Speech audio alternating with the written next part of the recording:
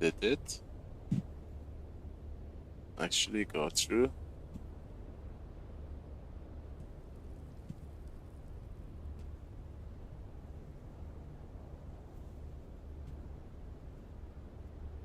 Seems so. But I'm not getting a feed, so let me see.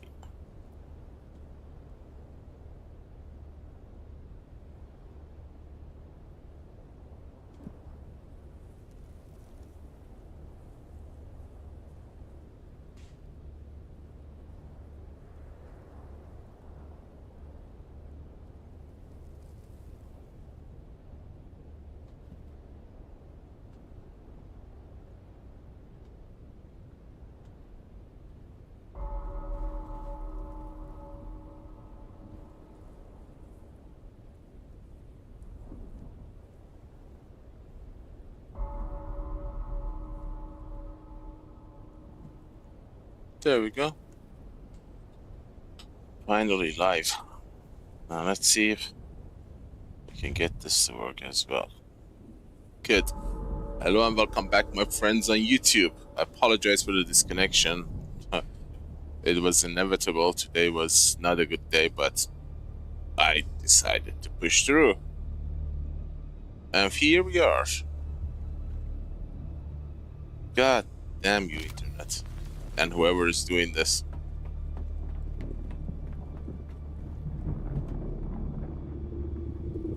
Sector weather alert. A large sandstorm is approaching.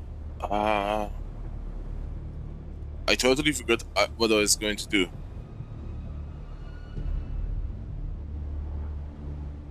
I totally forgot.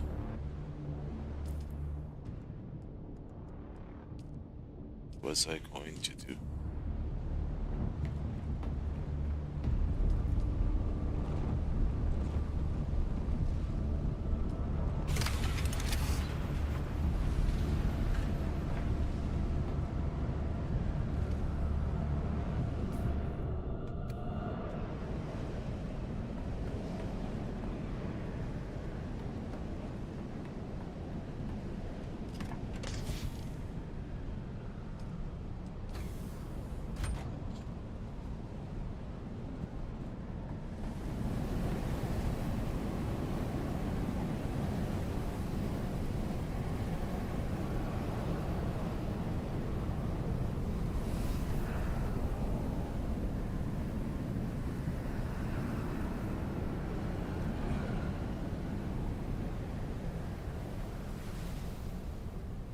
I kind of want to get these water system working because I am literally wasting water, especially with the double usage.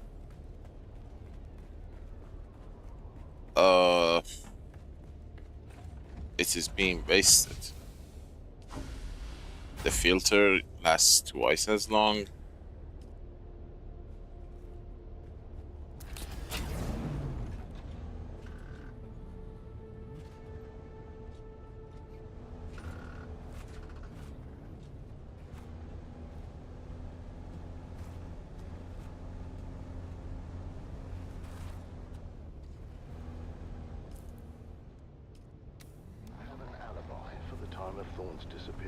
We might as well get some spice. Empty as can be. Tearing each other apart. We were running dark. There was no way to confirm his location with the holocaust. So, but given that we are moving tomorrow, I don't want to build a deep desert base. Ordered Rico Ma to the brig. What we found next raised even more questions. What am I looking at? That's a mnemic film virus containing the coded message to Dorn. I knew exactly what it was, but I wanted to learn what the shift's supervisor knew. Far as we could tell, the code was based on old cipher used by Atreides signal intelligence. The plot was thickening. Why was Thorn receiving secret messages from the Atreides? And why was that message in Rico's possession?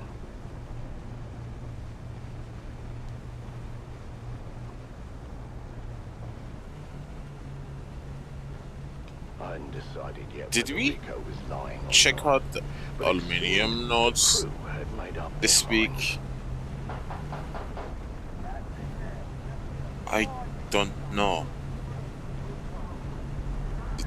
If there are 3 nodes here, then yes. No. This is a new week. We haven't been here this week. Communications specialist Jeb Dolan was tasked with deciphering the secret message, and I tried to impress upon him the importance of doing a quick but thorough job. What I also want to started as a increase the murder level of the dark was testing rapidly station. becoming something else, and I had to get to the bottom of it quickly. The Spice Miners Guild had a mandate to remain neutral in the ongoing war of assassins, and had successfully done so thus far. Or had we?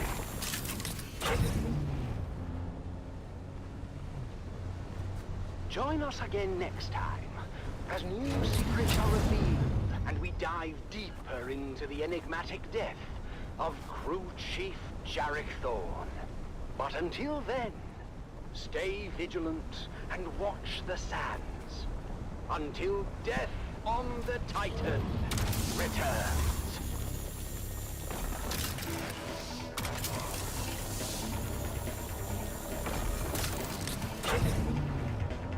But it would be nice to have a base there to, you know, fill the containers. It's a pity that you have to build like 15 medium containers just to have enough to stockpile spice and whatnot.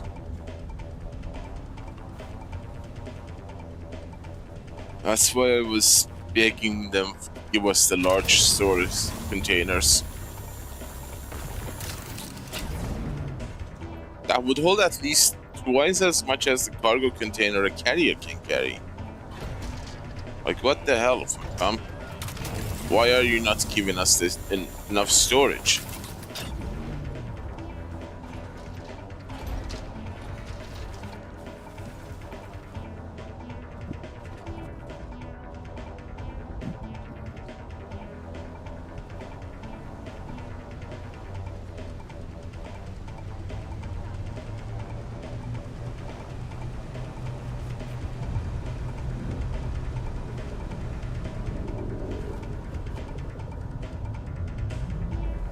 I see 2 nodes there.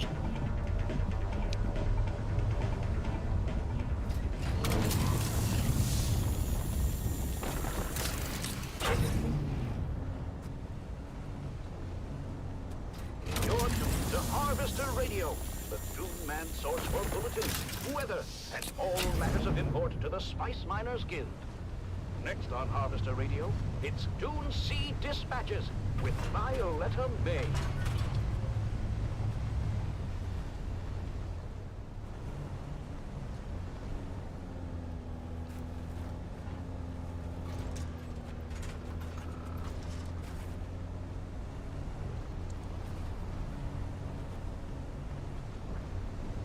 I don't know where the nodes are this week. With another episode of Dune Sea Dispatches, a program where we share a day in the life of a Dune man and shine a spotlight on an exemplary brother of the Spice Miners Guild. Today we have a very special episode as we journey deep into the Habaria Erg, where we join Harvest Crew AD-377 and their star-crossed crew chief, Keith Valari. Now, our listeners may well know Chief Valari from his frequent safety interludes on this very station. This is Dune Man Keith Valari, reminding you to vary your route when returning with a full spice load. My crew found a shortcut we become comfortable relying on. The roots of the gang of ruthless brigands. Our carrier was forced down and stripped before we knew it. We were trapped on that rock island for 57 days. Be profitable. Be safe. 57 days indeed. Many of you will recall the intensive search for Crew Chief Valari and his trawler before they were declared lost in absentia. We know now, almost a year later, that they were in fact victims of the notorious Fremen outlaw Zantara, the self-styled Lion of the Desert. And when we caught up with Crew Chief Valari, the outlaw Fremen was still very much on mind. Do I still think about the man? Barely a moment goes by in the day when the face of that Fremen bastard isn't in my head. Sleep is a bit of a respite. But then, you gotta wake up, don't you? Indeed, one must open one's eyes to greet the day. A healthy attitude, Chief Valari. If you would now, paint a picture for our listeners. Tell us of your fateful encounter with the outlaws, Zantara the Lion. 1 million Solaris up to, I'm told. The Imperial bounty on his head. A tidy sum by any measure. And not coincidentally, the same reward offered by House Harkonnen for the outlaws' intact crysknife. 2 million no one will ever collect. You can mark my words on that, Violetta. Not ever. I'm quite sure our vaunted Sardaukar legions would energetically disagree. Don't matter. Not how tough or strong you are. Ever try catching smoke with your hands? One moment all's well. You're catching it in. You're making your way. And then you blink and they're just Fremen everywhere. You haven't seen them in action. We have. Then tell us, Chief. Our listeners are on pins and needles, anxiously awaiting your vivid account. It started like any other day. It was hot. Back then we were pushing an I old see. The notes are here, 4 of them. 6-level factory deck with a rebuilt iridium centrifuge. Couldn't carry enough coolant to feed that beast. Fascinating. I had thought all the old pre-chome equipment would have long been phased out by the Guild. It had, but with over a third of our fleet glassed when Carthage went atomic. And of course, all the sabotage owing to Zantara must have greatly reduced the harvested fleet. They don't broadcast it, but there's a dire shortage of working crawlers right now. We're doing our best to keep the lads on the sand, but the Guild's been forced to recommission some very old equipment. The spice must flow. But the thing of it is, the old Demeter 4s are massive. We're at least a third more than our regular rigs. Fascinating. Do Guild planners factor that into their calculations when tasking crews and setting quotas? If only. We could use a few med tats on the payroll comes a thing, but no. We're supplied with a grid reference, and the firm understanding that we won't come home without a full load. How we get there is up to us. So you found your spot, filled your containers with spice, and then... This is where it gets sticky. It's easier to judge us after the fact for not varying our route, as the safety spot says. But the fact is, as we explained to the Guild Ombudsman, there was only one place wide enough for us to hold the old crawler through that section of mountains. And Zantara was waiting. Aye, we did what we could. Varied our schedule, deployed additional air support, but they didn't come from the sky that day. They didn't? As I said, the only way to pass through that mountain sector was a certain gap in the rock. And that's where they hit us. Perched up on the canyon walls like great brown spiders. Can't imagine how long they've been waiting there. Boarded us as we sailed by. Easy as stepping onto a passing boat. Brazen. A daring piece of work, if you ask me. I could admire the brass of it if it wasn't happening to us. But we met him head on, for all the chance we stood. See, the dervish is born with a dagger in his hand, and a hatred for all outsiders. Our exterior team didn't stand a chance. Didn't even get off the alarm. We didn't know we were boarded till they were already on the control deck. By then it was too late. There were only 13 of us left, from a crew of 127. A tragic loss of equipment. And personnel. They took us into the deep desert, and dropped us from a scoop hatch. Dropped, you say? From on high? Not too high, and a mostly soft landing. Well, that's something. Unfortunately, the closest hard ground was more than a kilometer away. Oh dear. The first worm must have been there already. Wasn't even a big one, but it took 3 of us straight away. The beast barely had time to dive before we spotted 2, then 3, then 4 more trails in the sand coming right for us. What did you do? The only thing we could do. Run. Fast as we could, for the hard ground is more of a titanic bastard don't know. By the time we made the Rock Island, we counted at least 22 trails in our wake. But you made it. 7 did, down from 13. I guess Zantara didn't want to waste the edge on his blade. Figured the desert would do his dirty work for him. But you made the Rock Island safe, in a manner of speaking. Aye, we made the Rock Island. But we were nowhere near safe. We had no supplies, no comms, and limited flora to gather Dune from. We know now that you were on the island for 57 days before your spectacular and frankly shocking return. How in the Emperor's name did you survive? We're Dune men, Violetta. The desert is our home as much as any other, including the Fremen. Outworlders and city folk may think Arrakis is a lifeless tundra, but they couldn't have it more wrong. There is an abundance of life-supporting flora and fauna if you know what to look for. Beetles, locusts, and the like. Desert sage coming up from the rocks. Its seeds are especially invigorating. Fascinating. Of course, water was in short supply, but we were disciplined with the little we gathered each morning from the dew. No, the real danger lay in the weekly Coriolis storms we faced. And then, what they uncovered. I must ask you to pause there, Chief Valari, for station identification and the daily motivational with our dear Master Inspirator, Jovian Huss. We'll be right back with more Dune Sea dispatches after this.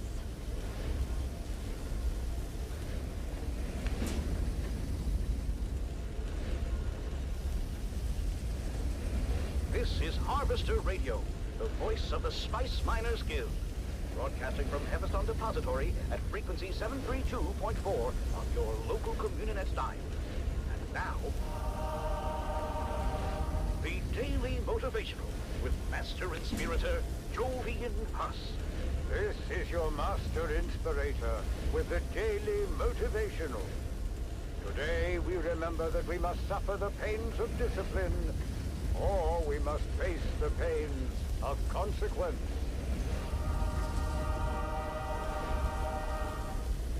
Later on Harvester Radio, it's Point Counterpoint, an informational program where we discuss matters of great importance to our guild body. And then it's the Highliner Report, where we examine current events from across the Imperium.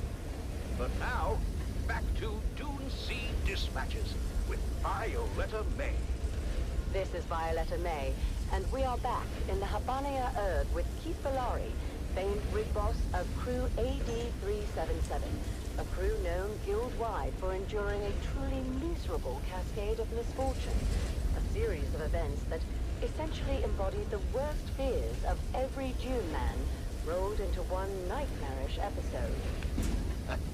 It was bad as it was happening, but somehow the telling of it makes it seem even worse. At first, there was the brutal ambush and assault at the hands of the Fremen outlaws Zantara. That reduced a crew of 127 down to 13. 13 who were then dropped and unceremoniously abandoned in the deep desert, left to die in an arid stretch of waste trafficked heavily by the oldest and most voracious of Arrakis' fearsome sandworm population. From there, only 7 of those 13 managed the marathon sprint to hard ground on a rock island just over a kilometer away. And now, Chief Valari was regaling us with tales of Coriolis storms, terrible weather events that occur with ferocious intensity in the deepest desert. Chief Valari. Aye, the storms.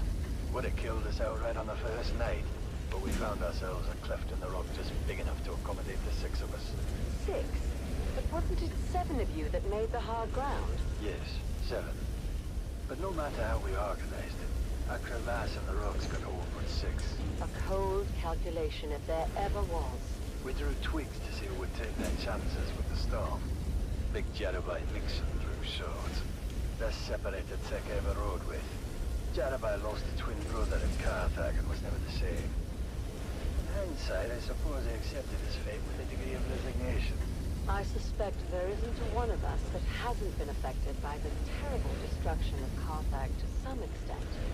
A brother, a cousin, a long-time comrade. Aye, We arose that morning after the first storm. Jarabai was nowhere to be found. We said a few words on his behalf, and the rest of our lost brothers. But then it was time to turn our attention to rescue.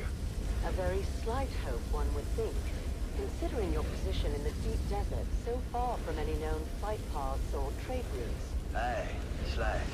But we knew without saying that even a slight hope might be the difference between survival and other less desirable outcomes. And how did it go from there?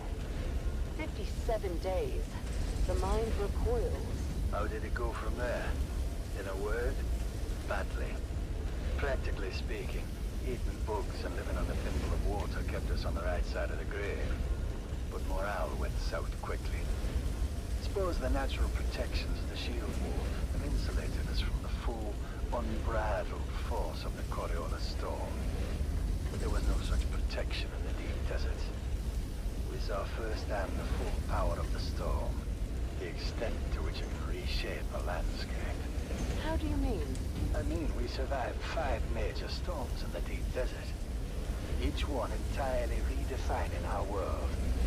After the first storm, our safe area increased by nearly half, as the winds exposed more hard ground for us to inhabit. And helped to keep the sandworms at bay, one would imagine. Aye. The storms were maddening to endure. We were sun-scorched, dehydrated, and jammed in a tiny cleft of rock so tight you couldn't turn your head. Couldn't move to cover your ears against the deafening winds. In a constant panic that this might finally be the storm that's going to bury you alive. Terrifying. One storm exposed a ridge of volcanic rock that formed a bridge to the next island. The next shrank our safe ground to a mere 20-meter disc. That's when we lost Ordeni. That's Zeno Ordeni, your signals officer? We dusted off after a bad night and got a look around at how small our world had gotten. Ordeni said, "No, thank you." Simply walked out into the waste. Didn't get 20 paces before he was inhaled by a breaching worm.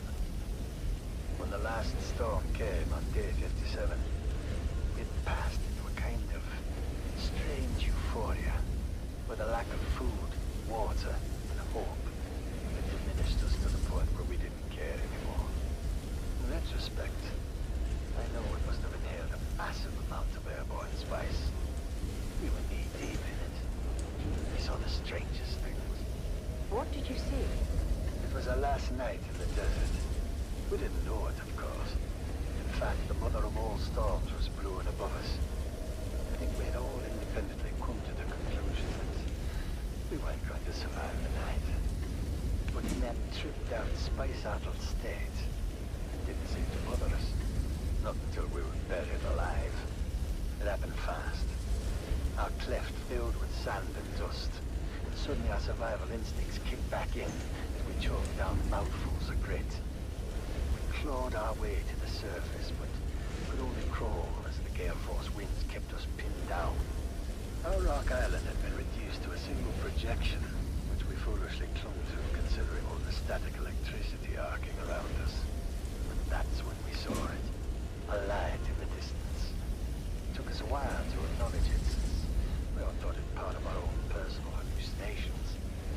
But once we collectively established what we were seeing, we went for it. Longest 500-meter crawl in history. When we got there, only Tom, Tenny, and I were left. What happened to the other 3? Dunno. They just weren't with us. When we got there was no practical way to look for them. And what was it that you found? The light was coming from a hatch in the ground. Surprisingly, the mechanism still functioned. And Tom, Sonny, and I pulled ourselves inside. Fascinating. We were in one of those old Empire botanical testing stations you hear about, but never think is real.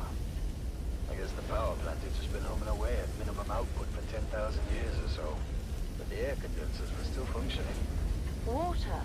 Aye, as much as we could drink. And food rations, well preserved in a hermetically sealed environment.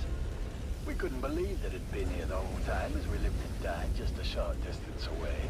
But you found more than food and water. Whatever they'd been studying had been cleared out before they abandoned the place. They did leave behind a shuttle. A shuttle you piloted back to Arsent Depot. After the storm. And here we are, almost a year later, back on the command deck of a harvester, ready for new challenges, new adventures, and a special place as the Guild's public safety warden. I hear the vote was nearly unanimous. I may have been the lone dissenting voice. I think my guild brothers have a crooked sense of humor. One must admit there is a certain degree of irony in the appointment, especially considering all your unfortunate episodes in the past. Would you say you're star-crossed? No, I wouldn't say that. Absolutely not. Do we live a hard life? Yes. Do we lose brothers out on the Dune Sea? Yes, again. Do we bend the rules to get it done? You tell me. When they say be profitable, be safe, which comes first? Indeed. Profitability is the lubricant that keeps our great machine running. I want to thank my guest, Crew Chief Valari, for sharing his evocative and affecting tale of survival in the deep desert, and all of Harvester AD-377 for allowing us to join them out here in the Habania Erg. We'll be back next week to share a day in the life of another exemplary brother of the Spice Miners Guild. For now, this is Violetta May for Dune Sea Dispatches, signing off.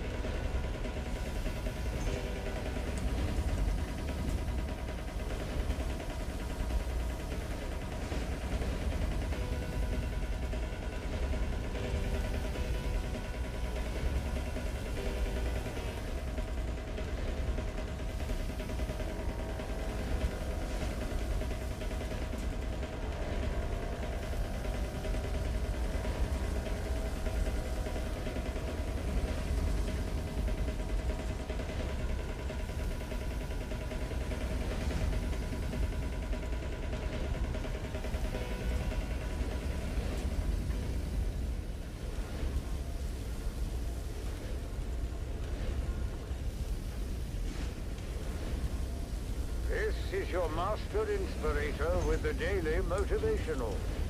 Today we must remember, we don't work for recognition, but to work worthy of recognition.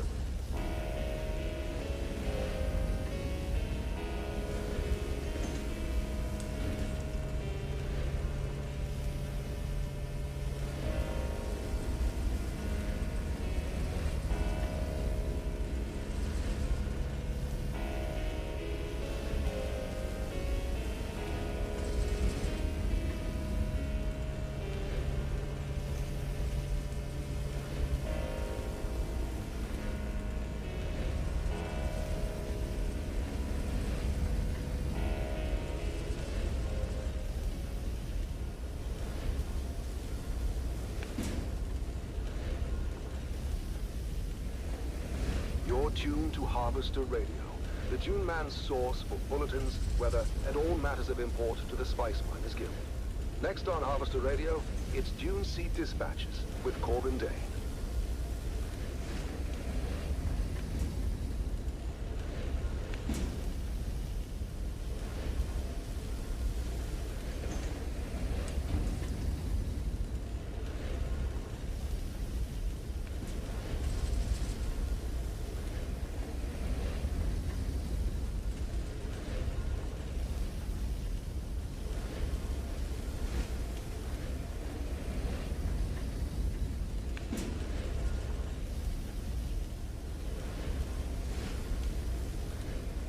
This is Corbin Dane with another episode of Dune Sea Dispatches, a program where we share a day in the life of a Dune man and shine a spotlight on an exemplary brother of the Spice Miners Guild.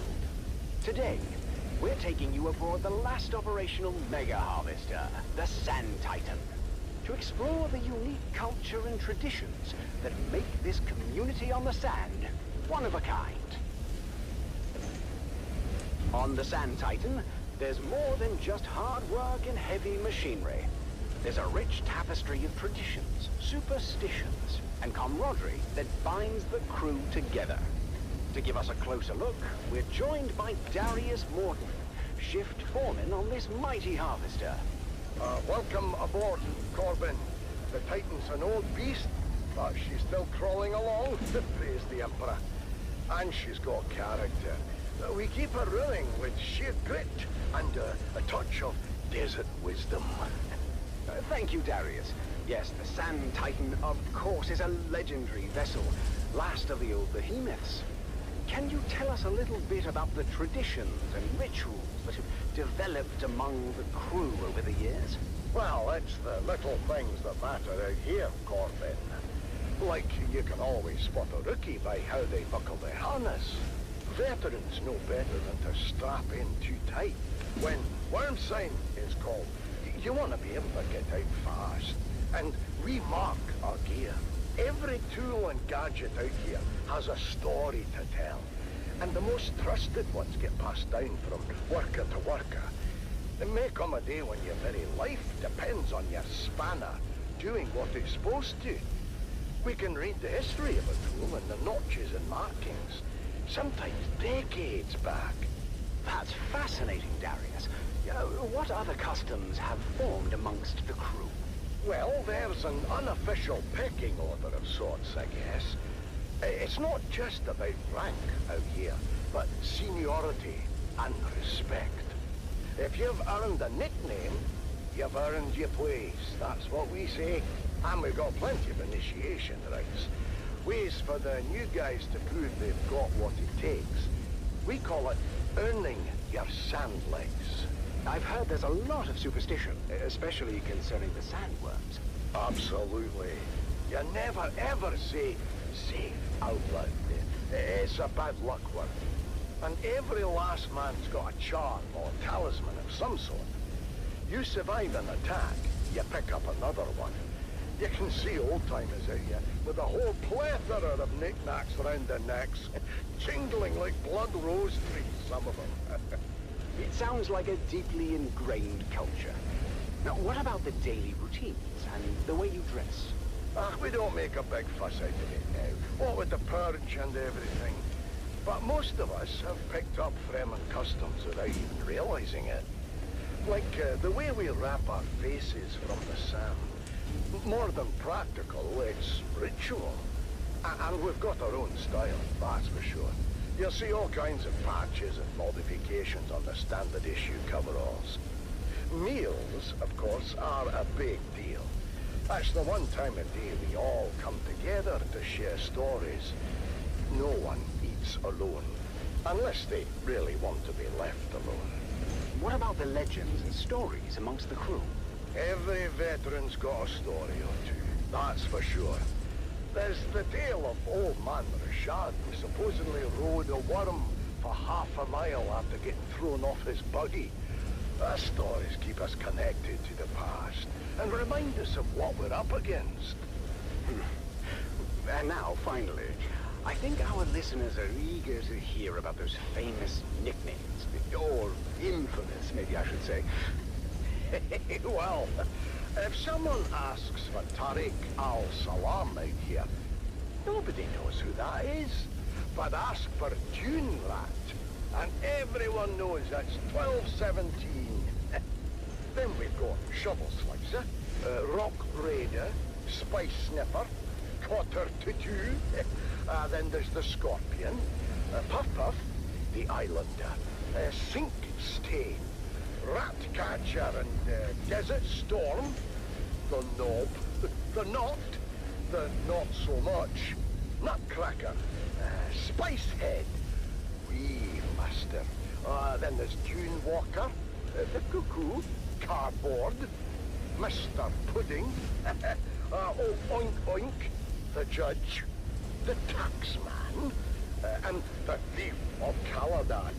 cave dweller. Oh, smelly. Chubby, then Tin House, Arn the Raider, and the Sausage. And those are just the ones fit for civilized ears, mind you. Yeah, those are some fantastic names. Well, this has been a fascinating and informative look into the unique culture the Dune men have created here. Thank you, Darius, for sharing these stories and giving us an inside look at life on the Sand Titan. Anytime. And remember, if you're ever out here, Gordon, you're part of the family too. I mean it. Call me. We'll be back next week to share a day in the life of another exemplary brother of the Spice Miners Guild. For now, this is Corbin Dane for Dune Sea Dispatches, signing off.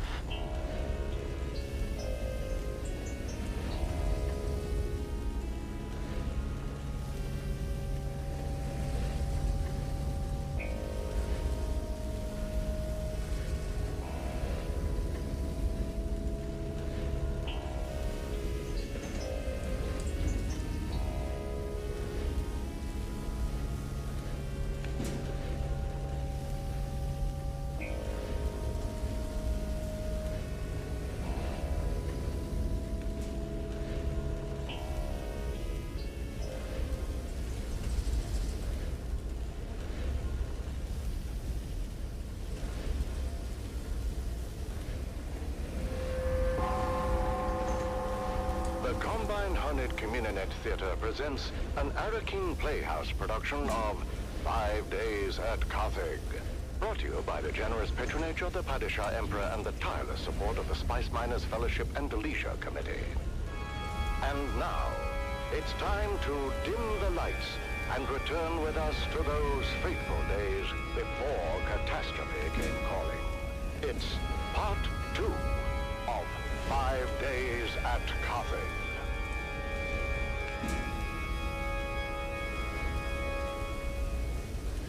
The Imperial Scenarist Guild has been provided unfettered access to the sealed records and testimonies of those who survived the Carthage incident. The following dramatization represents the official truth, as judged and signed by the Imperial Chamber Court and Audit Council. So let us journey then to the burning sands of Arrakis, a desert planet in a far-flung corner of the known universe. The year is 10-1-94, and the war of assassins between House Atreides and their ancient enemy House Harkonnen is well underway. We join our story in the bleak hills of the Simpo Uplands, a barren and windswept place, devoid of any life. Devoid, but for the crew of smugglers carefully negotiating the rat-blasted hellscape. The locals say these hills are haunted. What locals? There are no locals. Not anymore. The half-blind fortune teller in Arson said these hills were wild with evil spirits. She called them Jinn. The bigger question is, how the hell a half-blind fortune teller in Arson knew to talk about these hills at all? Did we not agree to keep quiet about coming here? Simple was a restricted sector. Sodercart kill on sight if they find you. I didn't say we were coming. I asked if it was haunted.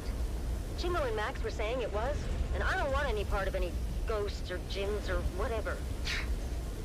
So, what'd your half-blind fortune teller say? He told us an old grabbing tale about the jinn. Angry spirits, born when someone dies suddenly and violently, without knowing the how or why of it.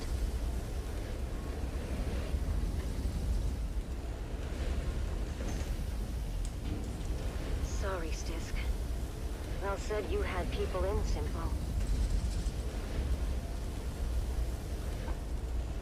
Contact. Get ready. Around the next bend on my mark. Go!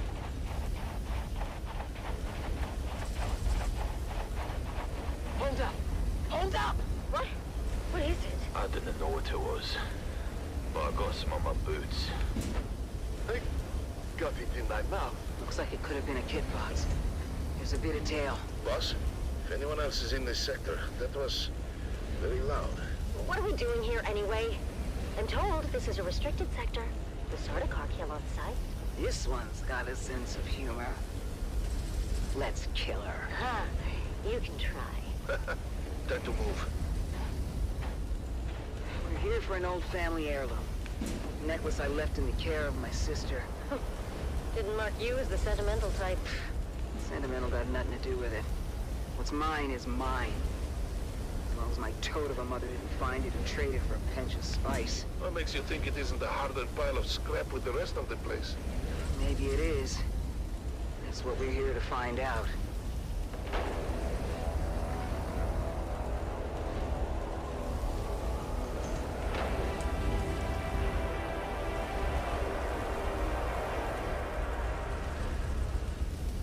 What is this stuff? Regular old sand. Heated to 5,500 degrees. Who did this? Surprised you don't know. Your Honorable Duke was in the thick of it. It was before she arrived on Arrakis. And not a story either side wishes to tell. What story, Fel? Simpo was a Harkonnen village. And after Shalom took Arrakis from us. He means the village elders were bought and paid for. Anyway, it seems the town water system had a crack in it, or a deficiency of some kind. But no matter how many times the village petitioned us for help, they were met with typical Harkonnen indifference. Granted, we had a war of assassins to wage, and there were other priorities. But that didn't sit so well with the younger folk in the town. Seems that dying of thirst makes you cranky. Go figure. So let me guess. They went behind your backs to the Atreides. Yeah, you got a smart one here, Val. Don't screw it up. Of course. The clever bastard Tufir Hawat immediately saw both the strategic and propagandic value in turning a Harkonnen stronghold. Duke Leto tasked his best men with the job. You know, I don't think propagandic is a word, Big Ox. What did the Harks do? Harkonnen loyalists within the town began a campaign of sabotage to discredit the Atreides and undermine the sister project. Typical Harkonnen treachery. A superficial investigation uncovered the treachery, but the Atreides engineers couldn't prove their innocence and were ultimately arrested. I'm sure that didn't sit well with the Duke. The Atreides acted quickly and decisively, deploying a full garrison to free their engineers and install the younger upstart villagers as the new town leadership. I'm sure that fat slig of a Baron loved to hear that. He did not. But we were spread too thin to do much about it. Even when the new town leadership formalized their fealty to House Atreides. Good for them. Sorry, though, but your old crew were a band of snakes. You must never be sorry for observing the truth. But at the same time, snakes are at their most dangerous when cornered. And what happened? The Baron grew tired of losing ground to the Atreides, and dispatched the biggest snake of all to fix his nephew's problems. Peter de Vries, the Lord High Snake himself. Upon returning to Arrakis, Peter de Vries' first order of business was to organize the destruction of Simpo, as a warning and message to those who contemplated disloyalty. A massive host of Harkonnen house troops arrived in the dead of night to encompass the town. Outnumbered and surrounded, it was all the Atreides could do to fall back and await reinforcements. The Harkonnen went on to execute all 27 of the young villagers who collaborated with the Atreides. My sister Sigrid among them. I did not know that. Of course you didn't, kid, but I don't hold that against you. I hold it against every other living and breathing Harkonnen and anyone who serves them. That still doesn't explain the melted sand. When the sun rose the next morning, the Atreides emerged from their bunker to find the Harkonnens were gone. Their relief was short-lived, though, when fire began to rain from the sky. The Baron kept a stockpile of ancient siege artillery from the old Empire. And did this? The Atreides force and most of the town were incinerated in their beds. Just in time for a massive Coriolis storm to come along and blow away anything left behind. Sorry to interrupt your Greek tragedy, but I think we're being followed. We are. The last 2 clicks or so. Keep going, we're almost there. Almost where? The rubble pile that used to be my home. This way. Here it is. Not much to look at topside. Topside. Cover me. A trap door. Guess I was born a smuggler. Pull it shut behind you. Damn. It's all scorched and melted. Yeah, I was worried about that. The heat from the bombardment must have cooked this place like an oven. So we came all this way for nothing. Not for nothing.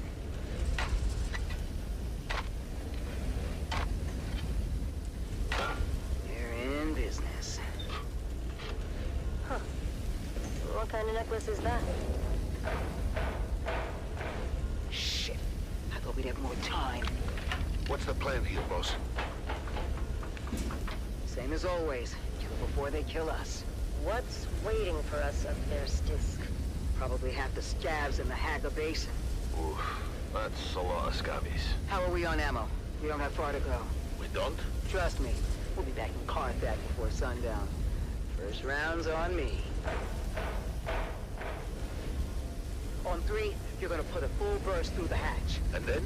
We run like hell. That's not the plan. 3, 2, shoot! Go, go, go! Multiple contacts! All around us! Weapons hot! With me! Reloading! Reloading! Head for that ruined house! By the way, boss, Captain's been dry for months. East Rabbit has ordered a total prohibition on alcohol. I know! He's a real bastard! Then what are we drinking when we get there? Oh, ye of little faith! On 3, we grenade and move! 3, 2, grenades out! Gah!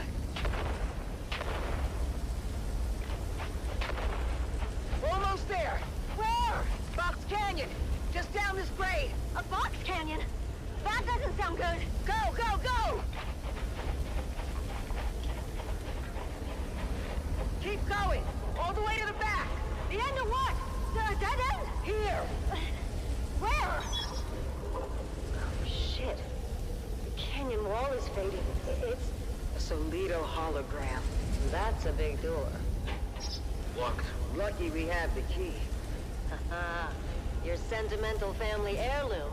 It is now. Inside, quick! Closing door. What now? There's got to be hundreds of them out there. Trying to get in here. We ride home in style. Val, get the lights. Nice. It's a Mark IV medium chum gunship. Can you fly it? There's a worm shit in the sand. Mount up. You know this is overkill for a bunch of scabs. The gunship isn't for the scabs. Check the hold. Shy halud. That's a lot of booze. Stisk, you crafty devil. Told you, Val. First round's on me. Buckle in. Next stop, Carthage.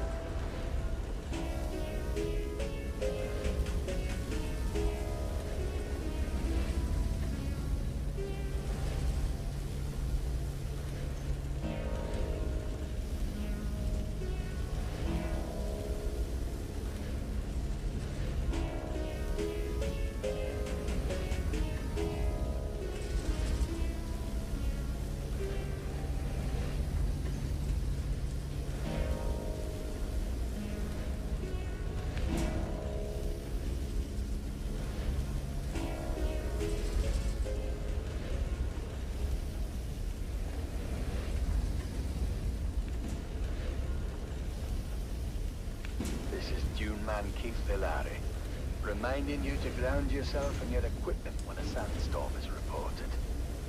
My crew kept working through the first and second warnings until static electricity shorted out our transmitter. As a result, we missed the warning, telling us the storm was bedded down on our position. Aye, many widows were made that day. Be profitable. Be safe.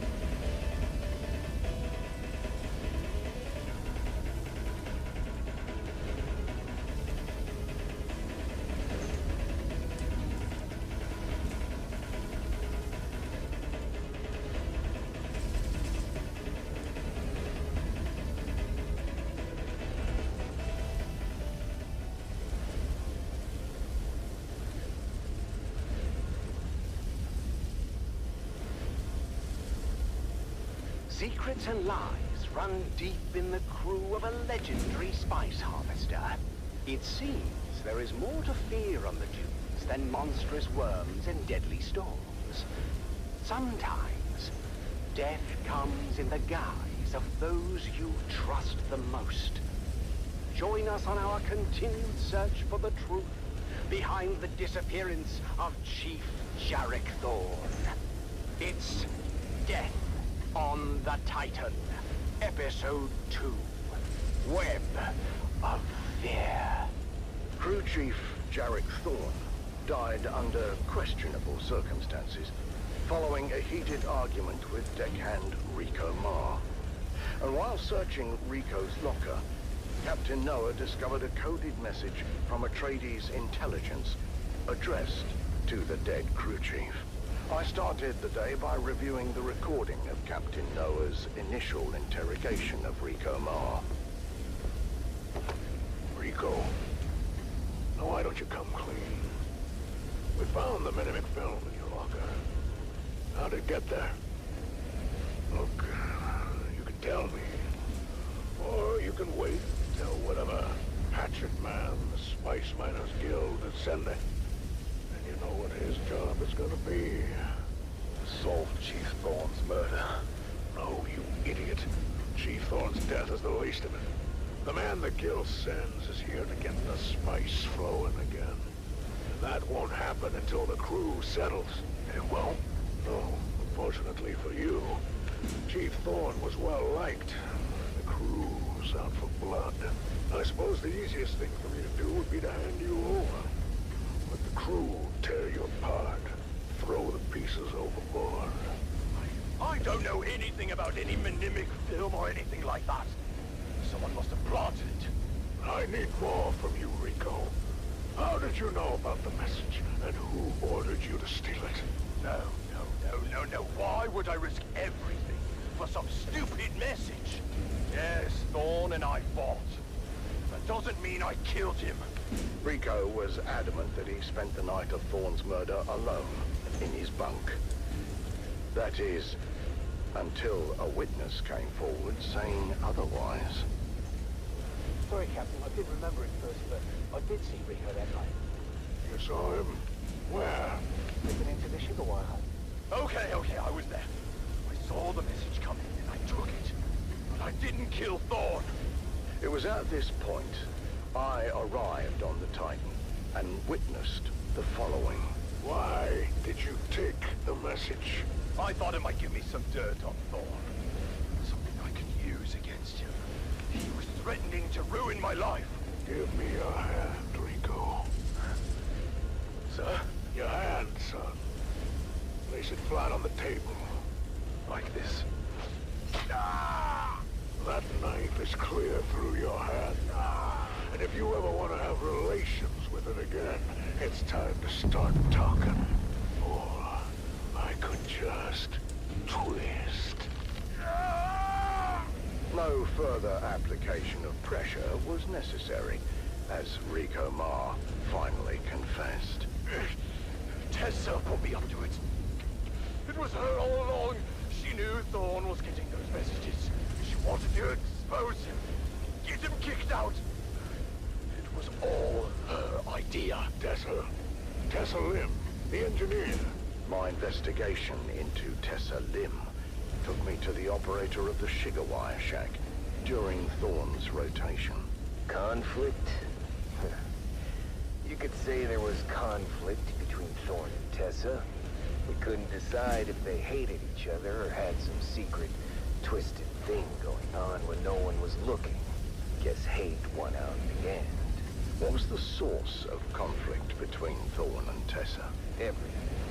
From resource allocation to safety protocols. She was never happy with a single decision he made. What about the encrypted messages? Thorn received a few of them over the past months. I never decoded them. Thorn handled that himself. One by one, the pieces began to fall into place. Engineer Tessa Lim had a combative relationship with her crew chief and wanted him out of the way. But I knew there had to be more to it. And to discover what that was, I would have to go to the source. Thank you for cooperating, Tessa. Oh, what choice do I have? None. Tell me about Thorn. Thorn was a special kind of incompetence. The dangerous kind. In spite of what you think, it wasn't personal. His bad decisions put our lives at risk. He was well regarded by the crew. Big whoop. So he was popular. Doesn't mean he was good at his job. How does Rico fit into it? I never told Rico to steal anything. But I knew Thorn was receiving those messages on the down low. And when Rico came back with his face busted in, maybe I put the idea in his head. To steal the message. Yeah, but if anyone needs to be investigated here, it's Lena Orlov. Hart and Thorn had something going on. Interesting. I've heard from others that you and Thorn had something going on. Don't make me throw up. Jarek Thorn makes the Harkonnen look attractive by comparison. Tell me about Orlov. To start with, Rico sleeps in a bunk. Thorn has a cabin with a door. So, unless Orlov can see through wood, how could she know that Rico was in Thorn's quarters that night? She must have been there, right? Inside Thorn's cabin. How else could she have such intimate knowledge of his thoughts and plans? The accusations were flying fast and loose, and tensions were running high. As I wrapped up the interview with Tessa, she dropped another bombshell. And if Rico was supposed to be in the sugar wire shack alone that night, where was Jeb, our trusted operator?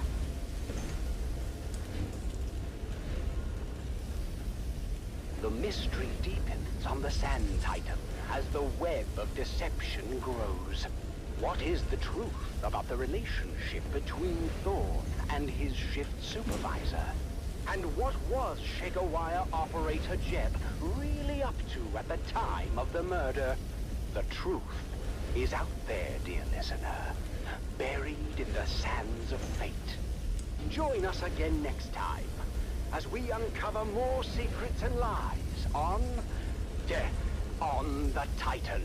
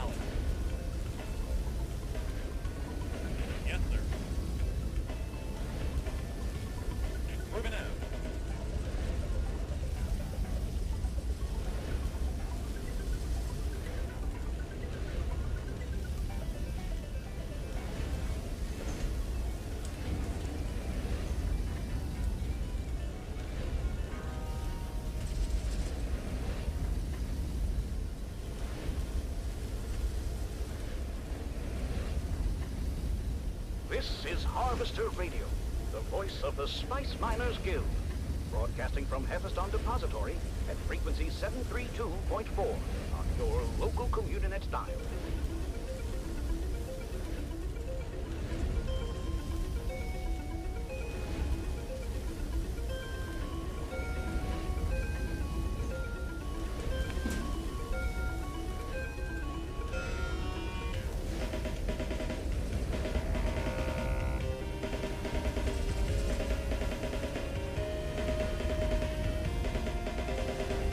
Dune, the battle for Arrakis.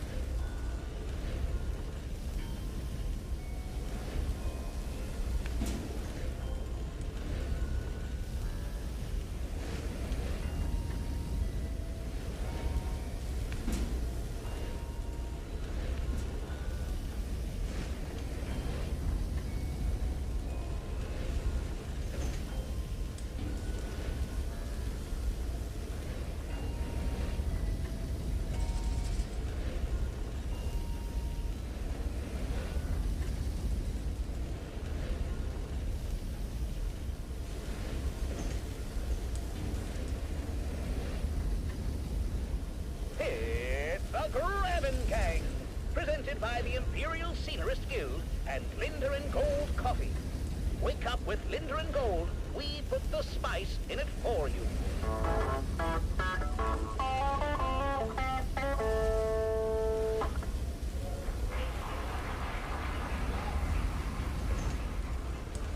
The Grabbin' Gang was recorded before a live studio audience.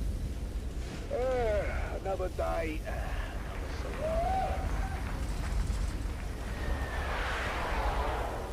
And there goes Frank flying by. Hey there, neighbor! How do you like my new Bobster? Yeah, built it myself! Oi, you okay, Frank? Just a flesh wound. Yeah, not to worry, love. He missed our property entirely. Oh, there you are. Morning, sunshine. Grabbin' life isn't for the faint of heart, but at least we keep it interesting. Now, if I can just get this old water recycler working, who would the right mind would make it like... Oh, come on. Oh, fantastic. Oh, the screws are made out of Swiss cheese. Quality work here, boys. Yeah, lovely. Oh! Oh, you... Something like every... Stuff, that thing's older than your jokes. Give it up already. Don't you listen to her, Betty. Who's Betty? What? The water recycler, of course. At least we know who we're burying when she conks out for the last time. Yeah, right. Yeah, almost got it. She just needs a little coaxing, and she'll start purring. R.I.P. Betty. Gone, but not forgotten. Maybe you should get Frank to help. Do you remember the last time we got Frank to help? You were visiting your sister in Oaki, and Depot 12 got popped with that surprise inspection, yeah? Oh, you don't remember? The man said my hair was 3 centimeters of a guild rex. Oh, now I remember. You were kinda shaggy, Dove. I had no choice. I needed it cut. And I told you to wait until I got home. I don't know why you would ever go to Frank. I look like a bloody Harkonnen for weeks, love.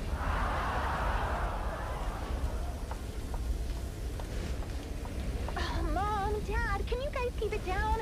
I'm trying to hear my Communinet shows. Hey, Junie, hun. Maybe you can do that outside and keep an ear open for worm sign. You know, sandworm activity's up 9,000% since that bastard Xanthara took out the shield wall. How does Zintara take out the shield wall in one day, and it took you 6 months to build a shed? Don't you compare me to that outlaw. No, trust me. I've seen his holo. You don't compare at all. Now, that's seditious talk, that is. He's an enemy of the Imperium. Oh, that sounds like a good game for frisky time. Enemy of the Imperium. Oh. Ew, you two are gross.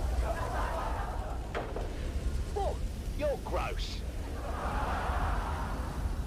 Dove. What? Have you seen her bedroom? Or, and I dare you, have you smelled it? Speaking of which, where's your mother? Get out of my rabbit, you overgrown cocksucker!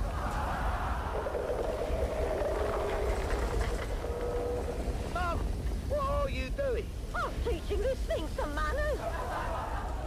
It's a sandworm, not a stray bat. Oh, well, that one had spunk. I like it. Why do we have to live with the worms? I can take anything, Arrakis, but enough with the worms already. You heard what the science man said about our grabbing, yeah? To the worms, we're like a highway through the rock. But he also said they come through so fast, they don't even notice us. We should charge them a toll. 5 Solari per trip. Then we could finally get a new ground guard. Hey? And I wouldn't have to run so fast between rock islands. Speaking of which, it's off to the trade post.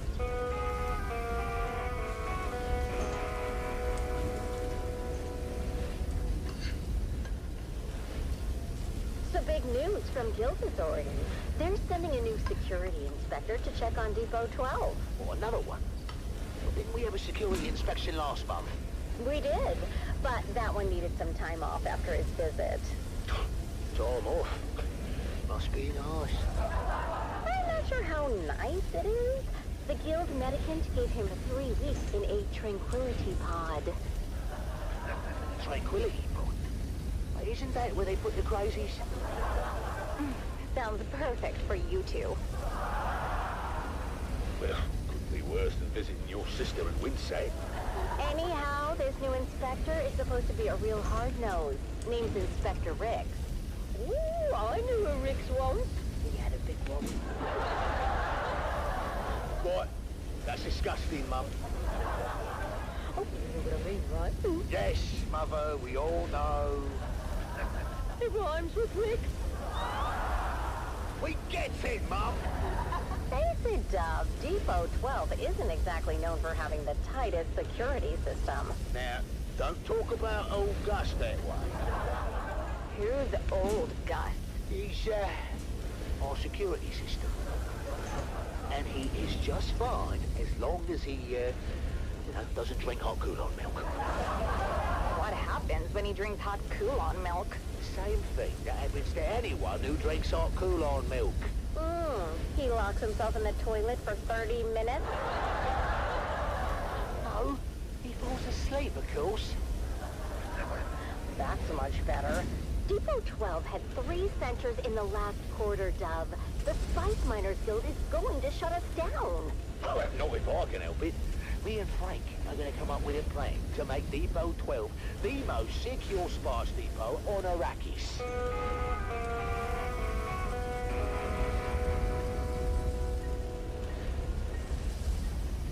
Relax, huh? I've got us covered. Yeah, that's what I'm afraid of. Hey, don't knock until you hear the plan, buddy boy. I bring together a special security apparatus. Frank, my dear, you are still picking bits of your last apparatus from your arse. Don't remind me. Yeah, trust me, buddy. This one is foolproof. My best invention yet. And that is what I'm afraid of. Good morning, Depot 12. I'm here to conduct a thorough inspection of your current security initiatives. This sector is one of the worst in the Imperial Basin. You can blame the Kiran for that, Inspector. I'll decide where the blame goes, Dune man. Now, show me your security. Very good, Inspector. Frank? Oh, that's my cue. Sorry. Automaton, awaken! What am I looking at? My new sentry automaton. I named him Gary.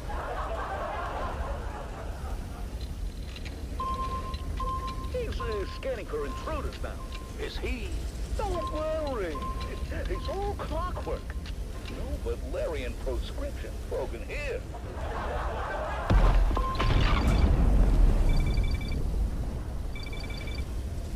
Frank, he must think we are the intruders, eh? Oh, that's not good. What do you mean that's not good, Frank? I mean, maybe it's time to,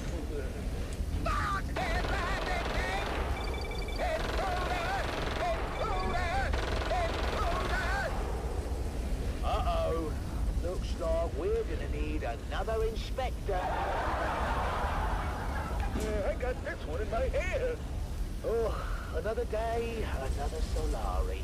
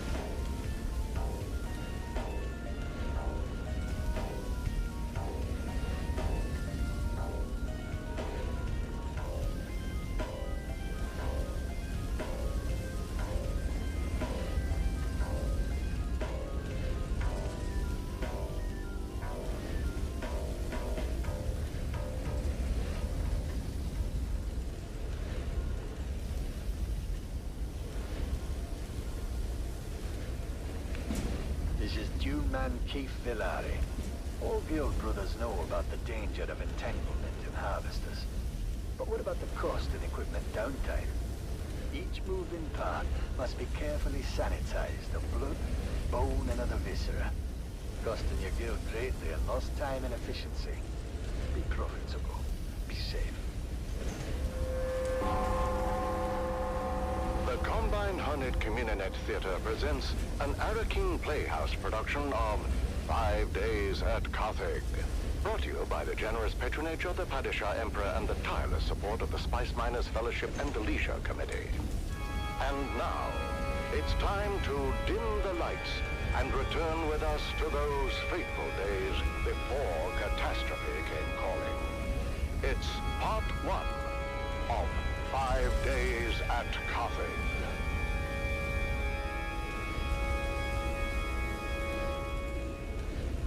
The Imperial Scenarist Guild has been provided unfettered access to the sealed records and testimonies of those who survived the Carthage incident.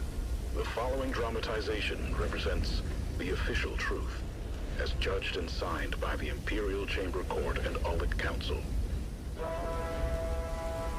So let us journey then to the burning sands of Arrakis, a desert planet in a far-flung corner of the known universe.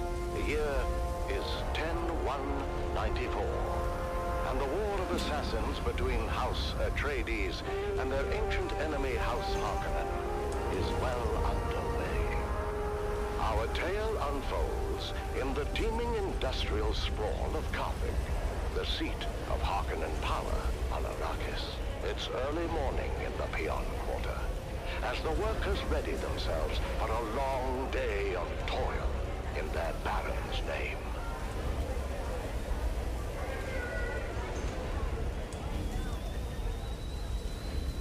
Come to tea, Devon. You'll be late again. Only tea? Is there no more bread? Oh, what bread remains I'm keeping for dinner. You've had your fill. I told you before, Mother. I won't be home for dinner tonight, or anytime soon. We're on double shift until further notice. Oh, don't give me that look. You know I have no say in the matter. And they are cracking down on anyone who gives even the slightest trouble. Ulfheim's cousin disappeared. They say he was an agitator, but no one can say what he did. Your father said this day would come, when peons would be no better than Mohla. That's crazy, Mother. We have the peons' compact. To hell with the compact. Do they expect you to work as a machine? Never resting. Mother, watch what you say. You know they listen. Please. Let's just say the words and have our tea. The words. Can't. I'm too angry. But, Mother, we happily say the words every morning. Fine. We live by our Baron's leave. The roof above our heads belongs to him. He permits us to dwell in his domain, and in return, we pledge our eternal loyalty, obedience, and maximal effort. An eye towards efficiency. Long live the Baron. I'm sorry, Mother, but if you must blame someone, blame Zantara. His most recent attack destroyed our last phased ion refinery in the northern precinct. Fremen bastard. Hey, your father had Fremen blood on his mother's side. It's a blessing he didn't live to see what happened to them. I say good riddance. It said they practiced cannibalism. Don't be a fool, Devon. Those are old Imperial lies. It's well known that the Ikwanvid will remove the blood of their dead to make water. Mother. Open your eyes, my son! I wasn't going to tell you, but thanks to your Fremen hero, we're test firing a long-throw Cutter-A auger today with an ungraded barrel. Is that dangerous? Only if the phase differential is off by more than 0.0003. Devon, you can't. I forbid it. Why are they making you do this? Because, Mother, Zantara destroyed the last facility that made and tested precision las barrels. No. I've got to go. Be careful, Devon. I feel something very bad is coming. Its shadow is already upon us.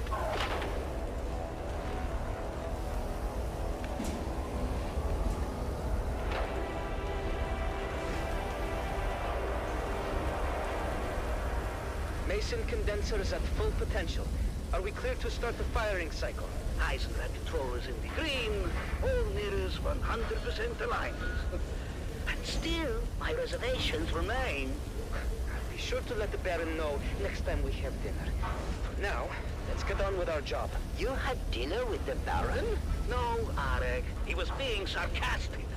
And I will say it again. The long-throw cutaway auger is a precision tool and requires equal precision in its maintenance. Never in my 97 years as a peon have I test-fired an ungraded barrel. The Gaminium is different. We have no idea how it's going to react. It is insanity, Devon. No one here disagrees with you, Ulfheim. But we have written orders from the House Munitions Master, co-signed by Peter de Vries. They need this laser auger online yesterday. Because there is no risk to them. Let Peter de Vries test-fire the laser. There's too many eyes on us to mess this up. All we can do is trust in our pre-fire checklist and hope the new barrel materials meet spec. Let's go again. Spooling up Mason condensers. Mason condensers at full potential. Are we clear to start the firing cycle? Eisenrat controllers in the green. All mirrors, 100% alignment. Signal wave guide, in range. Arek, how's the mesh? Phased ion is in the mesh. Optical pump is engaged and the coils are hot. Okay then, let's Take it slow. Engaging throttle.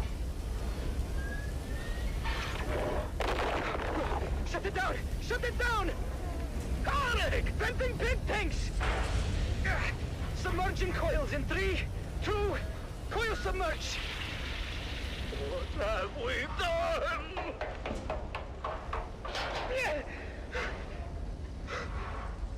Rick!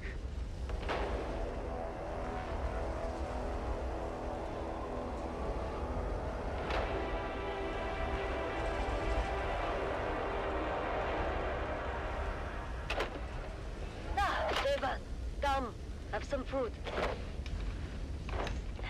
Do you hear me? Devan? Devan? What is it? Arek is dead. What? He's dead. They took him away. I saw him die. What happened? The laser auger went out of phase. The beam splitter vaporized almost instantly. The whole charge vented onto Arek. He was literally cooked alive. I'll never forget the smell. And the screaming. Oh, he suffered. Badly, I think.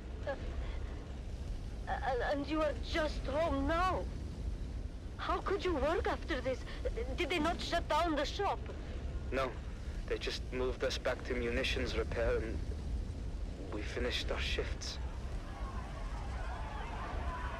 Oh, what is that now? August Spear! Droba, what's happening? It's August Spear. He's coming! The Gladiator? What do you mean? Lord Ravan just announced it. A festival with music, food, and August Spear is going to fight! For the first time in 7 years!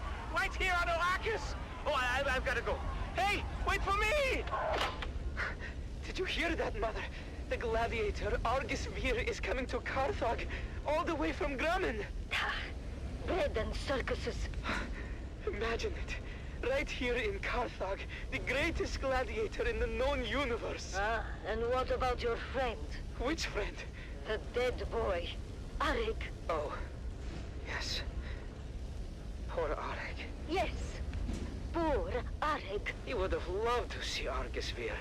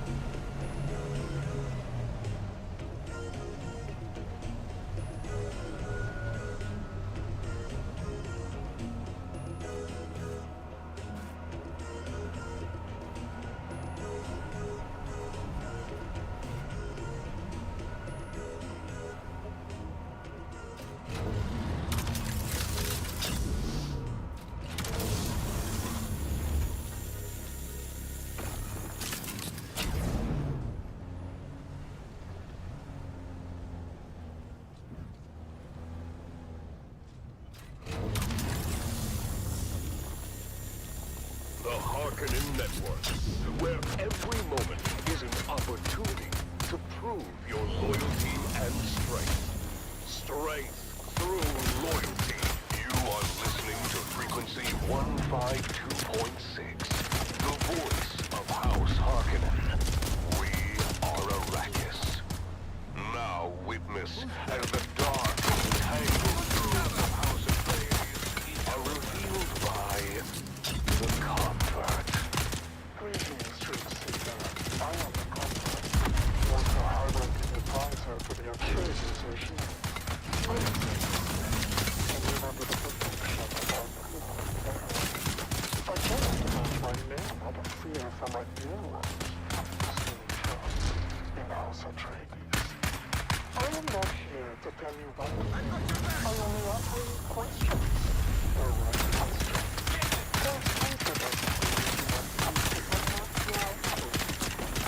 Today's question. Have you ever heard of the Feast of ISPs? And now, dear listener, a little lesson in mythology from old Norse. House Atreides fancy themselves as scions of a line stretching all the way back to ancient Greece, to ancient mythology, specifically in the person of Atreus. Who was Atreus? In bygone myths, Atreus was the brother of Aestes, two nobles exiled for murdering their half-brother. Later, when the two brothers feuded with each other, Atreus secretly butchered Aestes' sons, saved their hands and heads, and cooked the remaining meat into a tasty dish served to Aestes. After Aestes unknowingly and ravenously ate his own children, Atreus taunted him with the severed hands and heads. The questions compound, dear listener. Why aspire to such a vile mythological figure?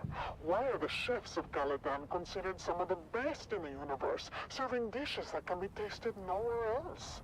Why are some of these recipes protected like state secrets?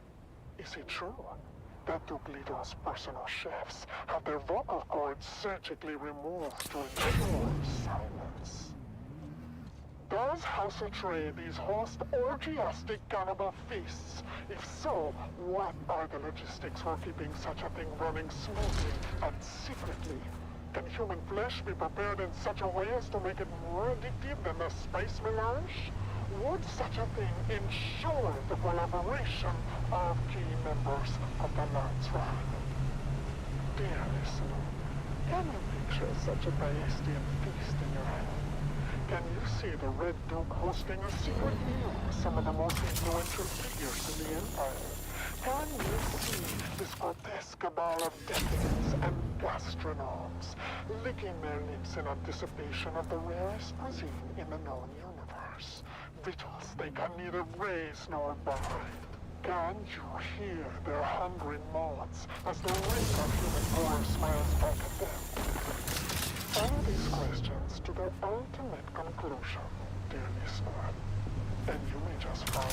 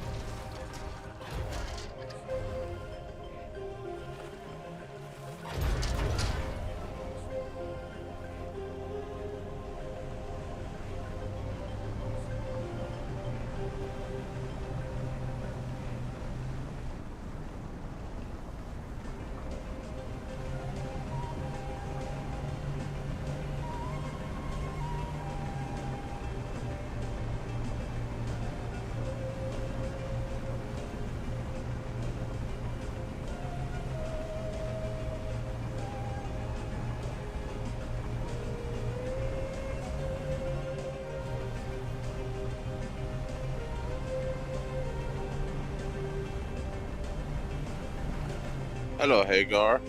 I'm sorry, the chat didn't update on time. I had to fully restart it.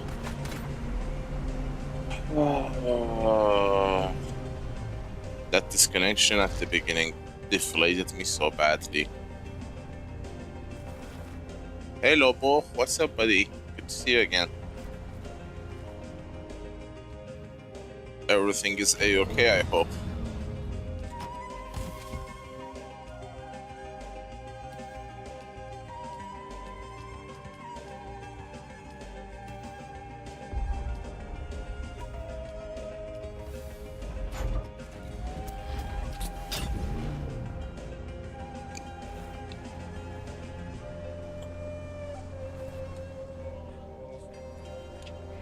I am surviving, I'm not gonna lie.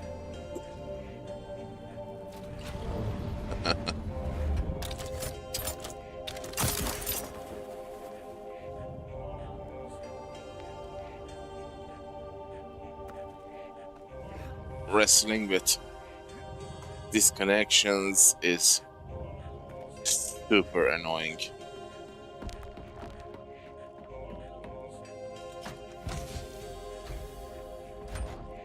You know, as a content creator, when you set up everything to work the way you want them, it takes a lot of energy, mental energy. And when something like internet disconnections happens, it siphons out all your energy. Because you gather so much enthusiasm and all that.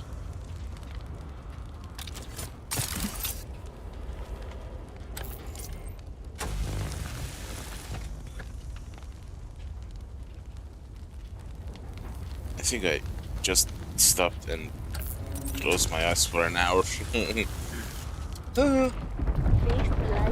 No, I'm going. Our specially curated food supplies are designed to fuel your body and mind for the battles ahead. From nutrients to gourmet field rations, Vladimir's provisions provide everything a warrior needs to stay strong Yes. and sharp. Order now. If they actually do what they say, After a long day of battles and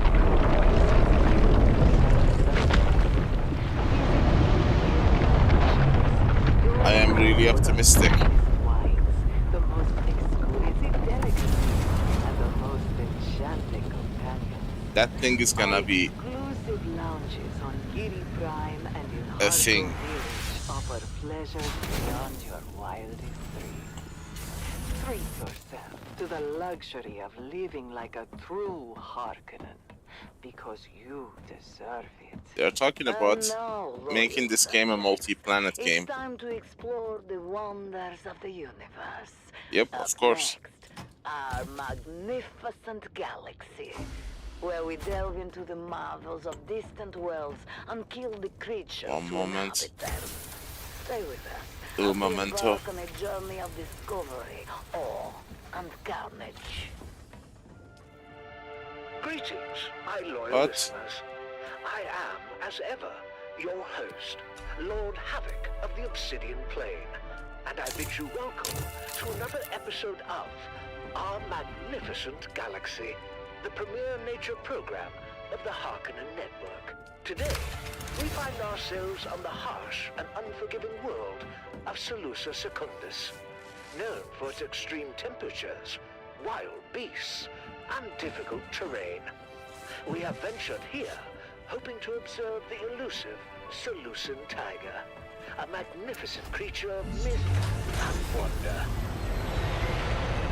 Our skilled Harkonnen trackers have already spent months on this planet, teeming with danger and raw, untamed beauty, following the faintest of trails to locate a rare specimen of this critically endangered animal. Let's explore this treacherous landscape and see if we can catch a glimpse of the Seleucian tiger in its natural habitat. Listen closely, loyal subjects. The Solution Tiger, famed for its hypnotizing, kaleidoscopic eyes, is a master of stealth. I wonder if that thing has enough fuel in it. Surroundings. We must be very quiet to come close. According to Joel, they are gonna lean into the actual books of the, Dune, which is like what I said last night, I believe. I said 9 books.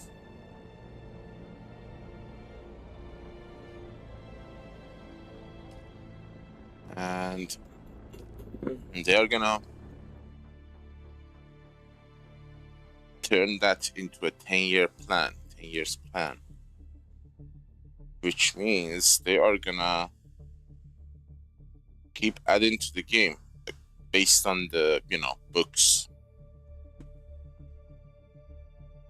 As the books, events in the books unfold, so the events in the game gonna shift. How much they're gonna lean into it is unknown, but apparently they are willing to stretch it. I mean, Dune itself has a total of 23 books, okay?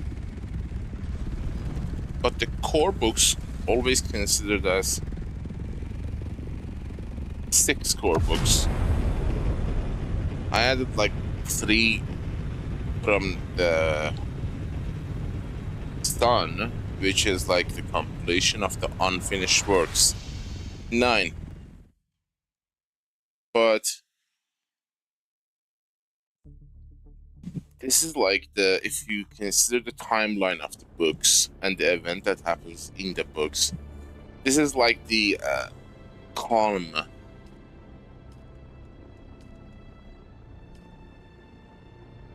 I want to test the TVP, see if everything is double or it's just a spice. Calm period of the game, okay? And things get really crazy and weird as the events unfold. And Joel did actually mention that, yes, weird is good, we like weird, which means they're gonna make game take very interesting turns. They have source material that spans 15,000 years. So as materials go, they have literally unlimited amount of material. The hint I mentioned of making it multi-planet is actually a very interesting giveaway that they are actually going to lean into that. Imagine being able to go to Caladan on planet of the Atreides, or Gedi Prime, Harkonnens, or even the Imperium or Seleucus Secundus. It's I fully support it. And apparently that's something they are working on, or at least in concept. It's something that's seriously considered. And it's been requested by the community, which is interesting. I've never heard about multi-planet being discussed. I've been saying it for a while, especially since I became a very rich player. Oh, damn it, I told you, fuel. It was actually, the last time I mentioned that was last night. I said I have like 5 billion Solaris. I came here as a slave in the game's lore, and now I have billions of Solaris. Why am I stuck in the desert planet of Arrakis? Why can't I go wherever I want? And apparently that is something developers are thinking about. And yeah, why should you be stuck here? I have the means to and travel. The polar caps is gonna be very interesting, which is not neither in the books nor in the movies.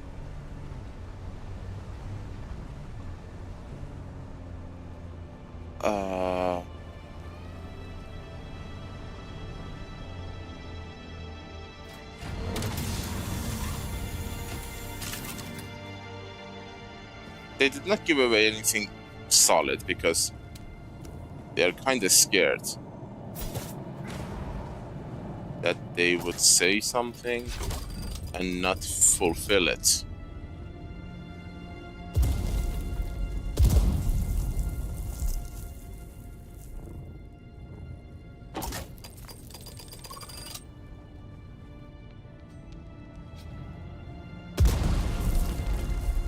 This is not one of those big caves, huh? Okay.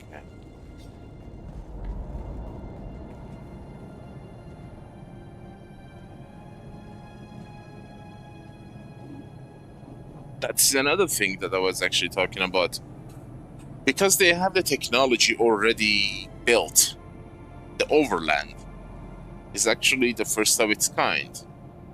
A central hub that game communicates and connects everyone to different parts of the game. Never seen before. There is no other game that actually does that. You travel to the overland, and from overland you go to deep desert, you go to Arakin, you go to other testing stations, other locations. So the underlying technology is there. They have done the codings and all that, and it can be expanded drastically. I mean, I'm talking about complete different locations, because, you know, it's just a transition between servers. You don't literally have to fly into space to go to a different planet. It's a transition. They can simulate or animate the process, but the underlying, whatever is going to happen is that you are moving from one server to another. They can animate that you go into that. And I don't know, I noticed that thing has become closer to planet. I was actually going to mention this earlier in the stream, but I kind of forgot. I don't know, is it me or that looks a little bit closer than before?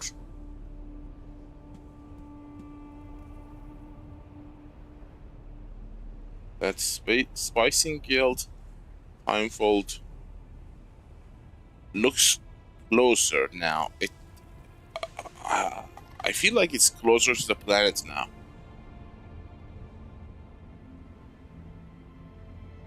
I swear, look at it. It is closer. It actually caught my eye like 2 days ago.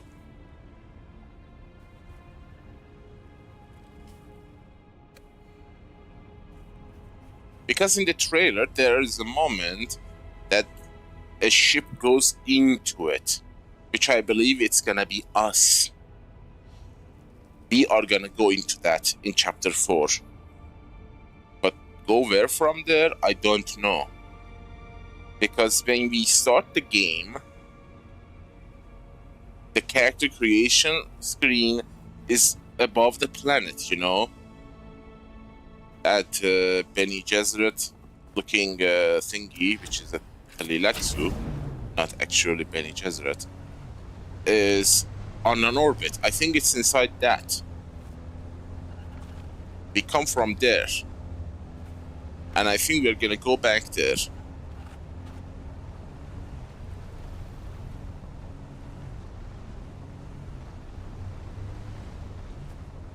You know, from what I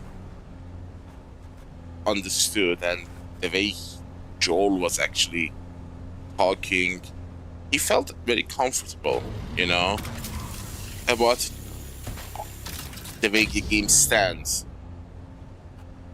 If it was me and I didn't have a plan for what's gonna happen, I would be a little bit worried or disappointed that the game didn't perform or the population has decreased very much from almost 200,000 to barely 7,000 active players. He didn't have that look or voice or feeling. He was confident. And the console release might be a part of that confidence, but he was actually, yeah, everything is okay.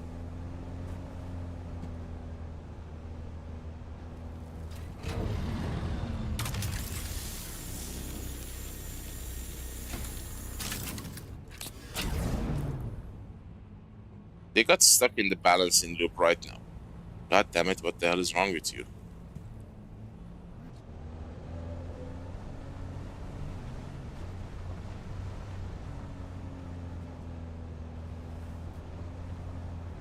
You see that artifact? That's my GPU at the edge of the black border, black bars on the bottom. See that? That's my GPU.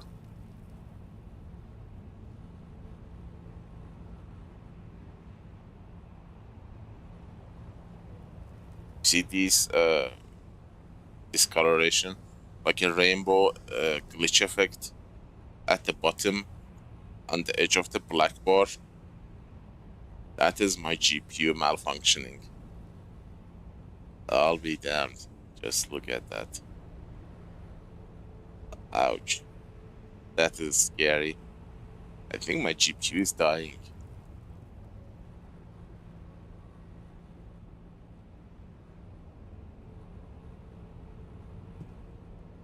Oh my god, it's actually being captured on the stream as well. Yeah. I have a 1080 Ti. It's a 10 years old GPU.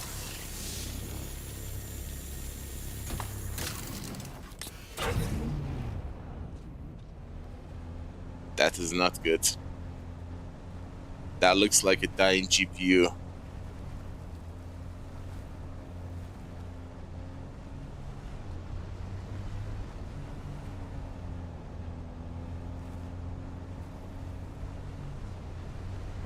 No wonder I feel so many frames. Oh, look at that, look at that, look at that. Oh my god.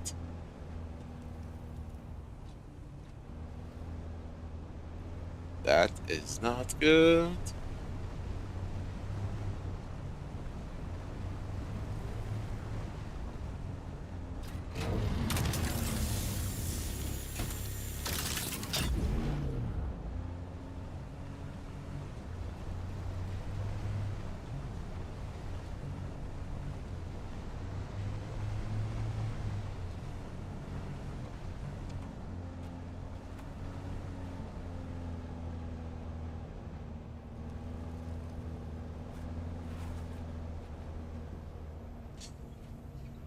An 1080 Ti GTX, Nvidia's biggest mistake. Yeah, I think I bought it for $750 a decade ago, and it's been running non-stop. And I really mean it's non-stop. My PC never shuts down unless there's a power outage. And as much as it pains me to say, I literally have pushed it beyond its limits. But yeah, I totally got my money for. So we are looking at this GPU that it still works. Oh my god, look at those things. Yeah. Those artifacts are scary. I actually didn't see them before.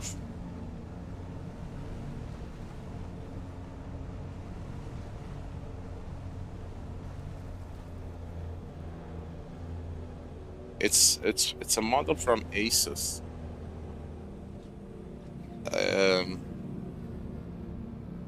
It's a 1080 ROG 1080 Ti Direct U 3D 3 tricks.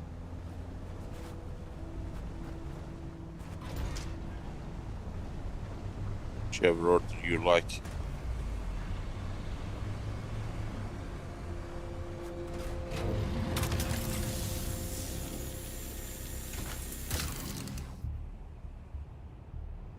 Oh wow!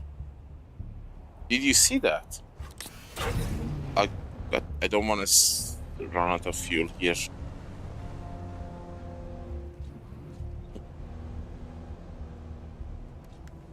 I got more than normal. 500, 500. I have 4 slots.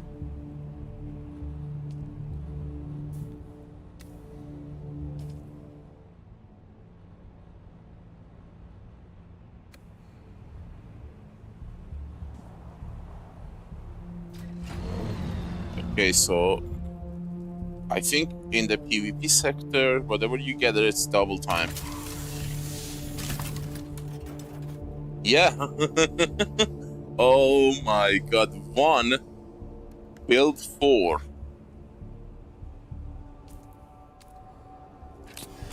So it's not just spice. And I died in a PvP zone.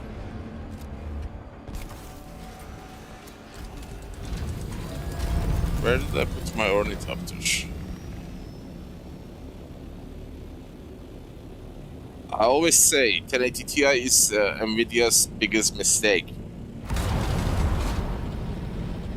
They never made any card that is remotely as good as a 1080. Pascal was amazing.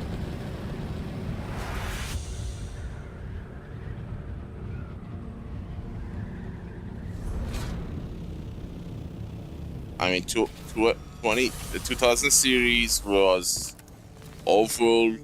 3000, not bad. But 4000 was bad. And the 5000 is like, it's not bad, it's hyper expensive. I don't know, how much is the 5090 right now? 3000, 4000? If you can find one.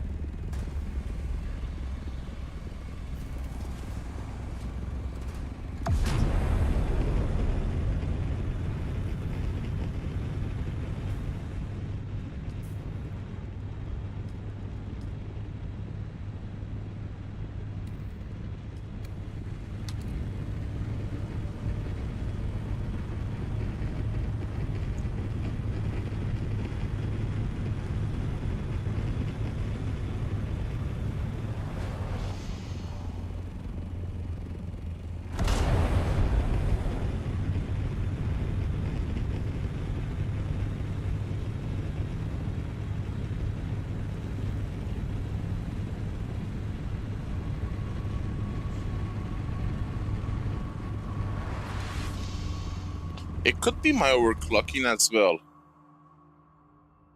I think it's the overclocking. Right now I have increased the core clock by +144 and the memory clock by 388.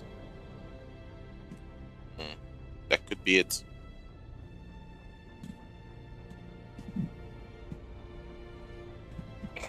Reduce the core clock by half and test it again.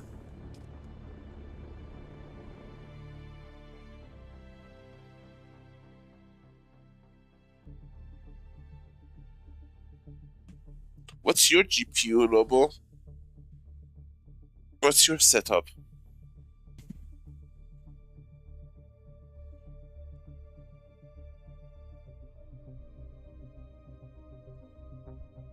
You know, back when I was building this PC, I was researching like a maniac for 6 months about every piece of new hardware and how they work together. I mean, I had a very extensive knowledge of PCs, but it was outdated. It was not up to date. So I spent like 6 months of research about new architectures, new CPUs, how they work, how they talk to motherboards, what technological changes made to them. And I learned a lot, really, really extensive information, and updated my knowledge. Which is why the PC I built back then is still functioning 10 years, 11 years later. So much so that right now my CPU is the weakest link of my PC. My CPU is bottlenecking my GPU. That is saying something.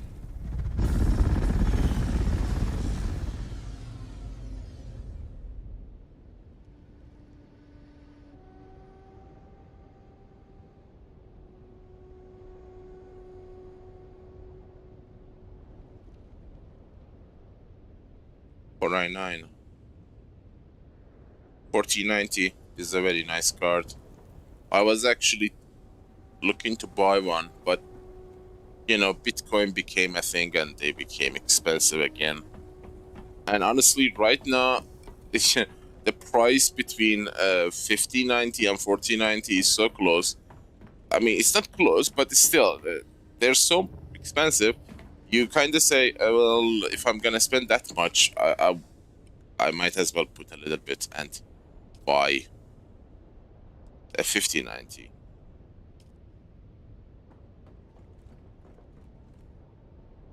But before 5090, I was really looking to buy a 4090, specifically for Cyberpunk, because, you know, Cyberpunk is using this insane real-time ray tracing technology and path tracing.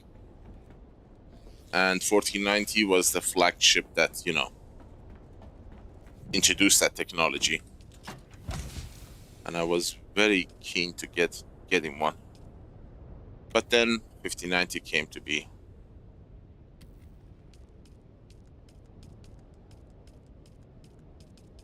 And everything changed.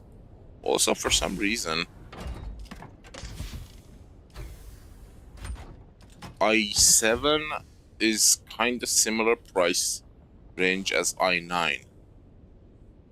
I don't remember the exact name of the CPU, but there is an i7 Intel. It is close to the i9 equivalent. Like, I thought i9 is the latest. You know, I haven't updated my hardware database because I'm not gonna buy anything. I don't have that much money to buy hardware in this stupidly crazy and expensive market. But I was looking at CPUs and I saw that i7's i9 doesn't technically mean the best and the highest. Like, there are i7s that are similarly powerful to i9s.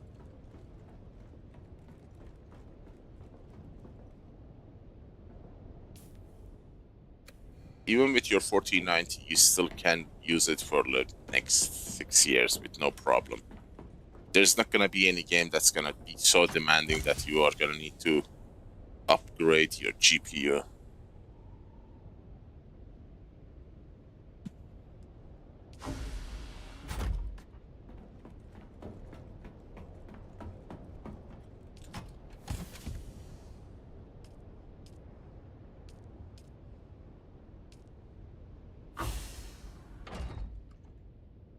That's X-Core.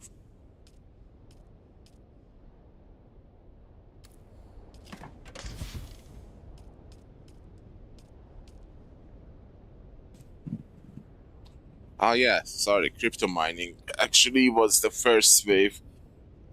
Crypto mining started with 1080 generation.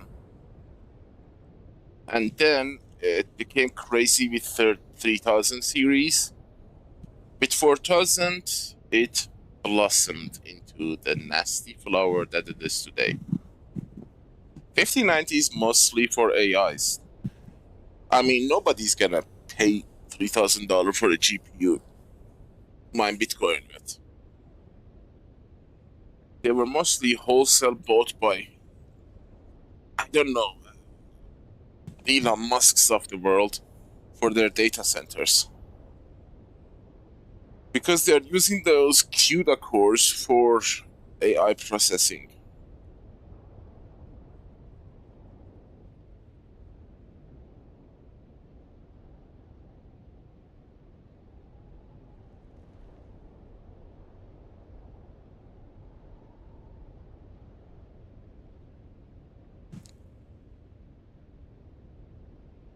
Why not everything on Ultra?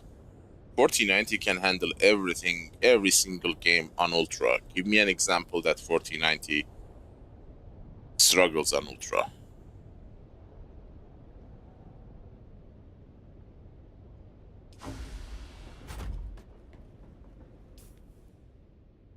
Ah, I see. What's your monitor's resolution?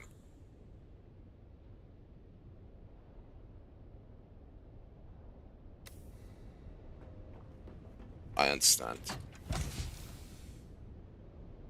What resolution do you play?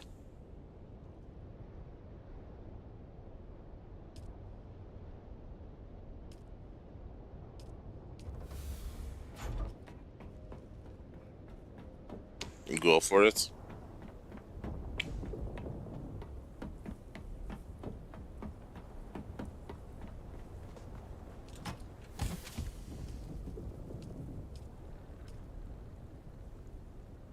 Oh my god. Do you have like 3 monitors side by side? 3 ultra wide or something?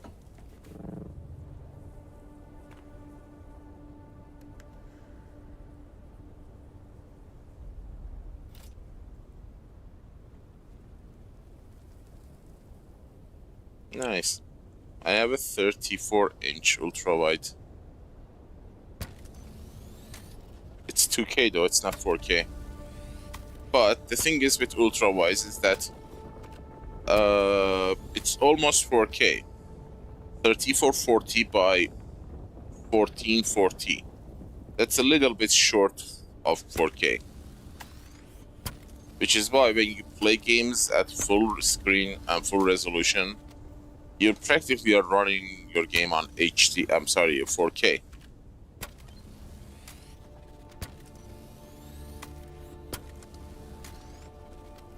That was my mistake when I bought this monitor.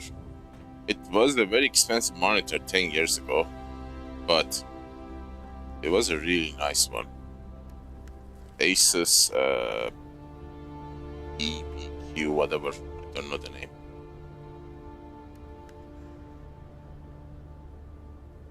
Definitely. I'm gonna run a setup like this when I am out of this hellhole. I don't want to have that much hardware in a place that I want to flee.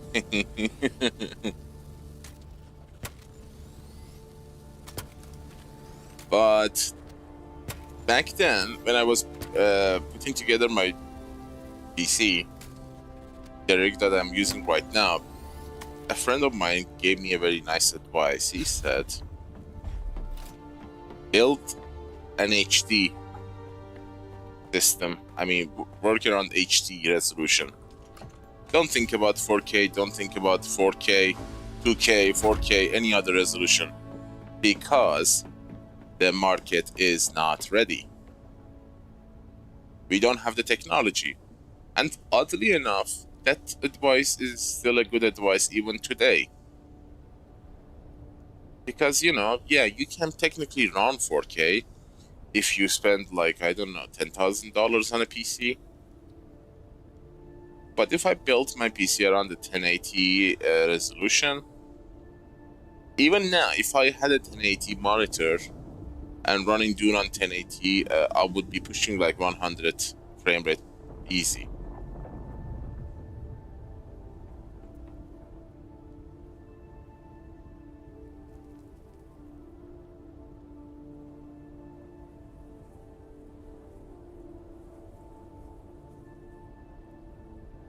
Like, for example, Star Citizen, yes, it is unoptimized and it's a mess. I understand that.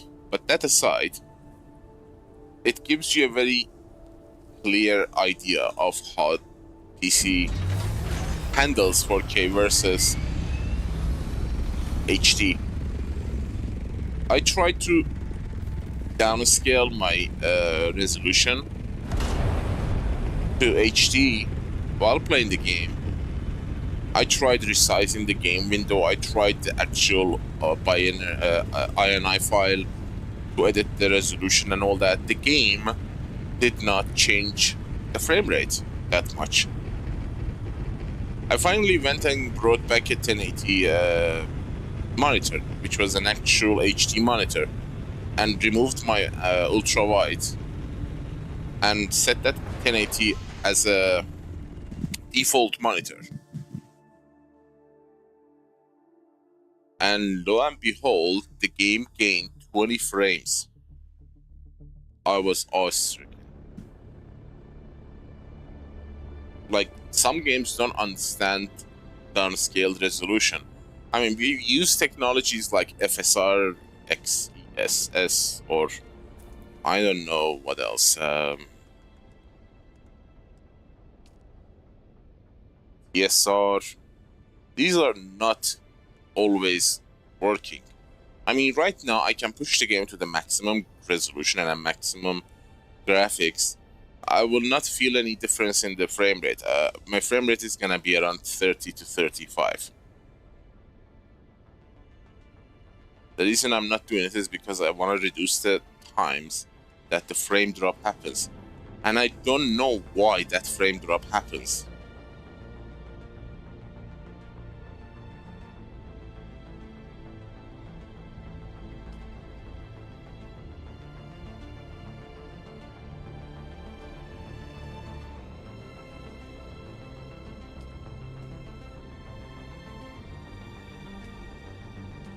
I'm going to PvP.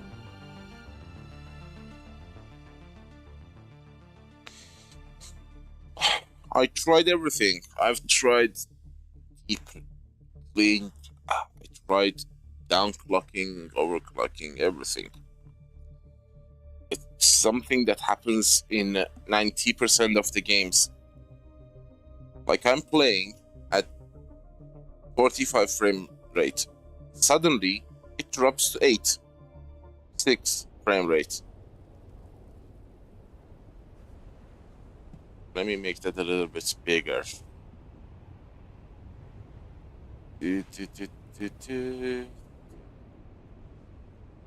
Not you.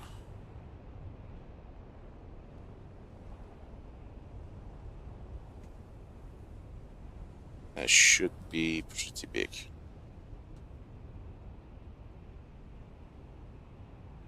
Even bigger. Now you will see. Still dark here.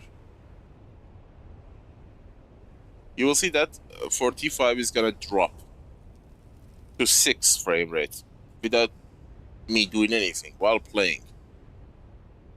But I can actually use this.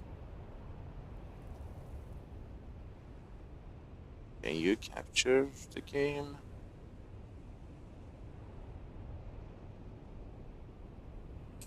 I need to add the 1%. I forgot how to set this up. Settings.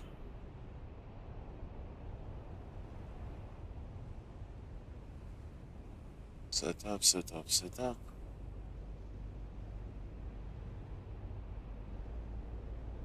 Yeah, the temp is gonna be at 90. That's okay. The temp is always at 90 because 2 of the 3 fans are not installed.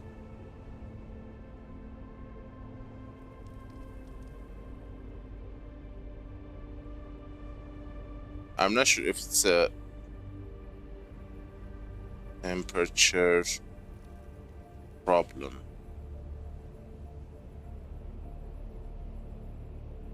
Because I've encountered this issue even while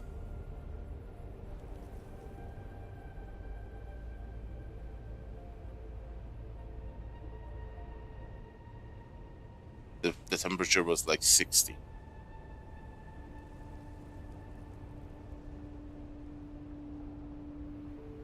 Let me see if I can get the frame time.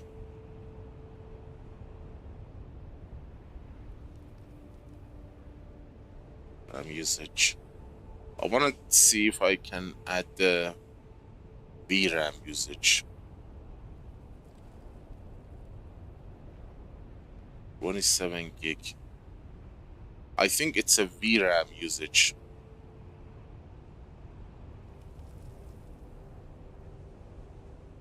$98.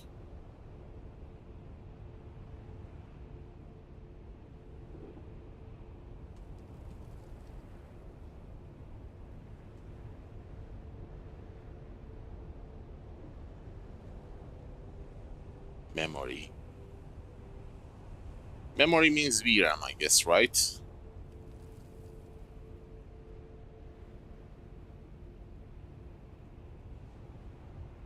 Yeah, the temperature is hot, that's true. But the temperature is not the cause. Hey Sergio, how are you? Good to see you.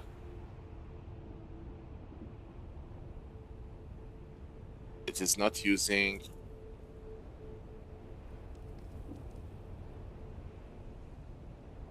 I want to get that thingy, the 1% graph in there. I don't remember.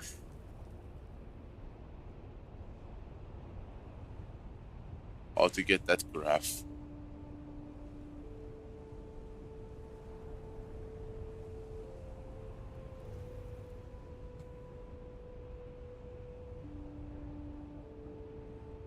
Graph. Show.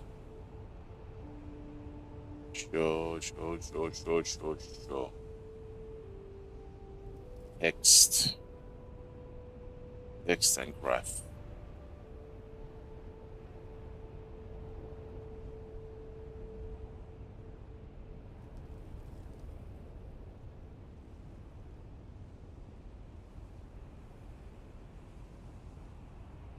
No, just text. I wanna get the 1% low text and graph.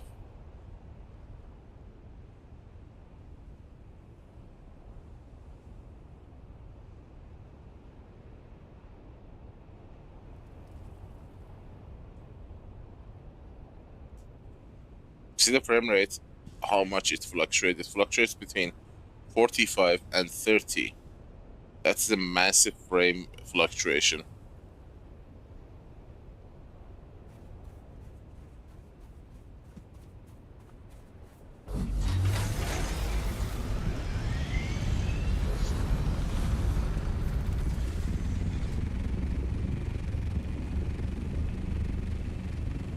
Look at that. Look at this is what I'm talking about.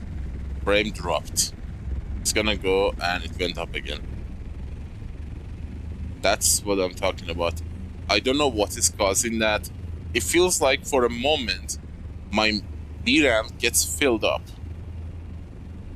and it doesn't get refreshed and gets cleared up, which is so weird.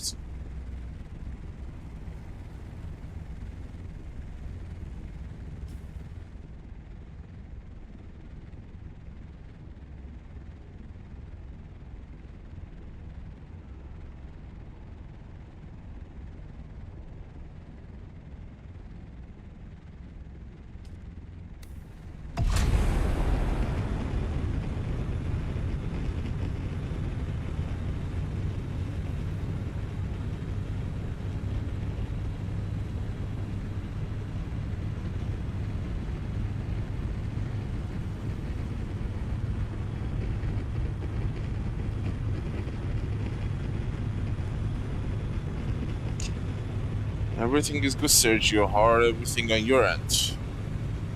Life is treating you well, I hope. Do you want me to kick his ass?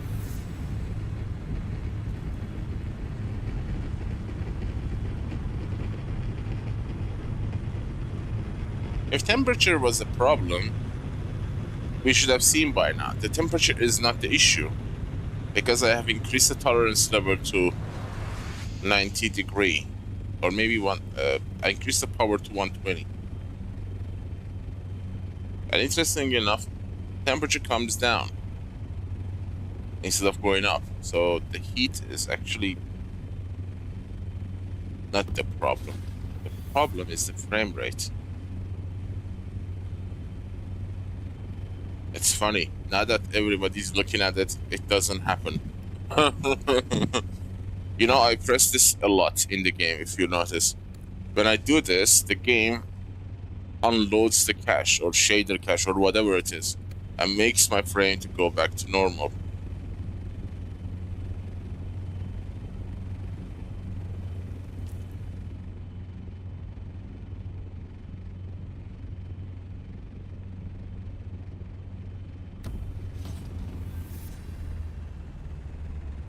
D5. The first island. I wanna test mining in the PvP zone.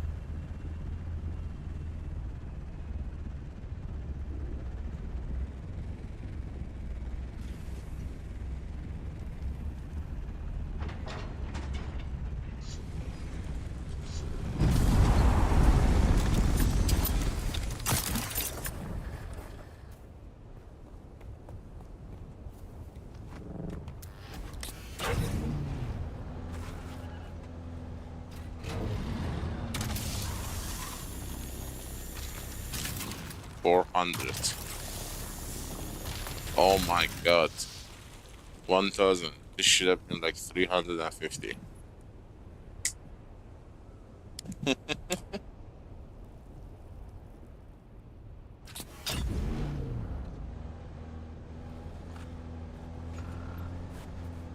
Oh boy.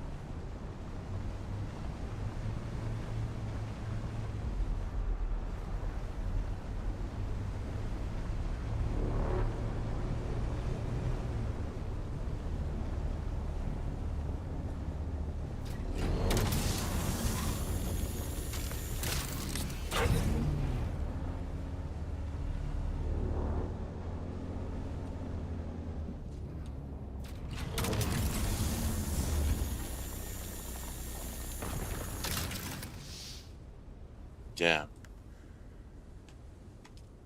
2 stacks. Hey.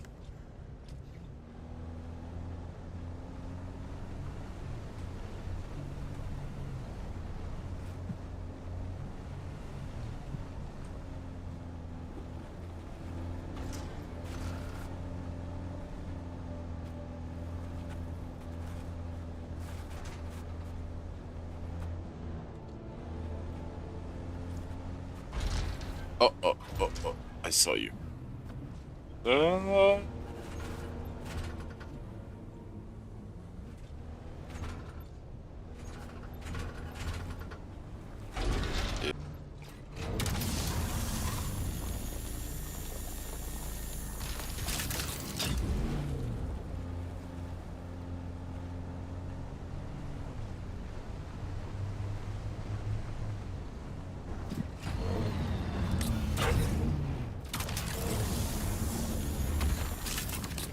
Instead of 168, you get 427.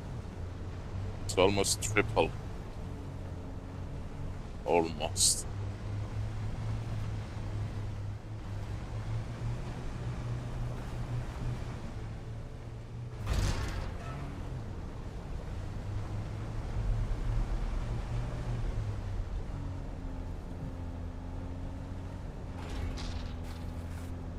See, frame dropped to 17. And it clears itself now, but most of the times it gets stuck there. It stays at a low frame. It goes down, down, down, 10 to 5, and gets stuck there.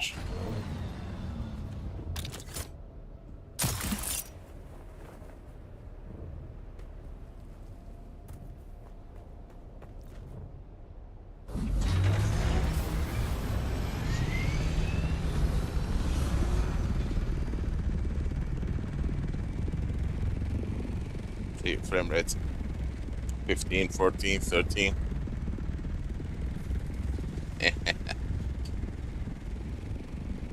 It is clearing itself. I think that whatever it's causing, it knows we are watching it.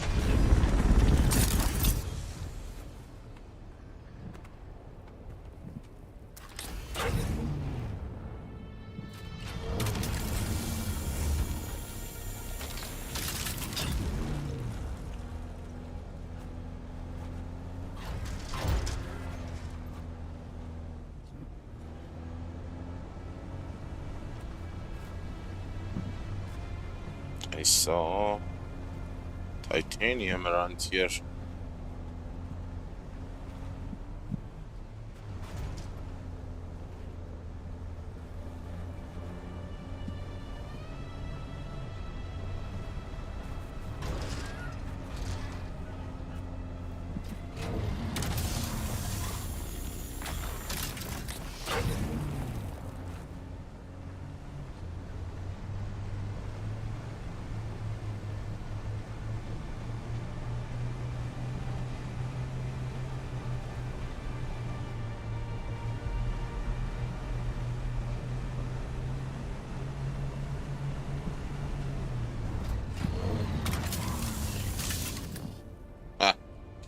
Cool.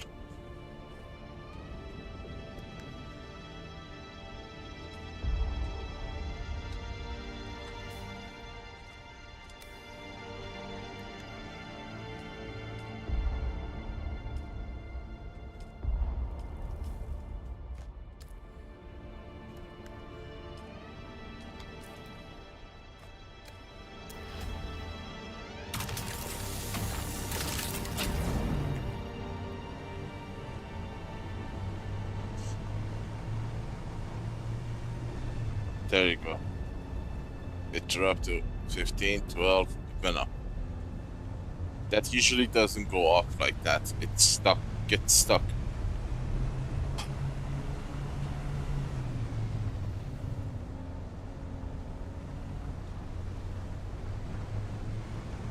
That is my biggest problem right now.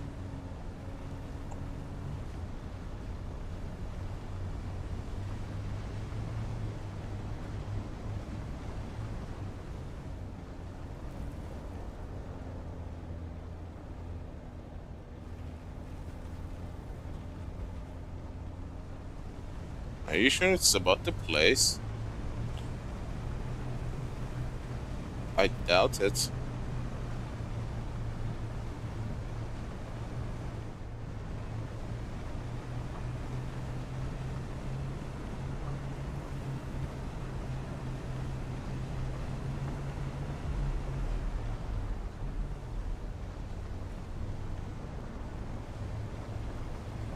Alright, cross the boundary again.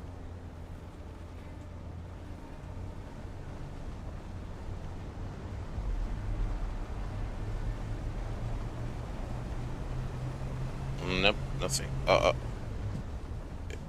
That dropped a little bit. Yes. See. But the boundary line was back there.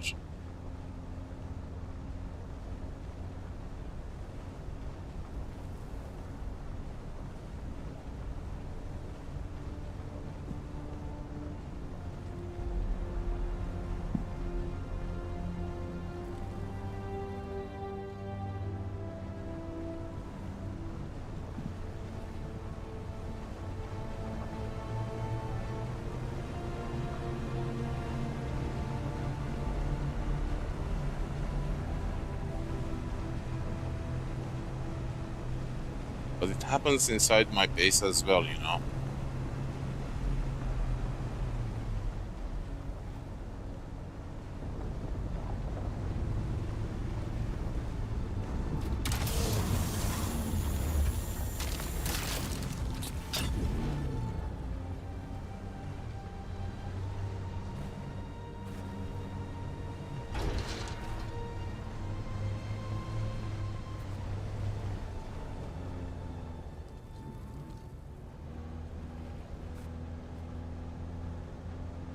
Don't think I can reach it.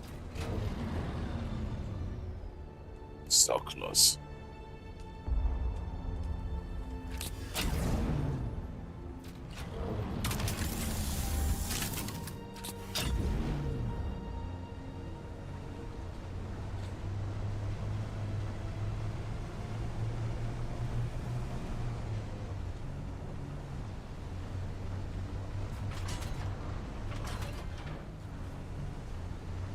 But it will happen. The desert is a little bit lighter than Hookah Basin.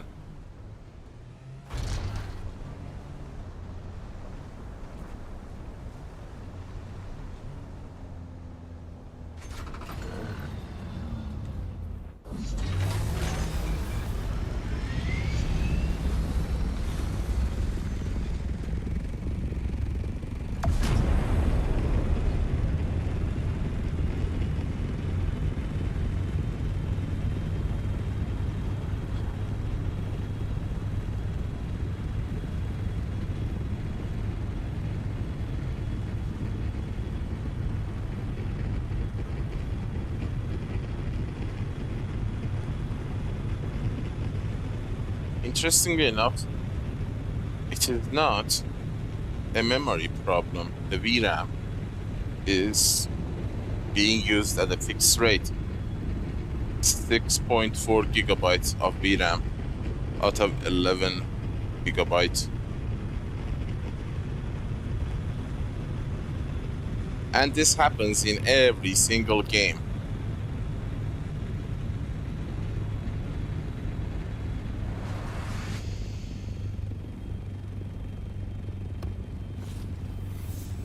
I haven't able to find the reason or cause, but I know one thing.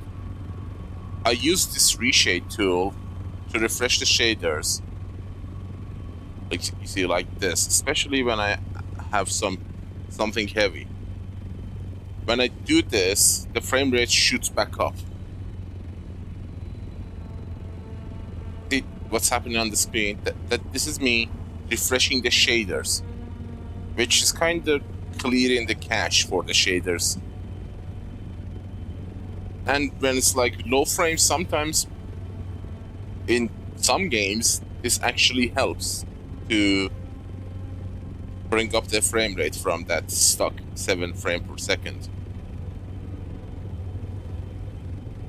And it used to be working for Dune as well, but Recently, it's not working anymore.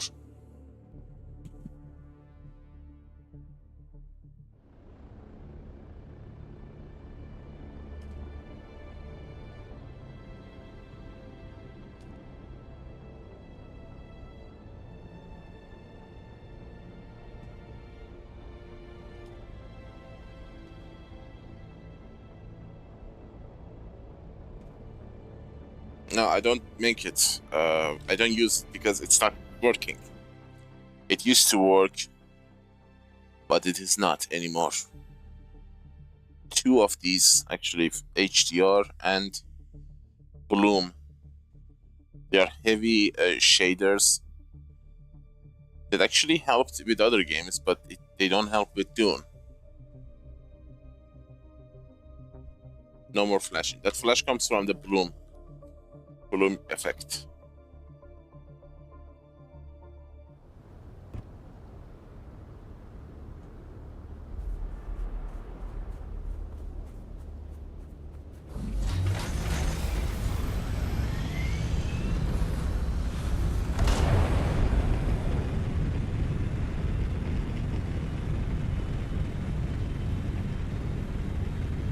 Yes, so far everything is steady. The memory, the RAM, the temperature is steady at 90.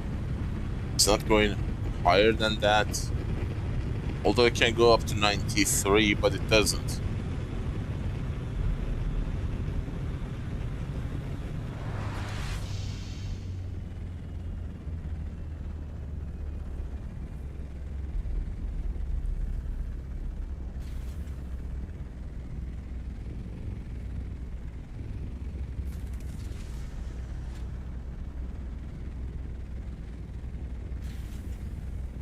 You too. It was good seeing you. I'm gonna try a daring mission. I'm gonna go and farm spice in the deep desert PvP zone.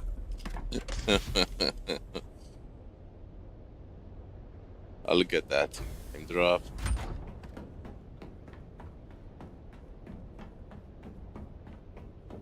It is so funny. It's not happening because everybody's watching it.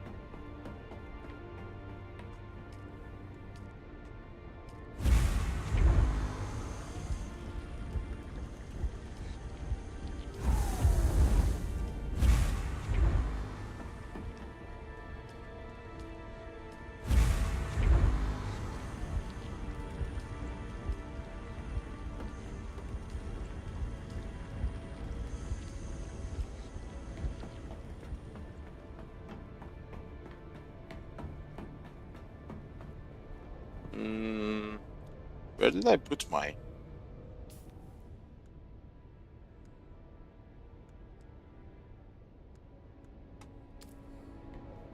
carrier stuff? Crawler.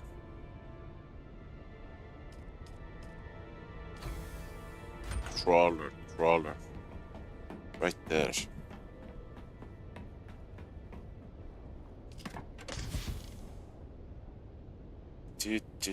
Fancy. Reds are dead. Yeah.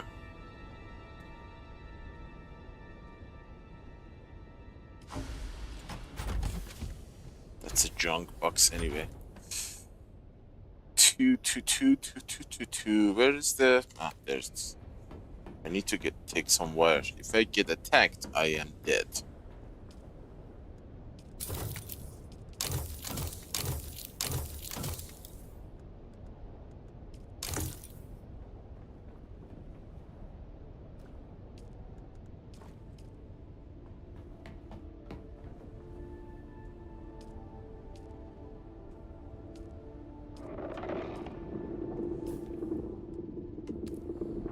700. Why do I have room for that much? Am I missing something? Header. Back 2 threads. Header.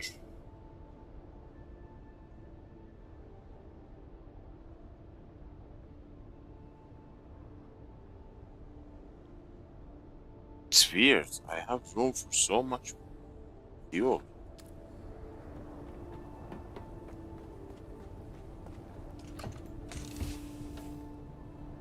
I'll keep the fuel on me.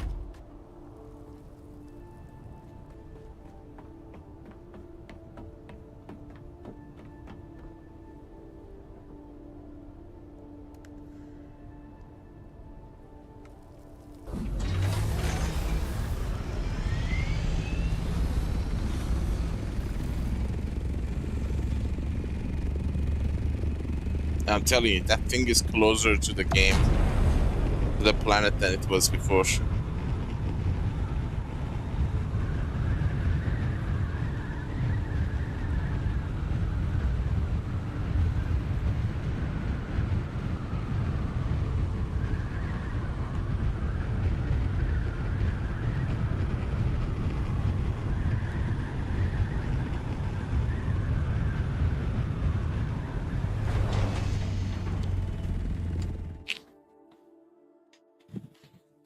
I wanna see what's all the fuss is about.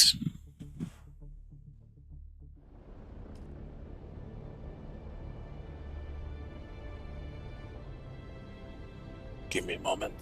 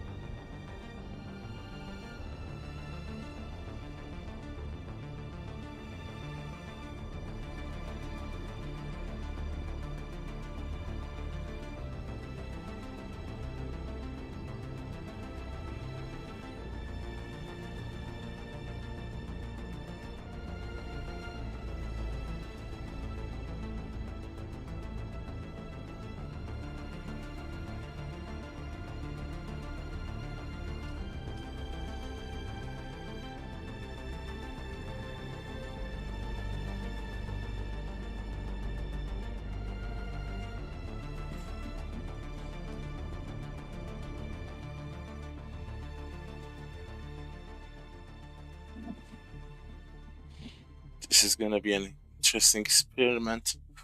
Ha ha ha.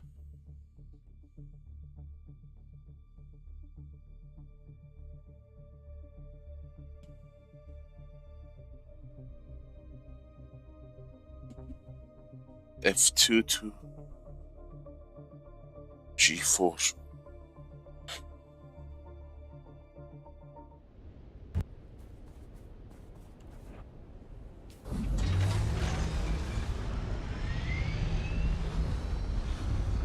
Well, honestly,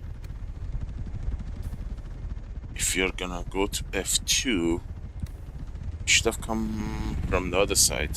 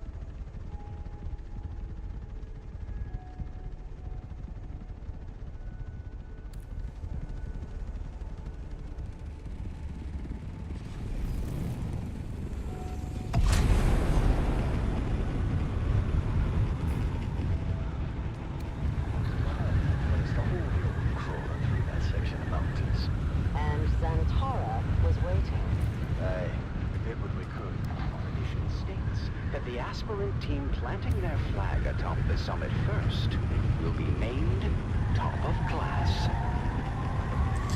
This feels like old time. I always farmed in the PvP section because there was no spice in the PvE before I stopped playing 6 months ago, 7 months ago, 8, 7. Go on without me. Plant the bloody flag. Not happening, Lyra. Atreides leave no man behind. Hang on, Lyra. We're coming. Meanwhile, Aiden and his group are hot on their heels and seize the opportunity to rush to the summit. Come on, you maggots. Dig deeper than you ever have before. We're almost there.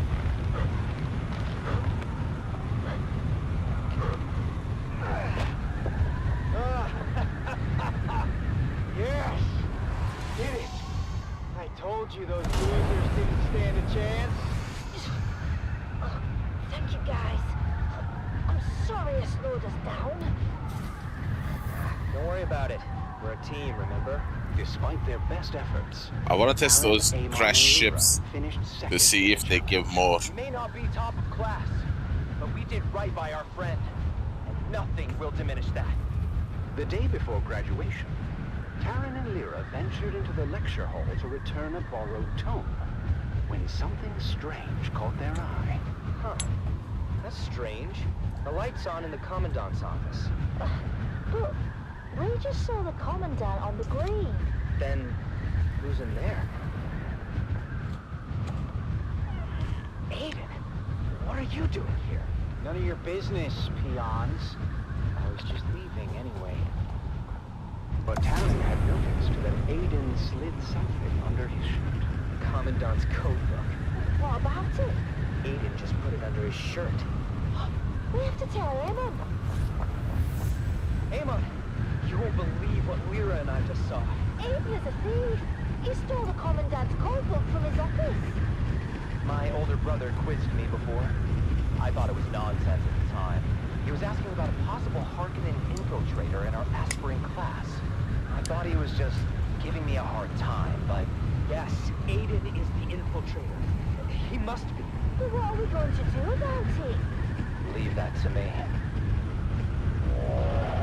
Let's see.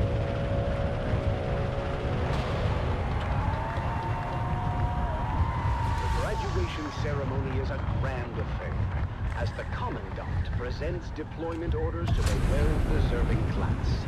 Called to the stage, Aiden and his group walk triumphantly up the aisle, expecting to receive top-of-class honors. I told you, fools would end up on top. Aspirant Aiden, you and your group are hereby charged with espionage and treason against House Atreides. What? No, this is a misunderstanding. Unhand me! And since this is wartime, the Articles of Canley are clear on the sentence. As for the rest of you, you have all proven yourselves true warriors of House Atreides. Any crash ships? The right to wear the Duke's coat of arms and uphold the responsibilities and traditions. Is that spice I see? Stand tall. Yes, it's an untouched spice. The future of our house. I think. No, it's not. His group are led away by military police. My spice is low. Together with the rest of the class, proud and vindicated. We did it! We actually did it! It's not about the accolades. It's about doing what's right. And so, with hearts full of pride and the weight of their ancestors' legacy resting upon their young shoulders, our young guardians go forth as true soldiers of House Atreides. I guess all that's left for us to do is unseal our orders and see where we're bound. Wherever we go, I just hope we're together. Shall we open them at the same time? On 3. 3, 2, 1. Arrakis. That's it then. We're going to war. I too. Join us next time on The Young Guardians as our heroes continue their journey facing new challenges as they uphold the legacy of House Atreides. Until then, remember, honor and loyalty are the true marks of a warrior.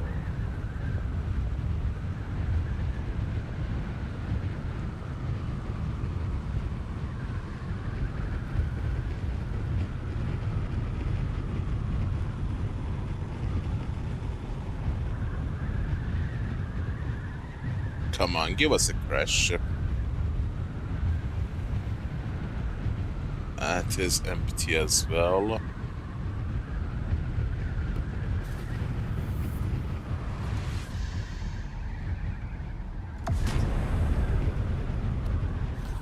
Although, let's check the surrounding. There might be a crash ship around the spice field.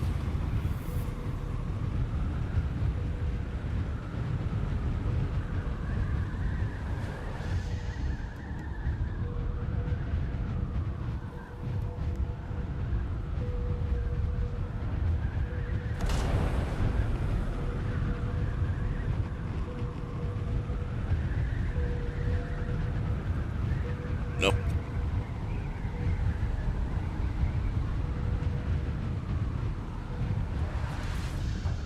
G4.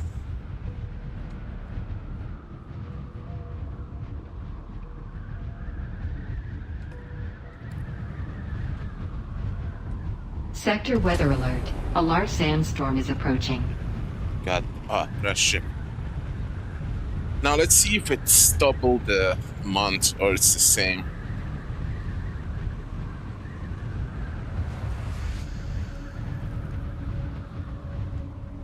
If it's double, I'm gonna play in PvP from now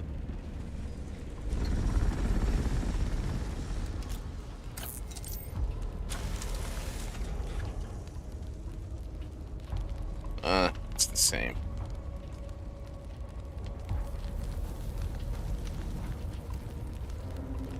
Sector weather alert. A large sandstorm is approaching. Yes, I heard you.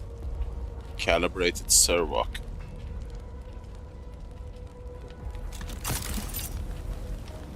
Do you have any or advanced machinery? Nope.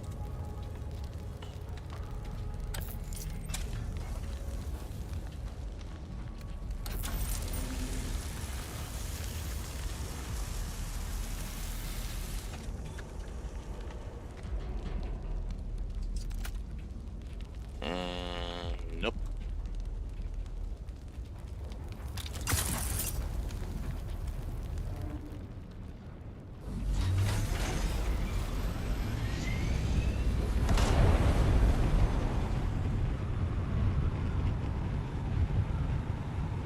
Sector weather alert. A large sandstorm is approaching. The safety of the city, where the sand shifts and ancient secrets hide beneath the dunes.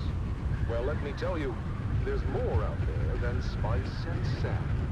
The Wastelander Chronicles takes us into the life of a scrappy young scavenger girl and her family as they brave war-torn battlefields, hunting salvage and other buried secrets. Stay tuned, because this is one tale you don't want Sector weather alert. A large sandstorm is approaching.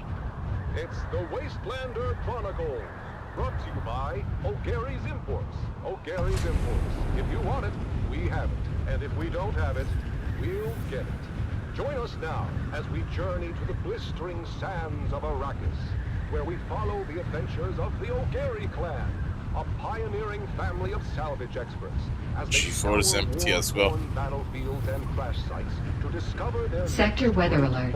A large sandstorm is approaching.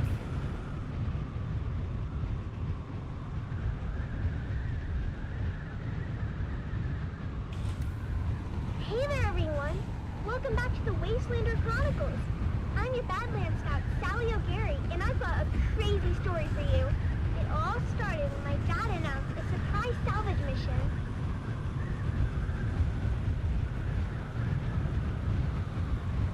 Sector weather alert. A large sandstorm is approaching. As always, minding our storefront and listening to the Three. traffic controllers going about their business on the community. I always teased Dad and ask how it is he can listen to those encrypted channels, and he just shushes me and tells me to clean my guns. But this was a day Dad's patience and extra-legal community receiver paid off. He overheard a distress call from the Leopoldus, a light freighter carrying machine parts out of Bella to Goose. Now, you might be thinking... Sector weather alert. A large sandstorm is approaching. But in the salvage game, we learned that a ship listing machine parts on its cargo manifold... It's coming that way. ...anything from precision las gun barrels to cybernetic eyeballs, so it's worth the trip. Of course, Dad's not the best with his numbers, so it was up to Mom to triangulate the coordinates and plot our course to the crash site in the minor Erg. As always, when we piled into Clovis, our vintage 68 Chome Landmaster, Mom reminded us of the grim dangers waiting for us in the desert.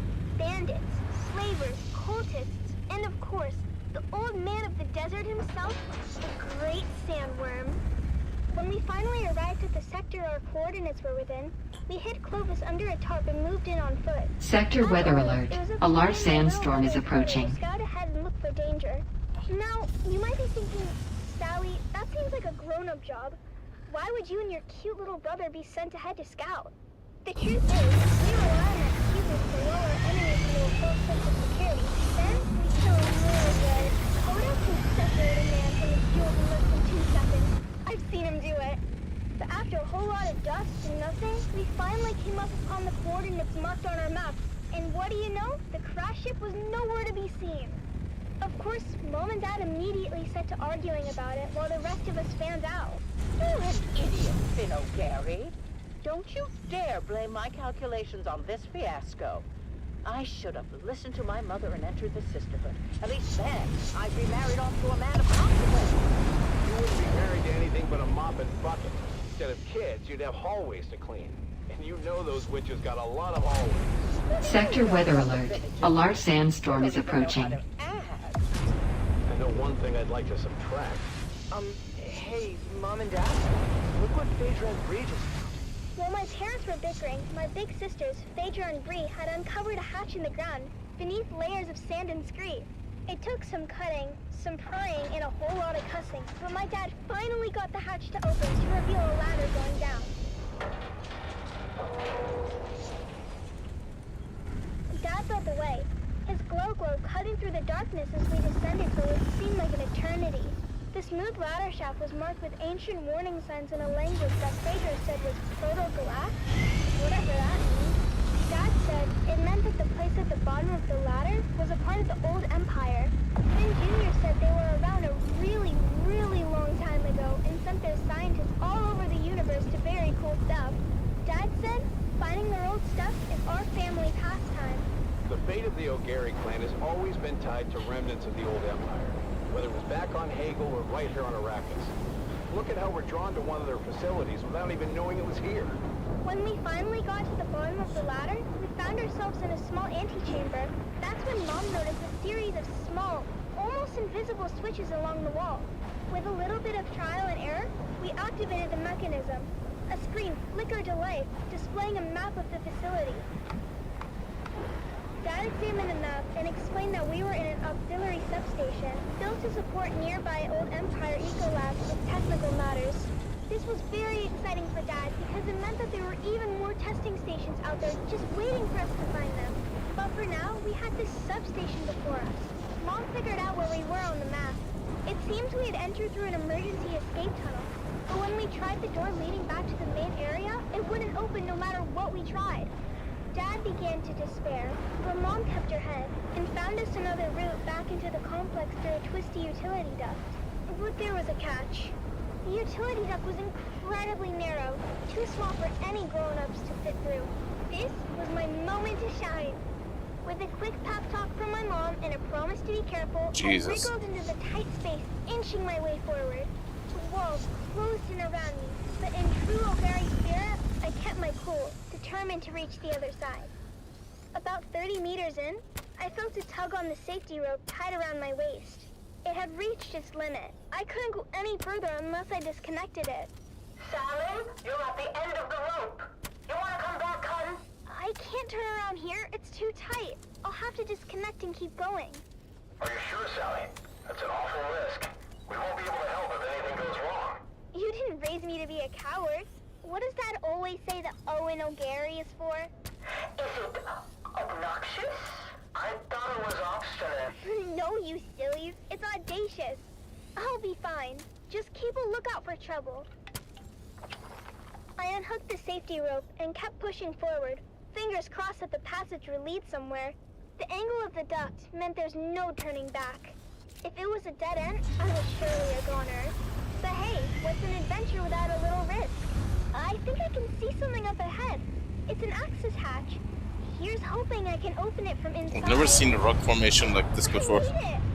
The access hatch opened onto a huge chamber, lit by a soft, eerie glow. It was a real treasure trove of ancient technology, preserved perfectly through the ages. I had found the mother lode. After marveling at my discovery for a spell, I managed to backtrack to the escape tunnel where my family was waiting. Now I understood why we were never able to open that door. It was blocked by an ancient power loader. Fortunately, the control fob was still in place, so I was able to move that great beast away from the door. Honey, are you okay? I'm fine, Mom. Where are you going, Finn? Our daughter almost died, and you're more interested in salvage. She seems fine to me. More than fine, in fact. She's spectacular. Our daughter or the power loader? Can't we be excited for both? This is a VK5000 powered work loader. The last exosuit to come off the Venhold assembly line before the company was split up into Combined Mercantile and the Fold Space Shipping Company. Do you mean? Yep. The predecessors to CHOAM and the Spacing Guild. Wow. After the excitement died down, we carefully extracted as much as we could carry, making sure to document everything for later study. It was our most successful expedition yet.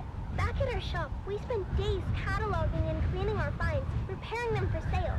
And that's where you come in, dear listeners.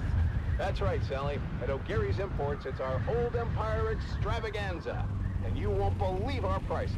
We have SD converters. We have anti-induction modules. We have cobalt-tipped rams. We have articulated John doors for men and women. Come find us on the Agora Concourse of the Grand Souk in Arakeen. Because at O'Gary's Imports, if you want it, we have it. And if we don't have it, we'll get it. Thanks, Dad. Until next time, this is your faithful Badland Scout, Sally O'Gary, signing off and reminding you to always check your sys. And come back next time for another episode of the Wastelander Chronicles.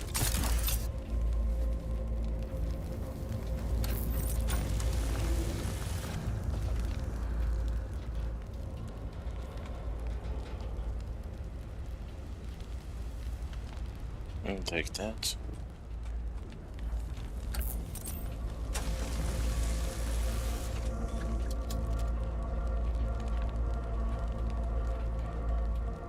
Nothing awesome.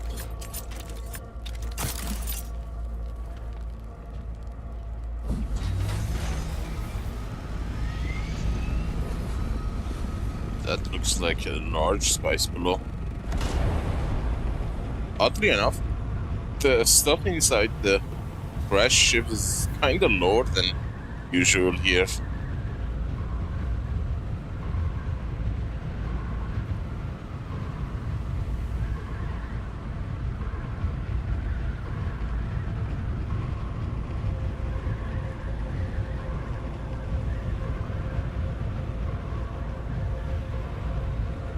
Damn, that would be so weird if that's actually the large field.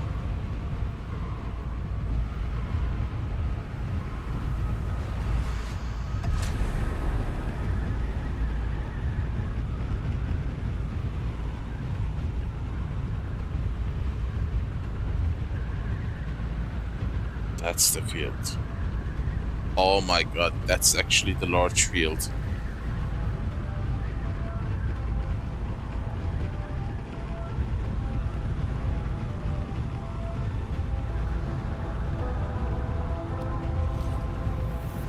Eight.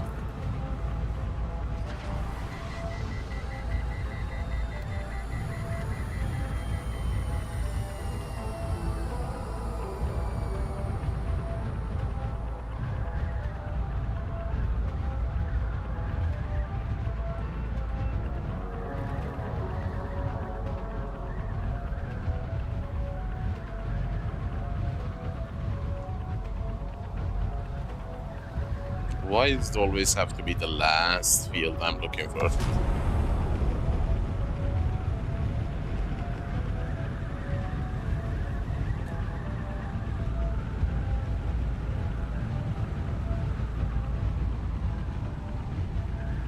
I wonder if a Scud or an assault ornithopter with a missile launcher comes after you, you can escape with a carrier booster.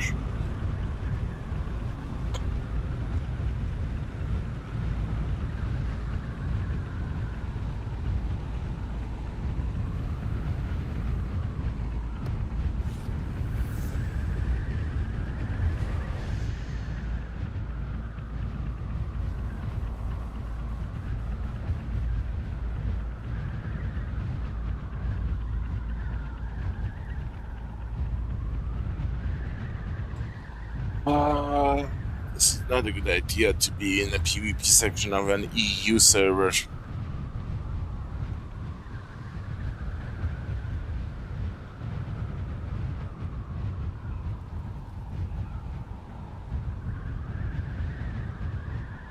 Oh, hello.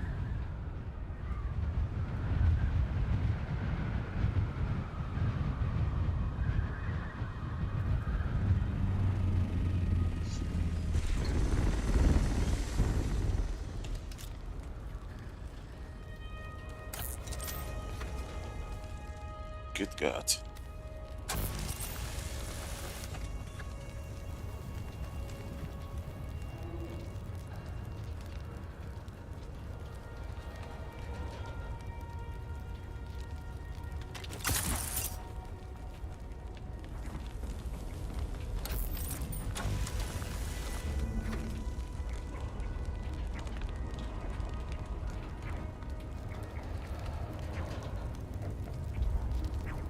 Ay, ay, ay.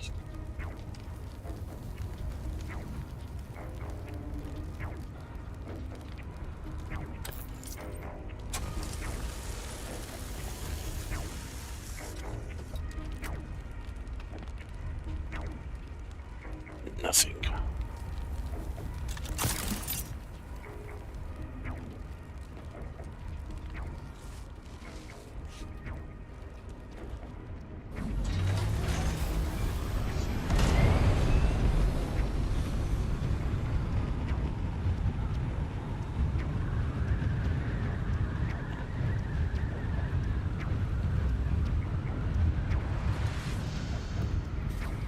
There's a large field.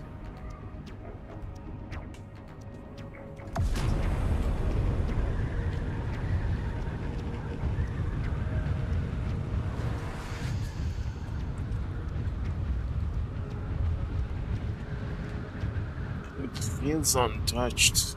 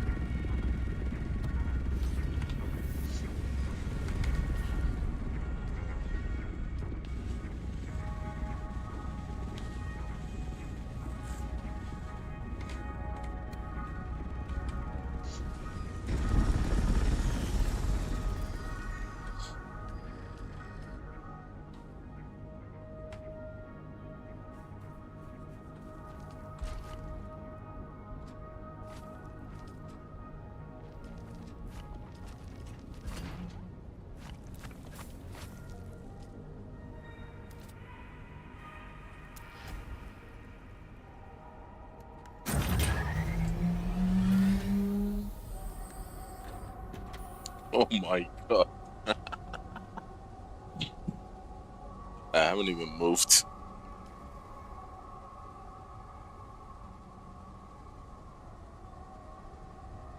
Hey, Valat. I'm good. How are you? Oh my God. Look at this speed. This is how spice farming should look like. Sweet Jesus. You can fill like 10 crawlers from this field. Oh, baby. This is what I'm talking about. A song of two homes. I remember the spice scented air and shadows cast by 3 stacks by the time I reach the end. Dust devils dancing on the dunes. Yes. Gold on gold, a wind that whispers throughout empty nights. To rustle and caress the sand, the landscape shifts and sighs. Rises up and forms anew, sings a song to me.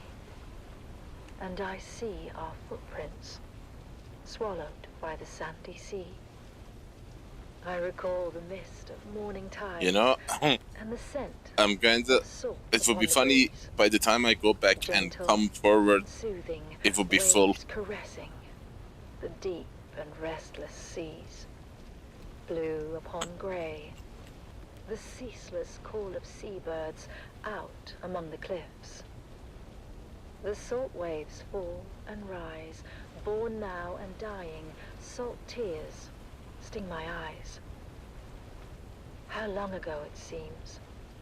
And I know that our gardens blossom only in my dreams.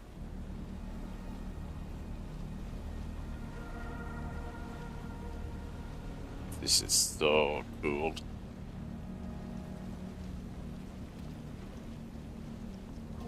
Even though this is not a very rich spice field.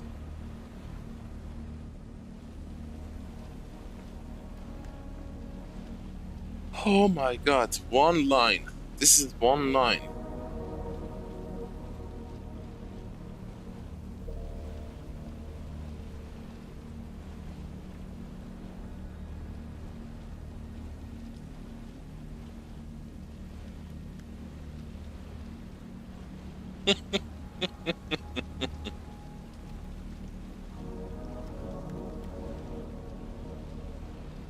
Oh my god, now the center actually is making a difference.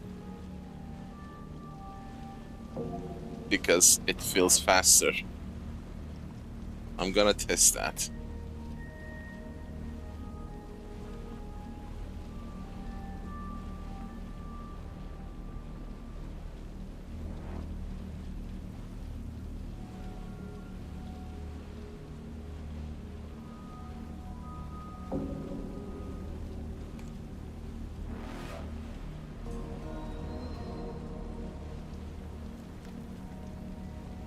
Holy cow.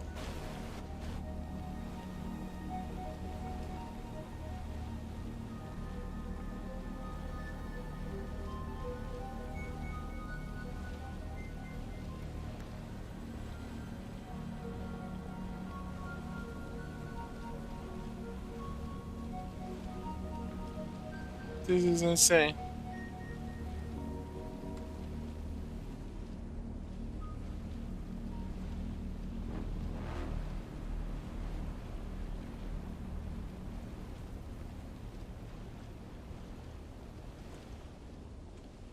War might come. Let's refresh. Oh, hello.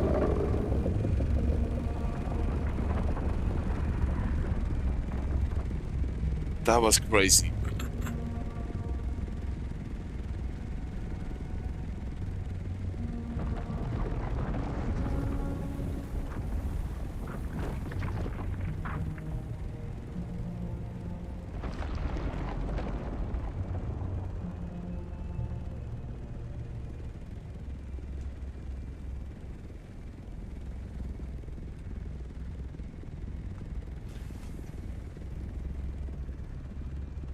It's going to be another hot one today, folks.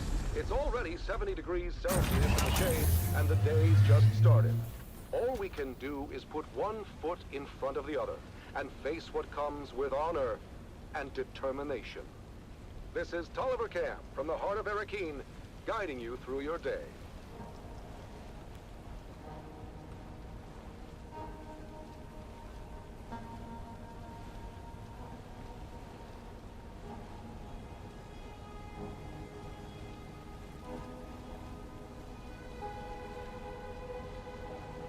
Maybe less if I go crazy on the field.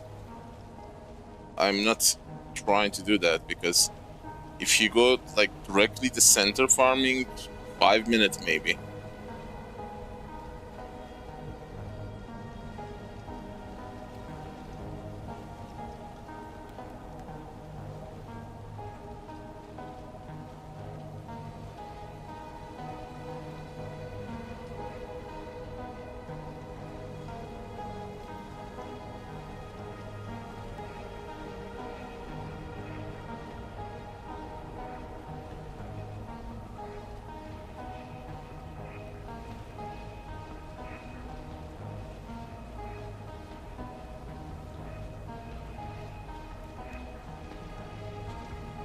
Hot damn.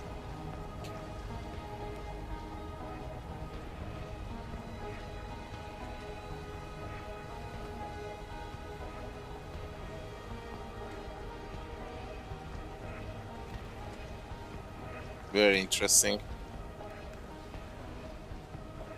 This is an ideal spice farming speed. It feels so wrong that you can get just a little bit from a large spice field, like 4 crawlers maximum if you like scrape it.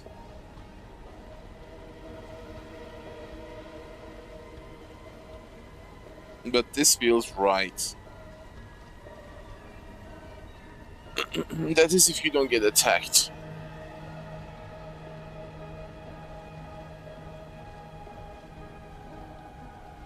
Well, I made 3.8 billion Solaris, so I guess it is not a dead server.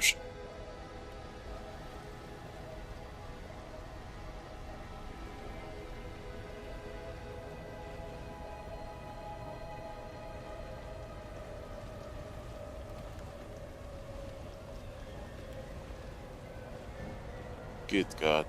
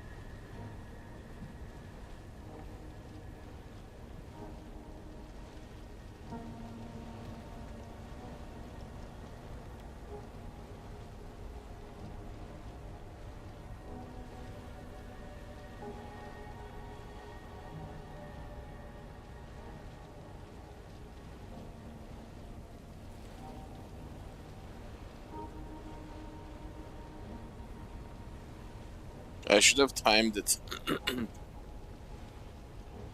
This feels like less than 10 minutes.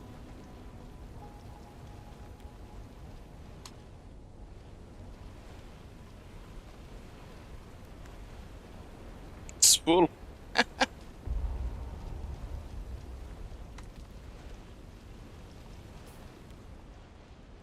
And now we bring you Through Their Eyes, first-hand accounts from the front lines, presented by your host, Redondo Monroe. Today, in another poignant and moving episode, we delve into the heart of a mother's sacrifice and the bravery of her son, as conveyed through their personal writings.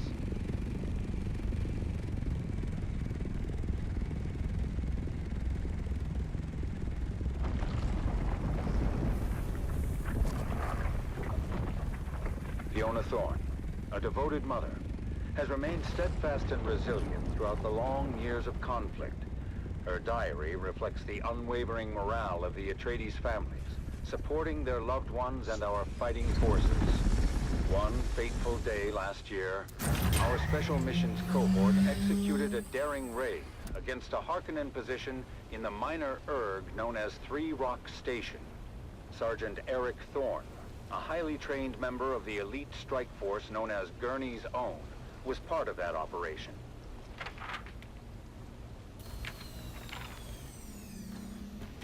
Another sleepless night. The sound of the wind reminds me of the distant echoes of battle. I can't help but think of my son, out there in the desert, fighting for our beloved Duke. I've heard rumors that Eric was involved in the incursion at Three Rock Station, and that the confrontation became very bloody. But still, he writes that his spirits remain high. I pray for his safety and the swift... Mother, I feel that our small unit is a valuable resource in this war of assassins. We've lost many good men. My dear friends, it's hard to keep faith when you see so much death. The Harkonnens are brutal and show no mercy, Mother. They burned our wounded alive. I've seen them torture our captives in ways I can hardly describe. But I remember what you always said about our... Quite disfigured. Have I seen that type of scarring before? Where? I don't recognize her. She looks hideous, though. Anyway, back to the fight. Puiko seems to have the upper hand, but don't worry, he'll turn tail any moment now. I'm not sure, Maxim. He's fighting fiercely, and despite everything, he seems to be holding his ground. Just when you think he might actually do something right. Wait! What's that sound? The rock lizards! They're flooding into the room, and there's Kanto right behind them. Look at them attack! Puiko is putting up a fight, but there are too many! He's being overwhelmed! The Grey Lady is retreating. She's getting away while the rock lizards tear into Puiko. It's a frenzy! And there he goes, disappearing in a swarm of teeth and claws. Puiko man finally getting what he deserves. Oh, the rock lizards are relentless.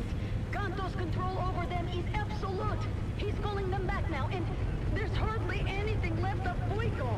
Just bones and scraps of flesh. What a fitting end for that coward. He deserved every bit of it. Now we're down to 5 contestants. The Morani twins, the Fremen, Kanto, and the Grey Lady. The competition is fiercer than ever. Stay tuned to this frequency for more updates and thrilling commentary from the heart of Katie Prime. The man trap continues, and the excitement is far from over.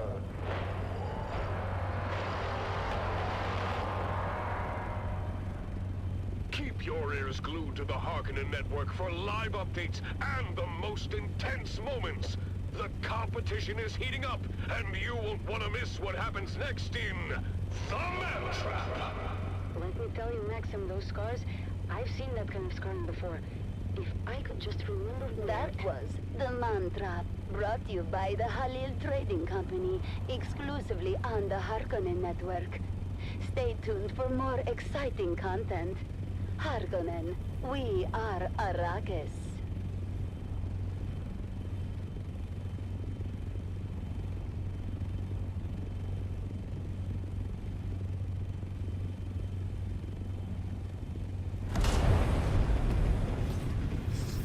I really miss that old 50-50 Deep Desert, half PvE, half PvP.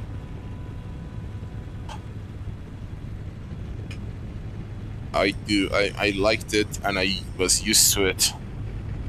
I didn't mind playing in PvP sector, even though I didn't shoot anyone or anything. I mean, in 2,000 hours I've played this game, I haven't killed a single person.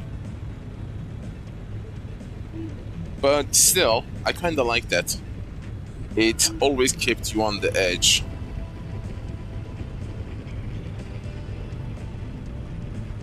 Added kind of an excitement mix as you are battling the war, the storms, and the other players. I can't believe, by the end, I turned an entire server to a PvP players.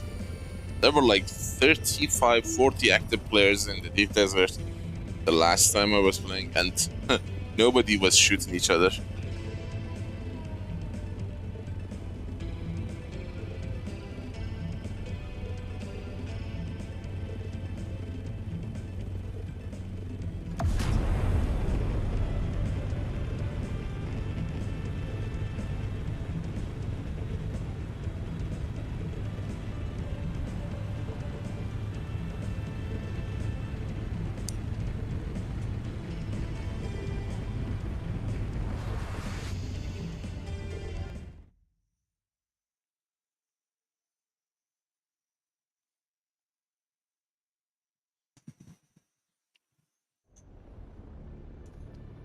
Well, at least we won't let our water to go to waste, because I have 2 base and I'm wasting like 5 million milliliter of water a day.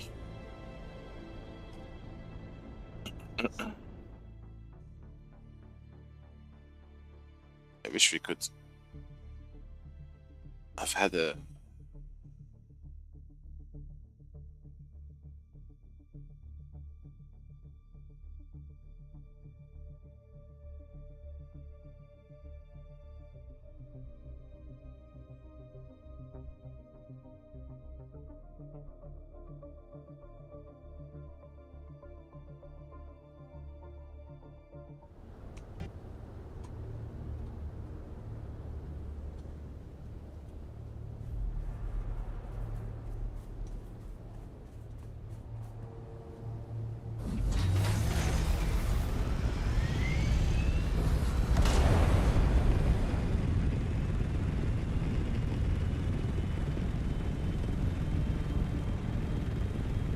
the thing is, the Regis centrifuge has the same, well, almost the same capacity as the carrier container.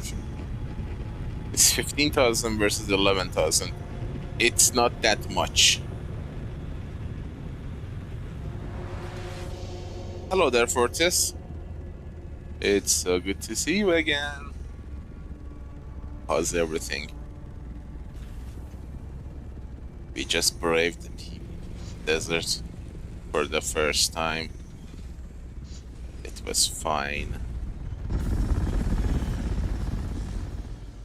This is the Harkonnen variant. I wish I had a better looking carrier crawler. It's worn out.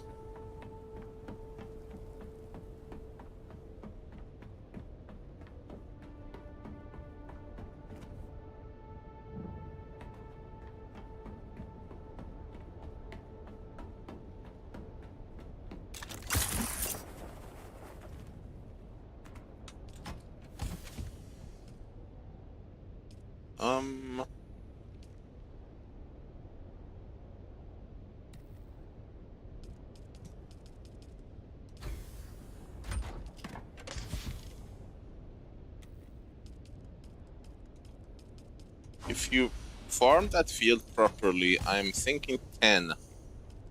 10 loads, easy.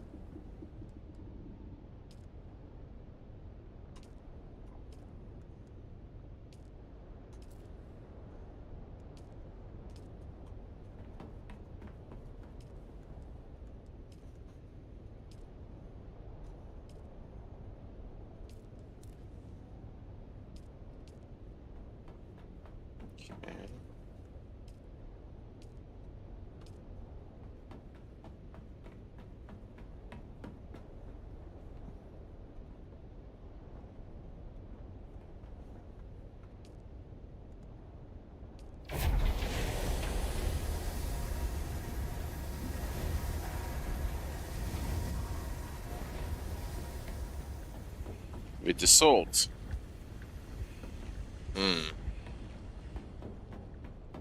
With a salt.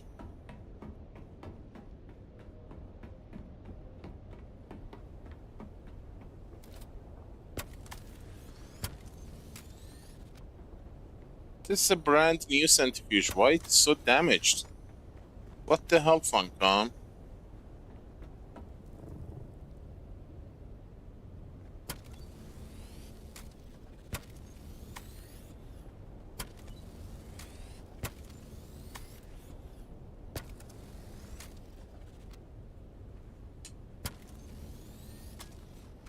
Is Patrick still whining in that server?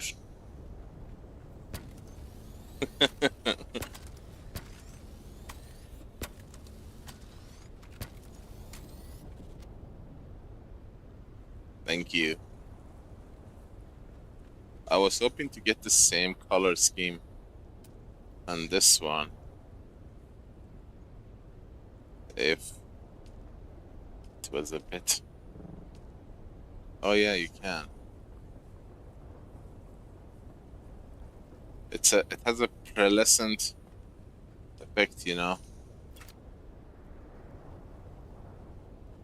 Hey, why the centrifuge looks like that? That's weird. But the chassis and everything is still pearlescent. Shifting light with the color shifts with the light.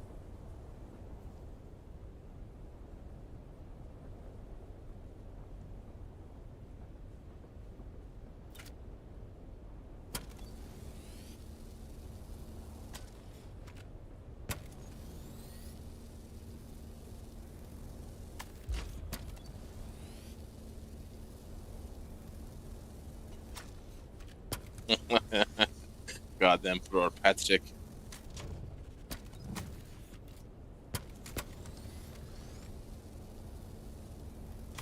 I felt a little bit sorry for him. He feels like a very lonely person.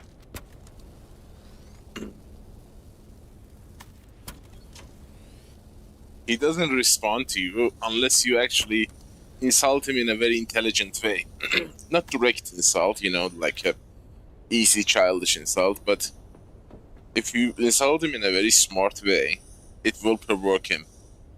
It's kind of funny.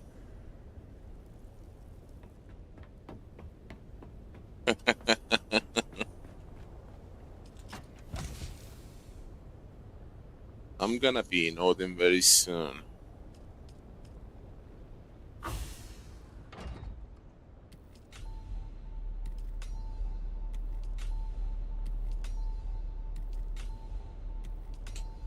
Tomorrow I'm going to Arrakis. We are moving to US again.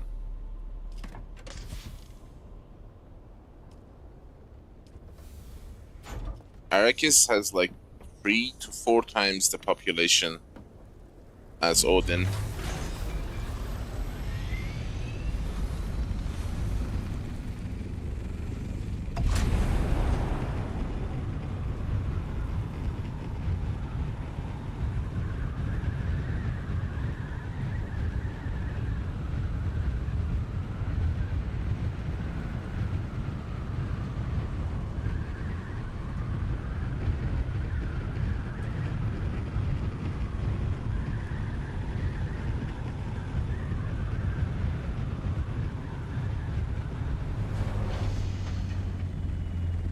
Arrakis. Tax in Europe is the highest. Arrakis in the US. 300 alive players.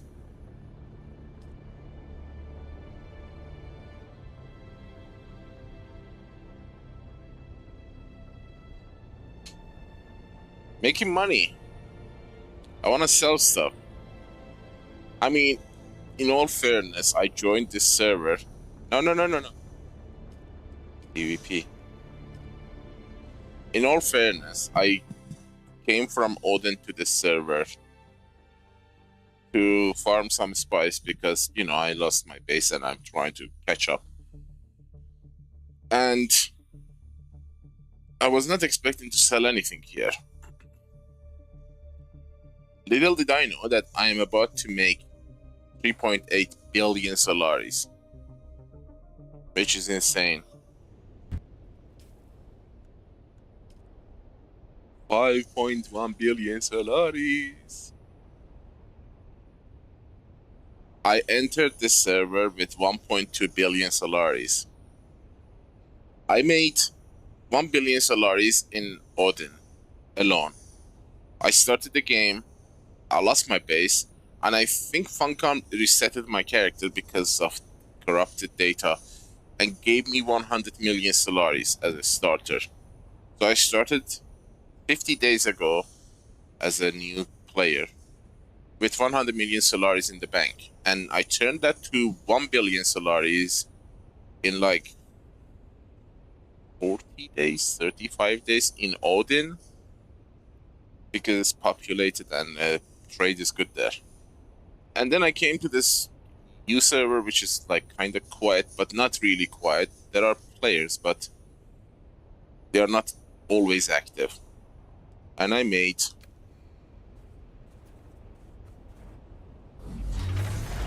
$3.2 billion Solaris. I sold patterns. No, not spice, patterns. Which was really surprising.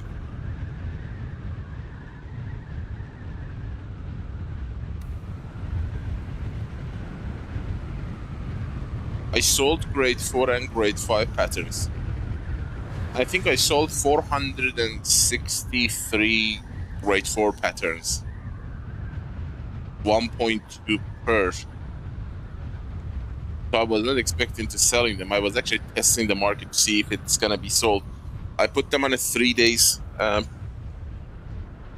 listing. And I don't know if someone bought them or people bought them. They sold like probably 300 to 400 grade 5 as well.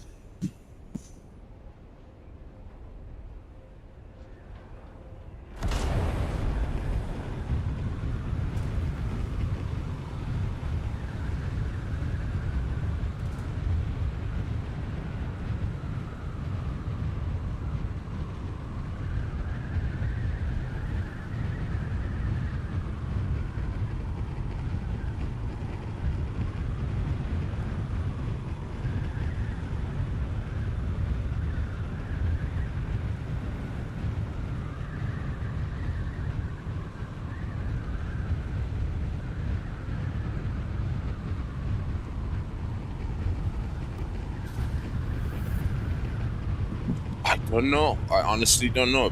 Patterns are new to me. I was not in the game when patterns were introduced to the game. I didn't know if they were gonna sell or not. Apparently, they are like a hot cake because, you know, usually people don't recycle their schematics and augments. I recycle every grade 4 that is useless. And I know I'm not gonna sell because I have a 66% recycle yield and also jackpot. So 67% recycle yield and 10% jackpot. The jackpot gives you the plastinium and the melange, but this recycle yield gives you more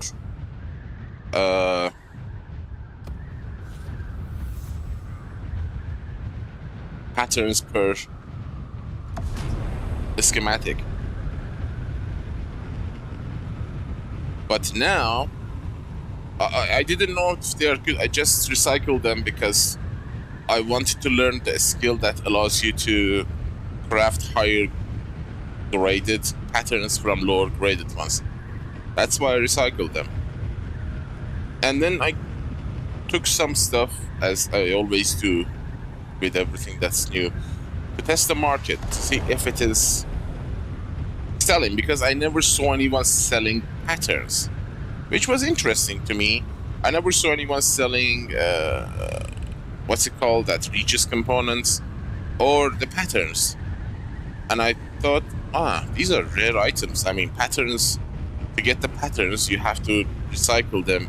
If you want to find them, you have to do high level testing stations, and you get like 5 or 10 of them per run. So why they are not being sold? So I posted grade 4 for 1.2 million per pattern, and then posted grade 5 for 4 million, 4 point something million per, and they went poof. It was really interesting.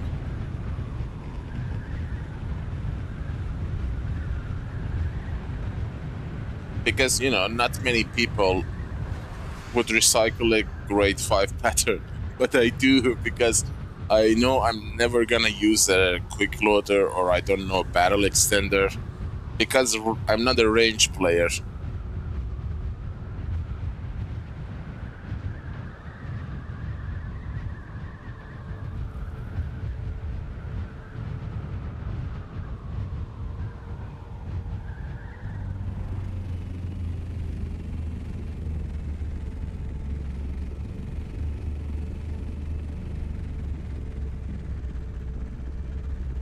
So I started recycling those, and I had a little bit. I had like, I think I had a total of 700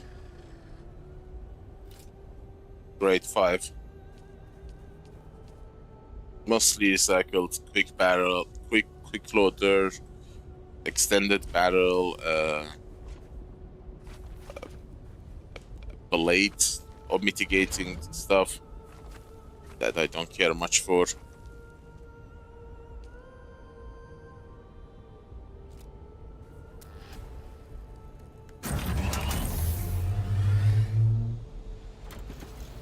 And said, well,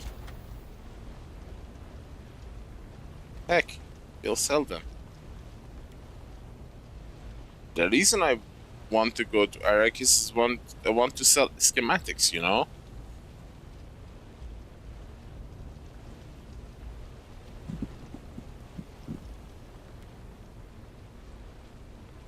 The most expensive item I sold here was radiation shield, sorry, the hazmat grade 4 for 89 million Solaris. Someone bought it, which was funny. If someone buys the grade 4 for 89, how much are they willing to pay for a grade 5?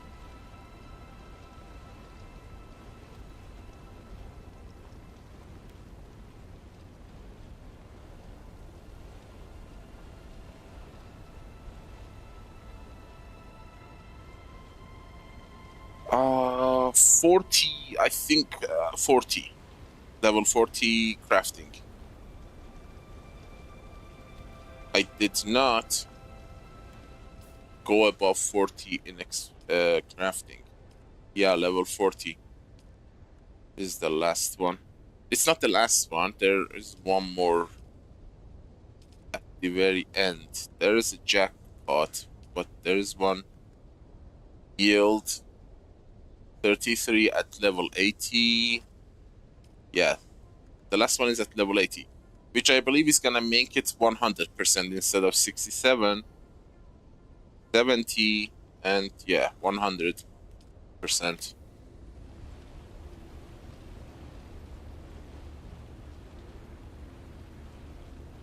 The ability to craft higher grade patterns from lower grade ones, I think it's at level 50. I really want to unlock that, but I don't want to waste my points in the fabrication. Crafting, I mean. Because after level 40, it takes like 4 missions to get 1 level. After level 50 to 55, it takes 5 missions. So it's really difficult to level up. If it was up to me, I would actually go for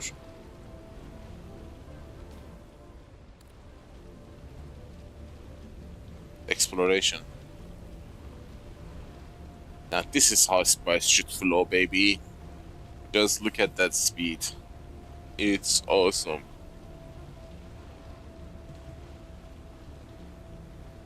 God damn it.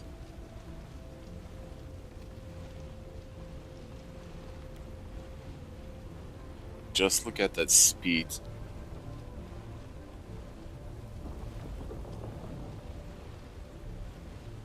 It stacks them up so fast. Yeah. Look at this.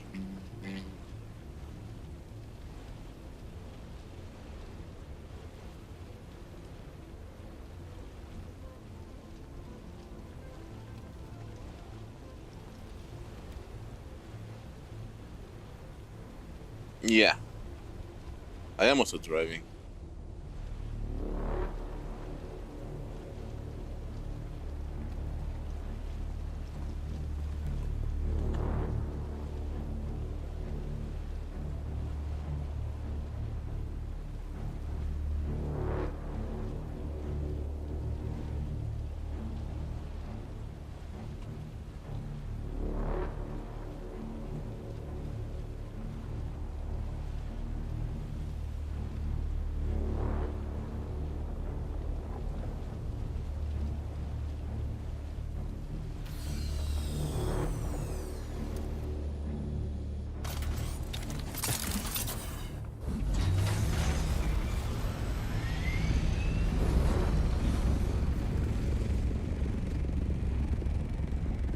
Move along. I know you're there.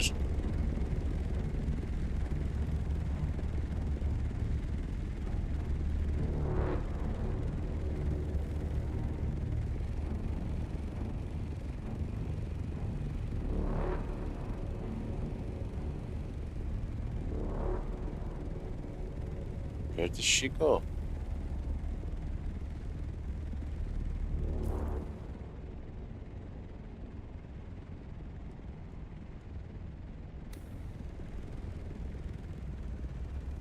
She disappeared.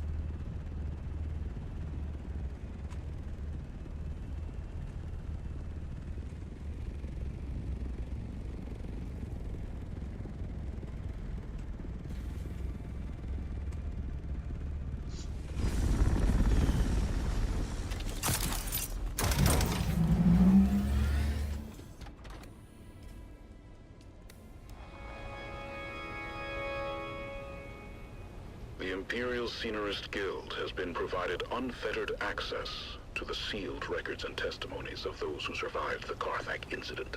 The following dramatization represents the official truth, as judged and signed by the Imperial Chamber Court and Audit Council. So let us journey then to the burning sands of Arrakis, a desert planet in a far-flung corner of the known universe.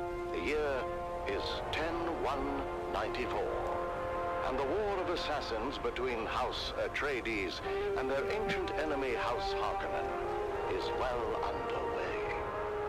Our tale unfolds in the teeming industrial sprawl of Carthage, the seat of Harkonnen power on Arrakis.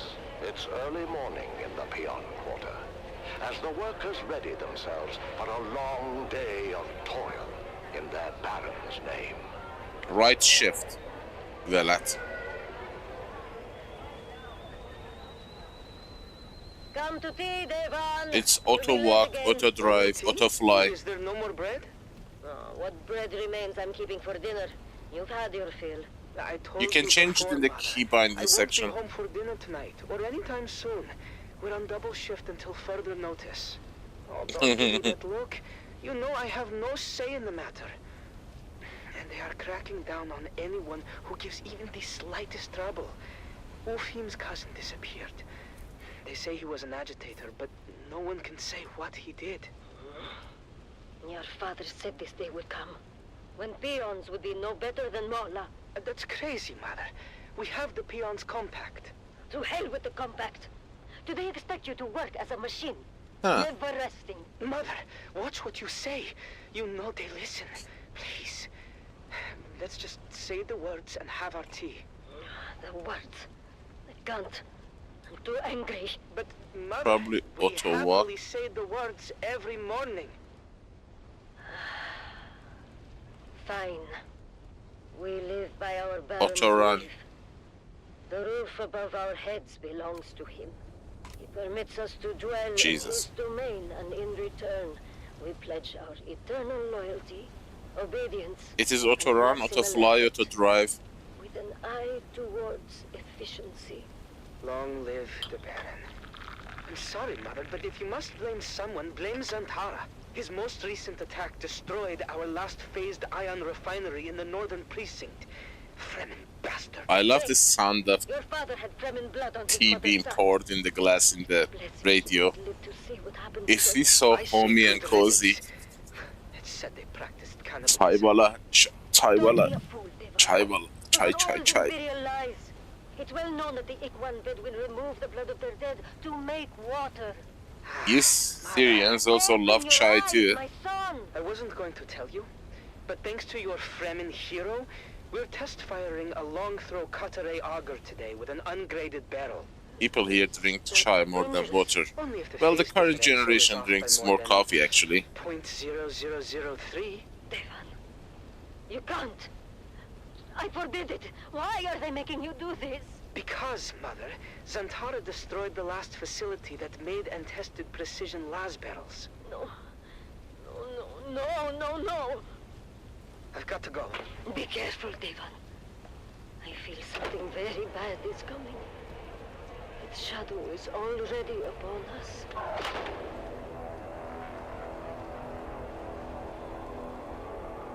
You know, these deep purple areas are so rich in spice, even after you stop, they still farm. Look at it, I'm stopped. Are we clear to start the firing But it's still, it's farming. Controllers in the green. I'm stopped. 100% alignment. And still, my reservations remain. I'll be sure to let the Baron know next time we have dinner. For now, let's get on with our job. You had dinner with the Baron? No, Arek. He was being sarcastic. And I will say it again. The long throw cutaway auger is a precision tool and requires equal precision in its maintenance. Never in my 97 years as a peon have I test-fired an ungraded barrel. The game is different. We have no idea how it's going to react. It is insanity, Daivan. No one here disagrees with you. I would, but the thing is, most people in my time zone are sleeping when I'm playing. This laser auger online yesterday. Because there is no risk to them. Let Peter And I also move between servers every week. To mess this up, all we can do is trust in our pre-fire checklist and hope the new barrel materials meet spec. Let's go again. Spooling up Mason condensers.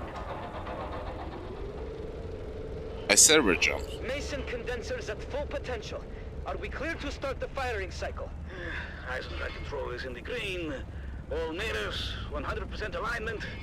Signal wave guide, in range. Arek, how's the mesh? Phased ion is in the mesh. Optical pump is engaged and the coils are hot. Okay, let's take it slow. Engaging throttle. Shut it down! Shut it down! Arek! Venting big tanks! Submerging coils in 3, 2, coil submerge! I'm full. What have we done?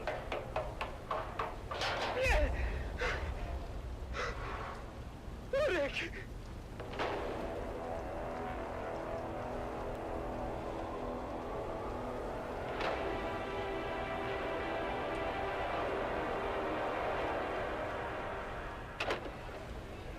Devan, come. Have some food. Do you hear me? Devan? Devan? What is it? Arek is dead. What? He's dead. They took him away. I saw him die. What happened? The laser auger went out of phase. The beam splitter vaporized almost instantly. The whole charge vented onto Arek. He was literally cooked alive. I'll never forget the smell. And the screaming. Oh, he suffered. Badly, I think. And you are just home now. How could you work after this? Did they not shut down the shop? No.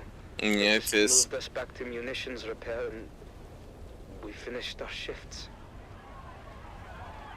I really want them to update it. What is that now? Often. August Spear! Droba, what's happening?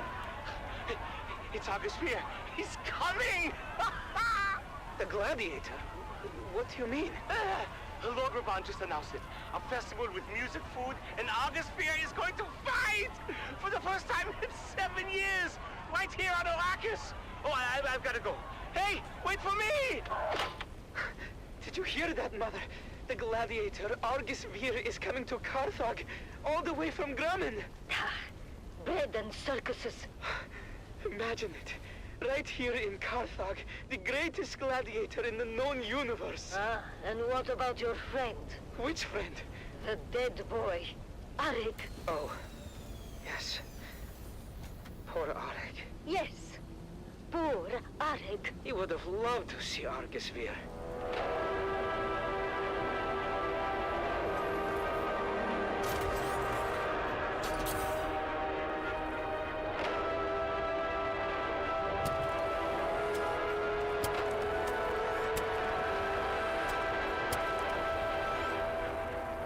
Jesus.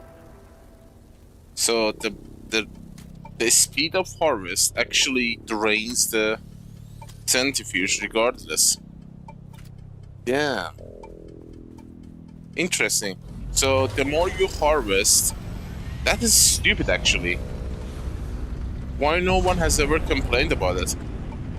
The amount of the spice you farm is tied to the durability of the centrifuge.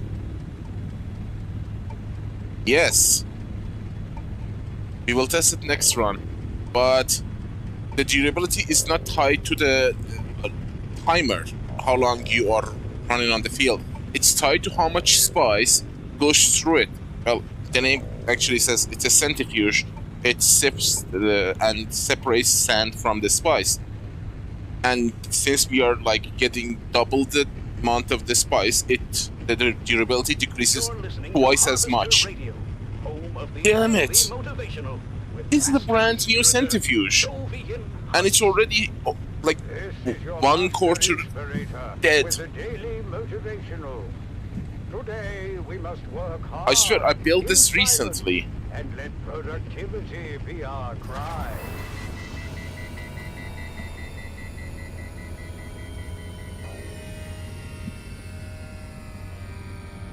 So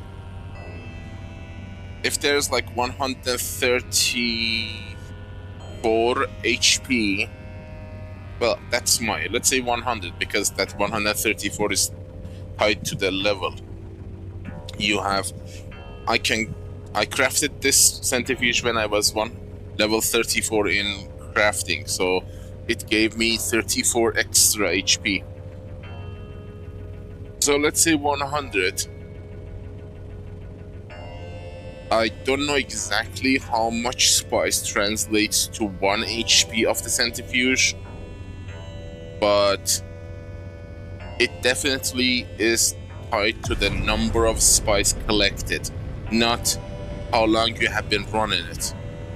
So I'm guessing if there was no sandworm and you run your crawler from here to the end of the map, the centrifuge would not even take a little damage, because it was not harvesting spice or processing spice.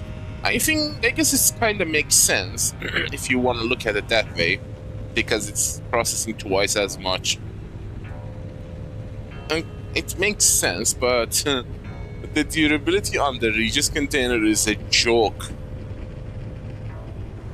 Like, seriously, this is the end game vehicle. Like, you really have to be a very good player. I mean, max level is not even close to being the Regis player. To have a Regis container, you have to be like at least 300, 400 hours into the game. Yet, it is the most fragile item in the game. I mean, you would think the vehicle like this in Arrakis, they would build it with strong material. Well, actually, we do build it from a very strong material. Stravidium fiber and titanium. Chief Jarek Thorne's death remains unsolved, and the flies begin to circle. I remember when they nerfed it twice. They nerfed this Regis twice, and I was there for both of them. And the second time they nerfed it, I think it was because they were super angry with the repair bug. They couldn't fix it, and everybody was getting their Regis container and everything repaired with the bug. But this is too weak. I mean, come on.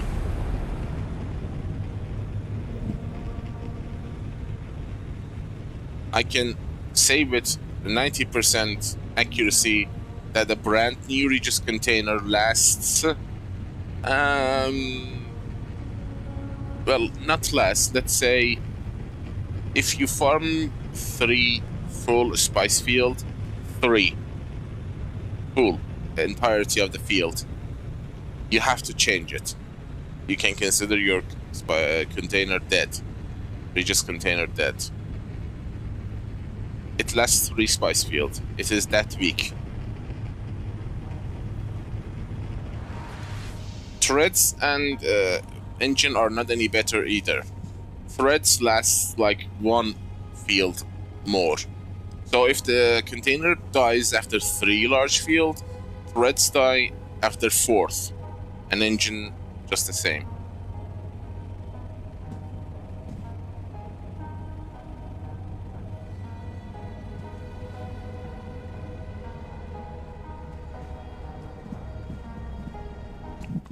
What do you mean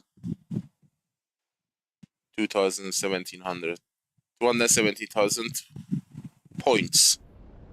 What does that mean?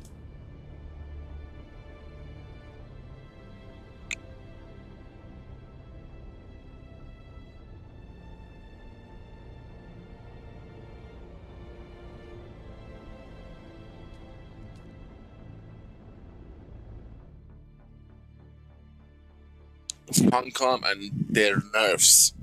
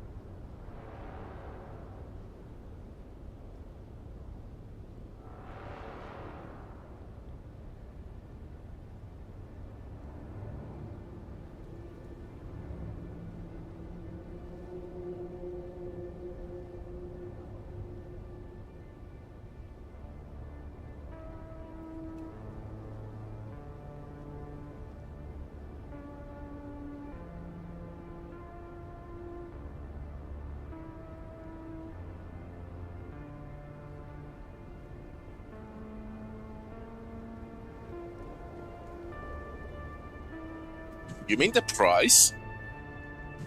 270,000 Solaris?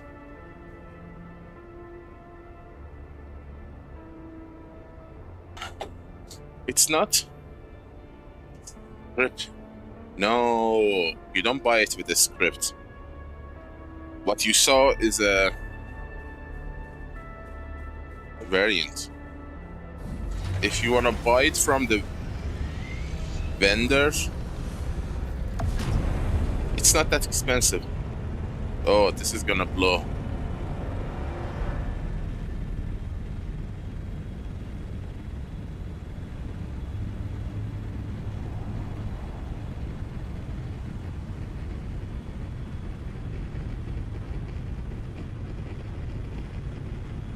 That puppy's gonna blow.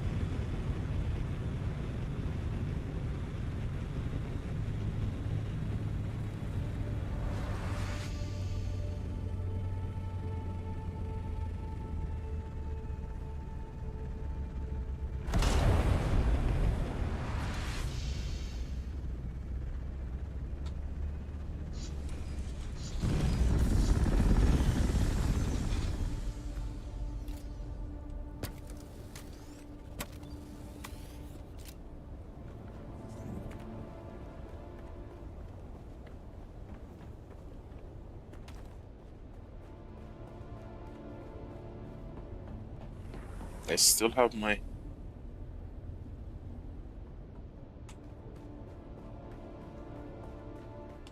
Yep.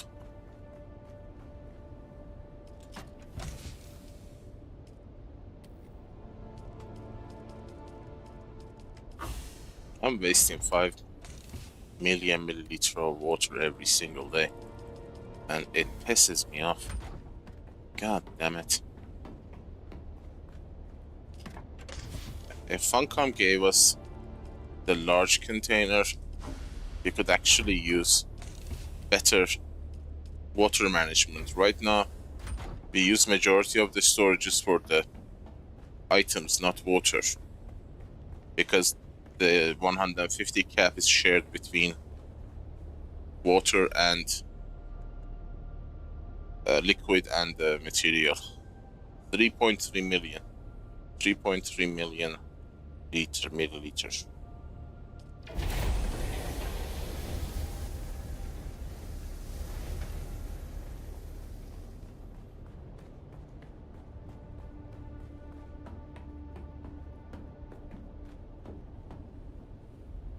I wonder.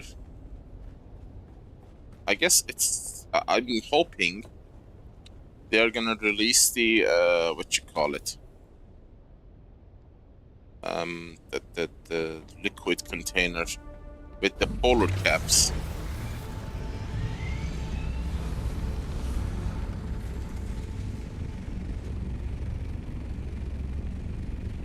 Why not larger storage?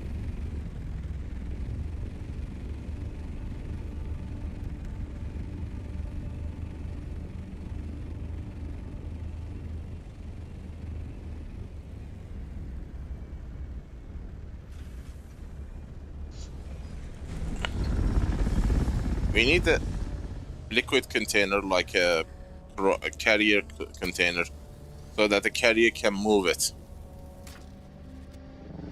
You know, it would be incredibly helpful for deep desert.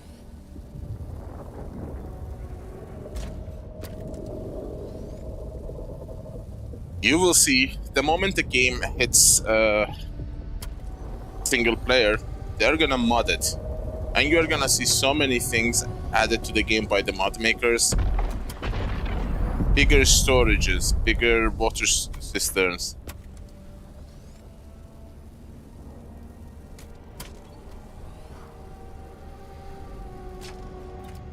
I'm kind of hoping the reason they are not adding larger containers is because of the server performance or something. But if it turns out to be that Funcom is actually being stingy, that would be messed up.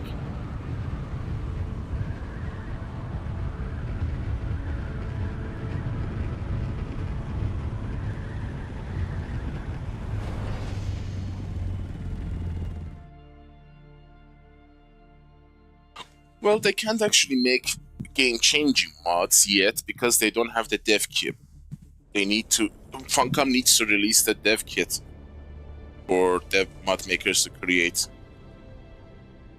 actual mods. The mods I'm talking about is like bigger storage, increasing the amount of the storage slots. It's the same storage. They cannot change the look of it. If I am understanding it correctly.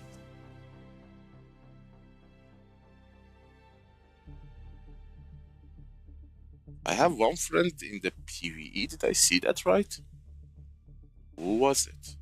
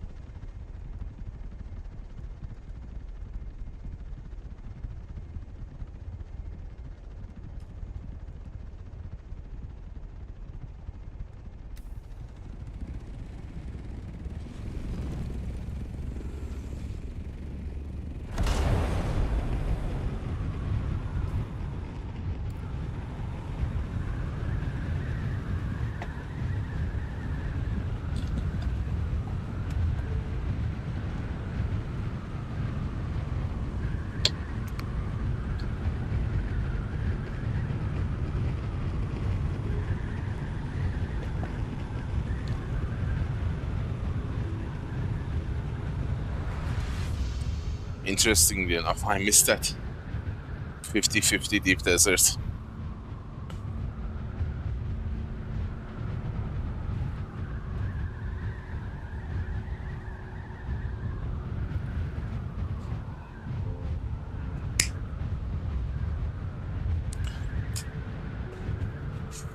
I wish Hong Kong like double the size of the deep desert.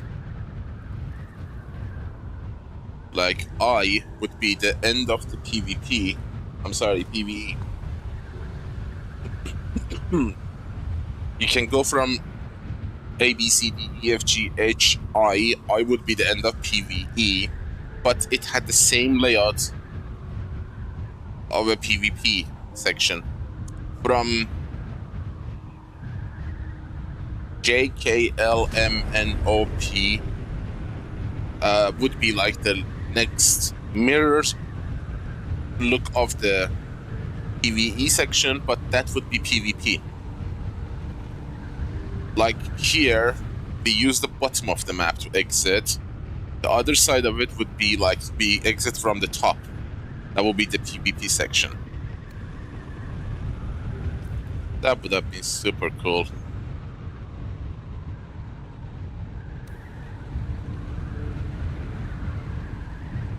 But instead of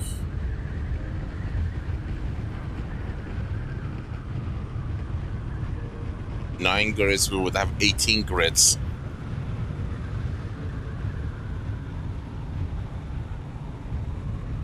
And everybody was playing in one large deep desert. I mean, Arrakis, we are talking about a planet-sized desert. The entirety of the planet is desert, so the PvP players would be on the far side of the deep desert. And if you want to go actually to the PvP section from the PvP, you have to travel like, I don't know, 40,000 meters to get there. But if you want to quickly go there, you have to exit and enter the deep desert with the menu. And if a PvP player wanted to come to the PvE section, they have to travel 40,000 or 40 kilometers towards the PvE area. And if they wanted to exit quickly from PvP section, they could go to the top of the map. Why didn't they do it like that? I have no freaking clue. That actually makes sense.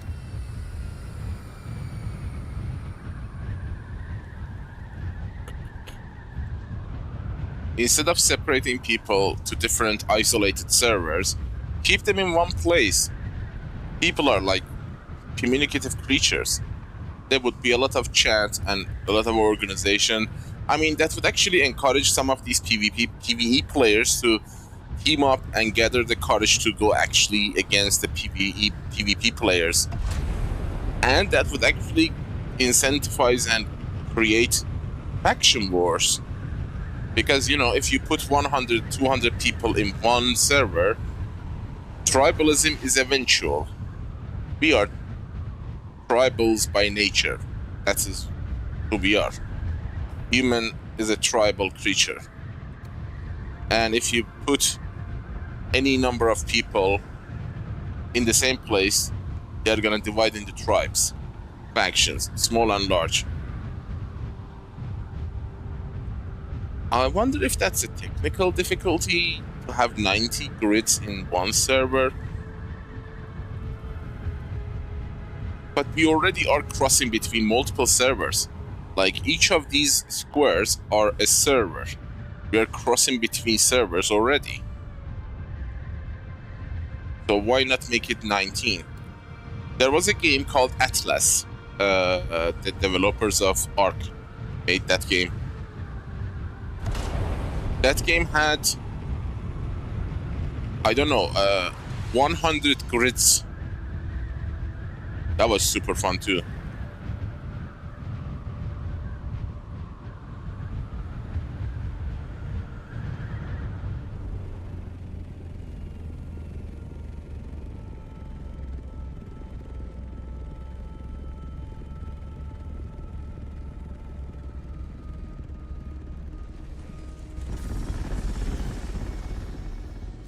I am really interested to know why they chose to make a 9 long grid. 9 by 9, I mean.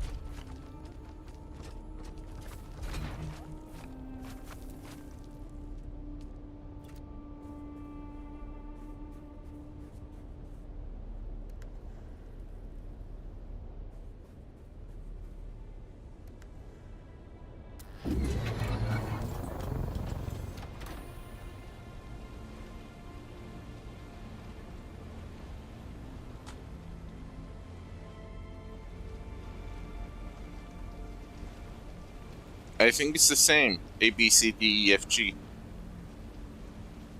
It's the exact copy of the PvE Deep Desert.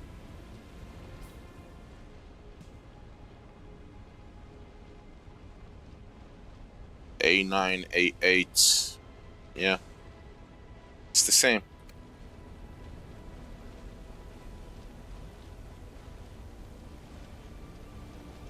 The game I mentioned earlier, Atlas, had a grid maker. I created my own custom single-player offline server.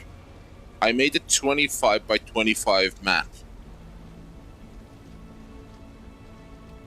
It was a huge map. I mean, if you wanted to go from grid 1 to grid 25, it would take you like more than a day. It was that large. And I was wondering if I can handle a server that big, a private self-hosted server that big. Why not have something like that multiplayer enabled, like a hosted server?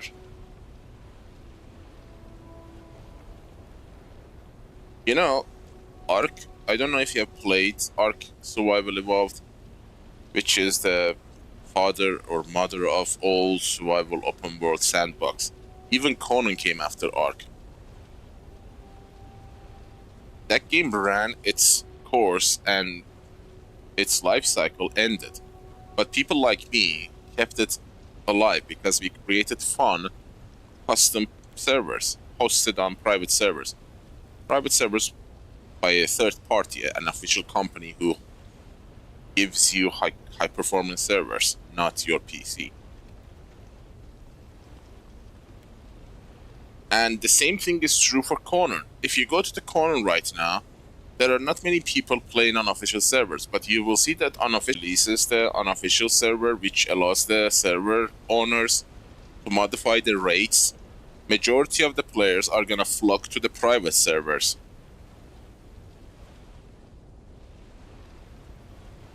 Hey dude, what's up? How are you?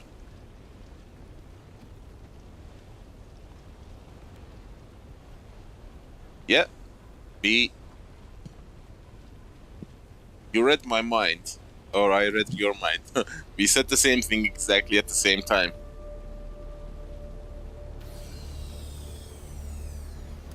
I said the majority of the players are gonna flock to the private servers the moment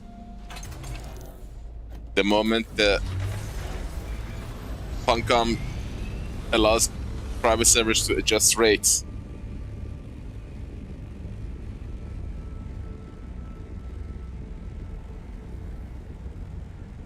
It was a difference between the speed of sound and the speed of light, because text runs at the speed of light, but sound is speed of sound. Voice goes at speed of sound.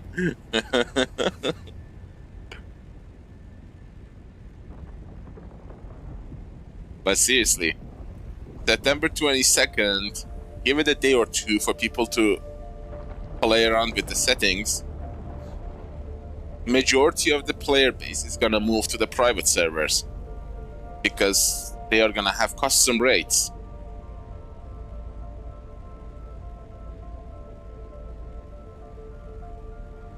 And the moment Funcom releases the dev kit to allow mod making, this game population will hit past 200,000 online players.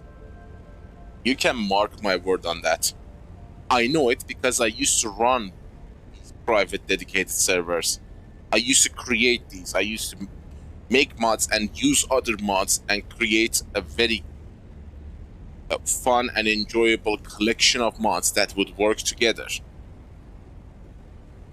I used to run like 10 servers at the same time back in days. I mean, back when Ark was fun, or I don't know, Conan was fun. I ran servers for Ark, for Conan, Rust, Battlefield, and all of them custom made. Not easy, but fun. Like everything we complain about in the game, imagine there was a way to fix it. Instead of waiting for the developers to release a patch and hold your fingers crossed, you can actually tell the admins, yeah, we, the players, like this setting. And the admin would instantly apply it and restart the server, and 5 minutes later you have what you wanted. That is the mistake Funcom is making. Funcom is trying to stay official. Come on, dude, this is not the official era. People like change and they like it to happen fast.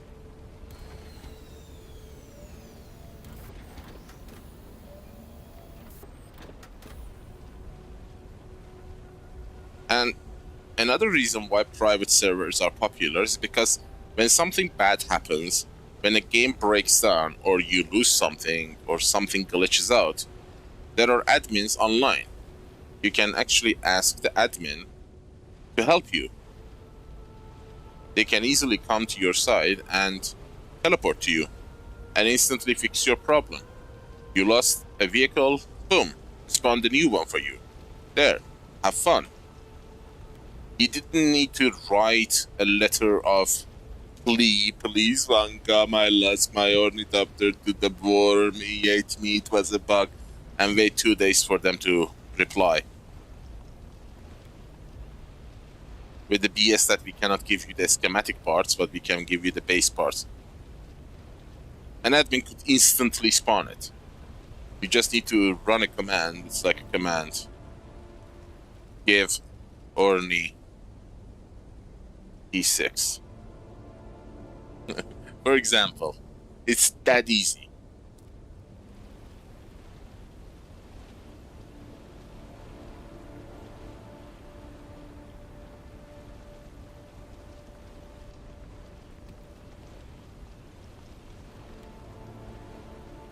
So no one would be upset, so no one would think that they wasted their time. I will never forget, like 8 months, probably 9 months ago, I was playing, I was harvesting spice, back when this was 50% PvP, 50% PvE. There was this couple, husband and wife, they were playing the game, and this was their first time they actually managed to build a crawler and a carrier. And this was their first time taking it to the large field. And they were excited. And they actually farmed a full container full of spice, and they were about to leave. Suddenly someone attacked them and destroyed their carrier and crawler. They were so upset. It broke my heart because, you know, it takes a long time to gather materials to build a crawler and a carrier as a player who just reaches that point in the game. I mean, don't look at me. I'm an end-game veteran player. I have a ton of stuff that I can recreate everything I lose. But if you play from the beginning and reach the point that you can create a crawler and a carrier, gathering materials for that takes a long time. It's really expensive. And losing it is like, yeah, you lost like a week of your life. Because it takes like a week to gather the materials needed to build a carrier and a crawler, and I'm talking about the base version, not even the schematic one. They quit the game. I felt so bad. I was actually trying to find them. Hey guys, I will help you to rebuild your stuff. Don't worry, it's okay. But they never came back online. I felt the pain. I mean, imagine working for 7 days to build a stupid crawler and a carrier, and just one idiot in a Mark IV Scott ornithopter, a cheap Scott half-dead ornithopter, comes and shoots you, and your 1 week is gone.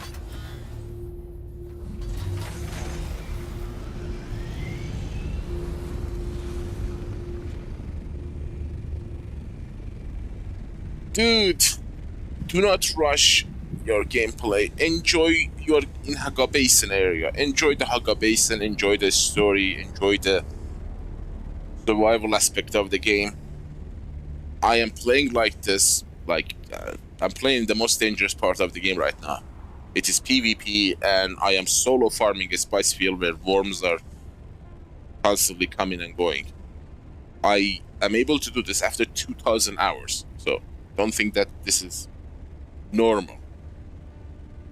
And there is nothing for you in the deep desert. You only need to come to deep desert when you reach the tier 6 category, which is a long way away. Like tier 6, you actually can play up to 200 hours before needing to come to deep desert to make items that are for tier 6. These require Plasinium, that's the only thing, and the spice melange. You can actually make decent amount of spice using those small spice fields from the Alga Basin, but Plasinium you need to come to deep desert. But to reach that level, yeah, you need to play a lot.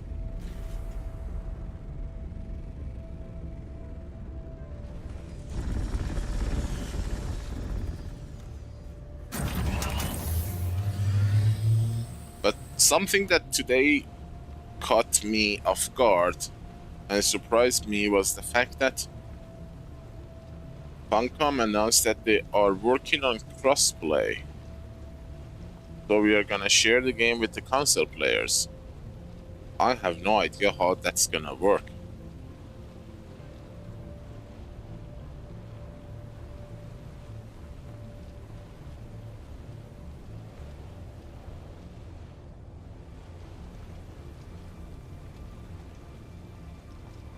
I was kinda happy when they said we are not gonna make crossplay available. And then 180, yeah, we're gonna make crossplay available after release.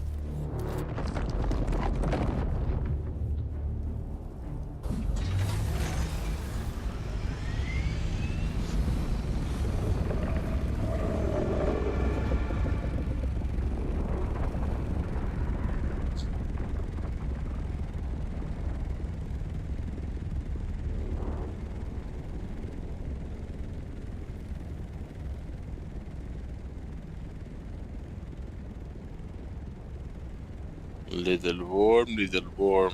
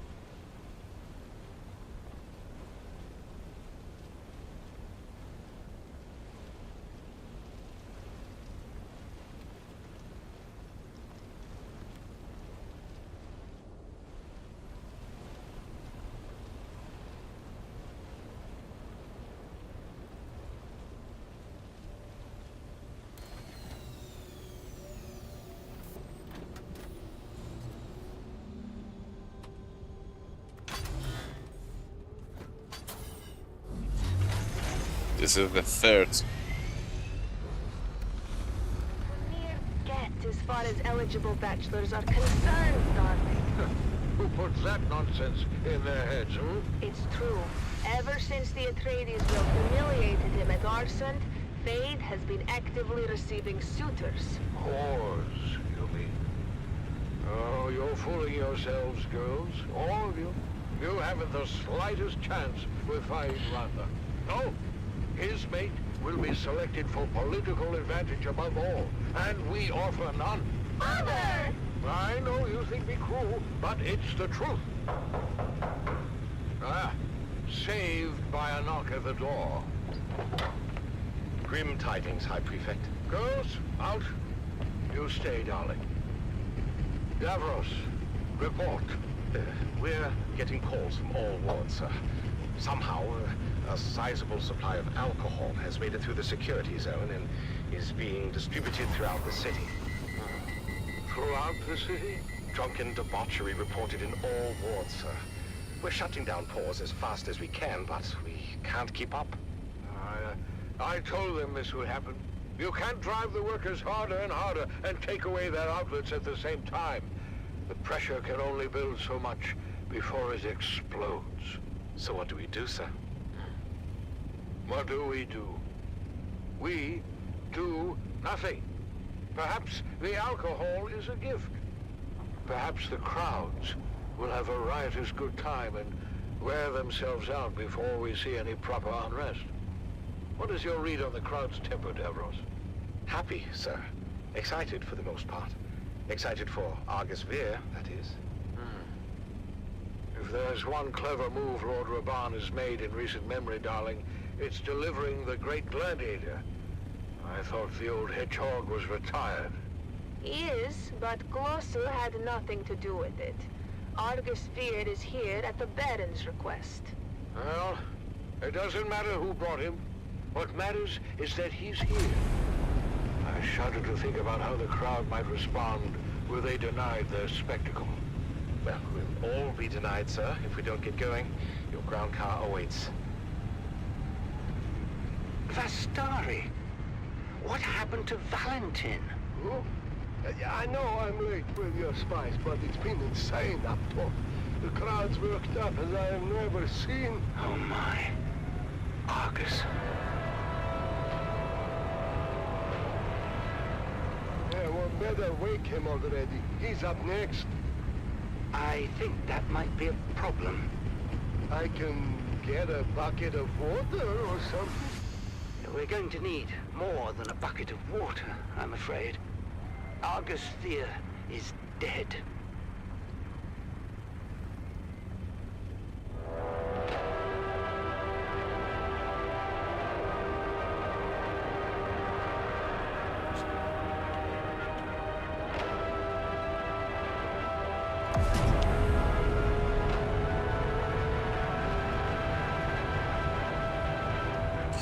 The last time I was evacuating from the deep desert, I exited that last 5 seconds. Matters of import to the Spice Miners Guild. That was insane. If I stayed 5 more seconds, the Corial storm would have wiped me. I so despise that bug.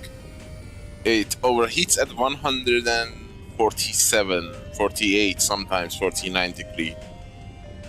I'm trying to release the boost exactly at 149, but because of that server delay, it's actually 150. I don't see it. I see a 149.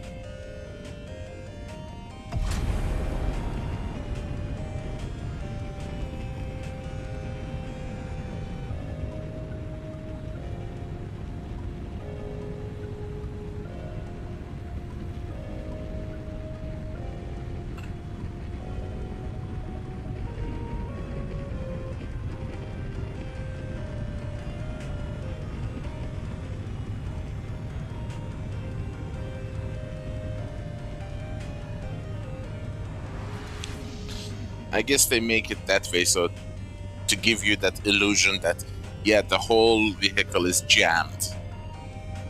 System overheated. Nothing is working. I'm pushing the button. It's not working. You know.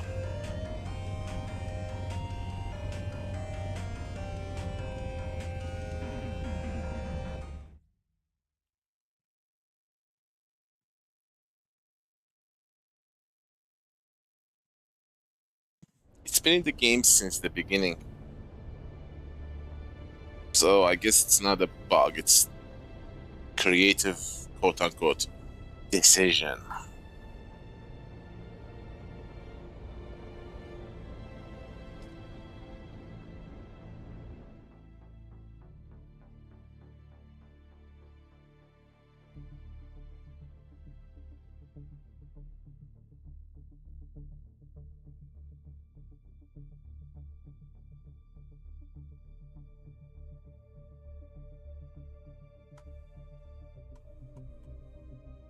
I don't know, can you even release it with the quick release?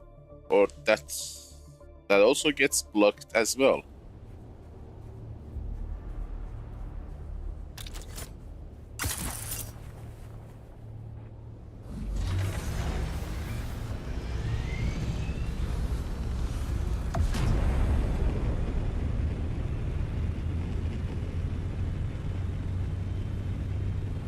We can try it now.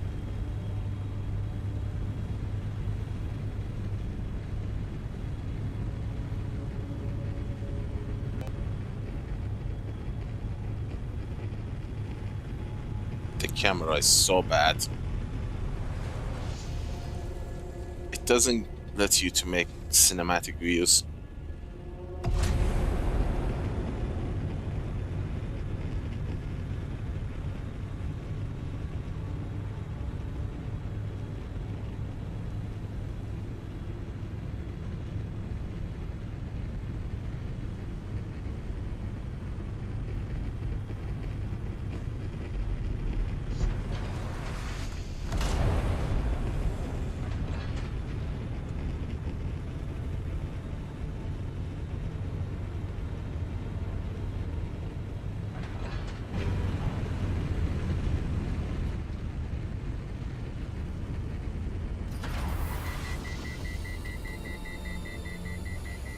Yeah, you can.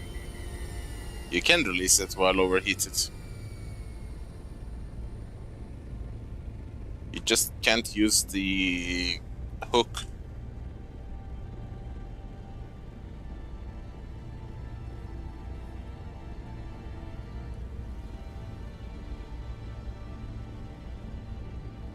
Look at it, it stayed like that in such a funny way.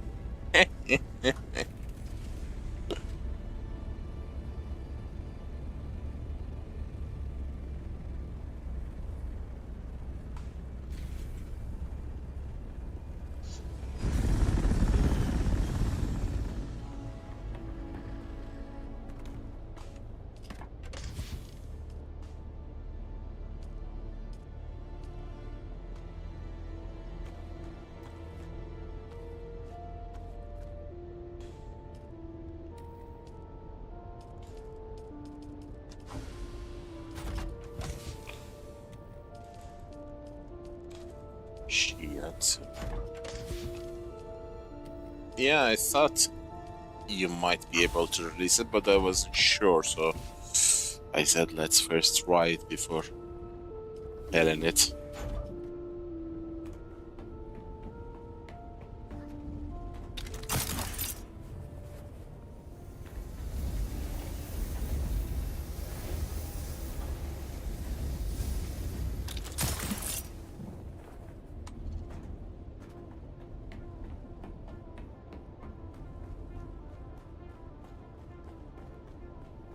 Kind of fun running two bases. 6.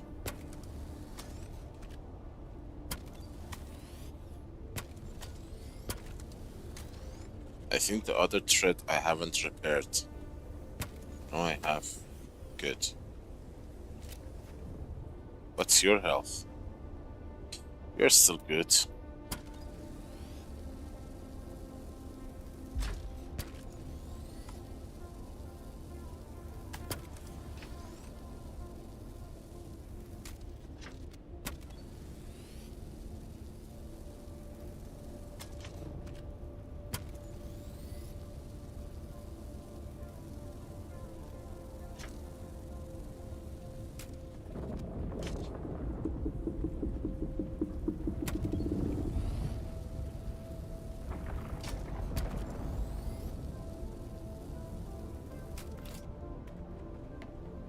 I need to repair my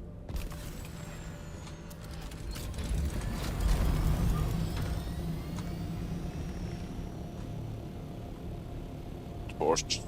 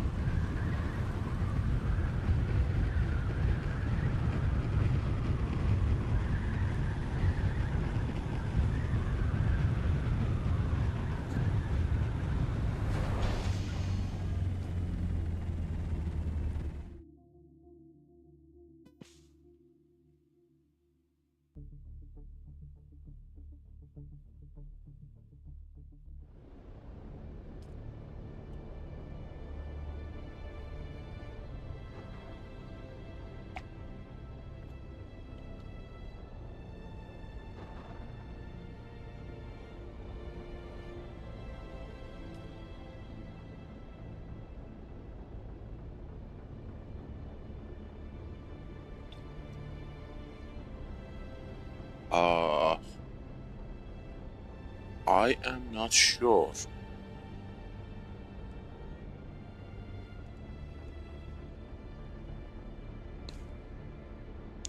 I've never tried that actually, so I can't say. But why would you leave your base? You can use the base reconstruction tool to back it up. You can back up your base with everything inside it when you are moving to a new server. Just like your ornithopter, Scott Ornithopter. Did you know that?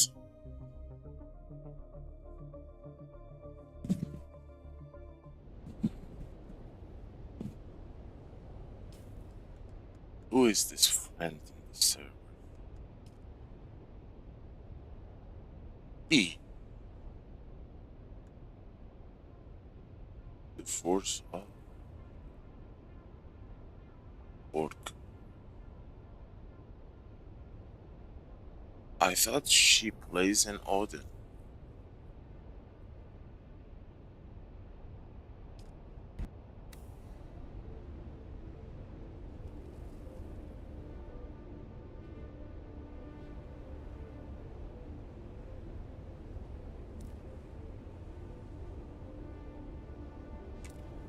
Ugh.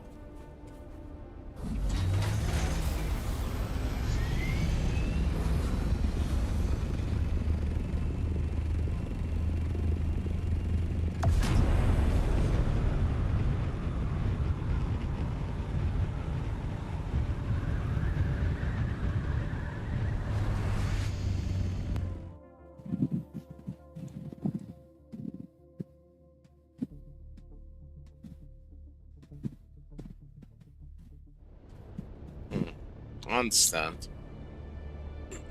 But I am not sure about the ownership. I think when you are moving to a new server, game tells you that if you don't back up your base and stuff, they're gonna be destroyed or something.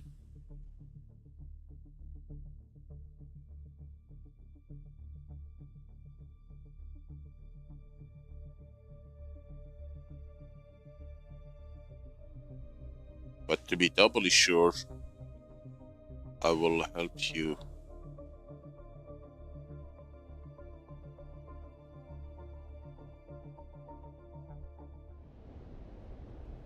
Here.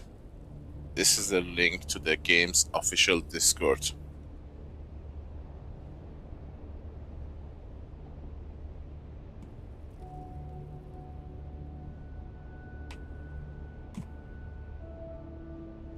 If you want to be 100% sure, you can ask them there.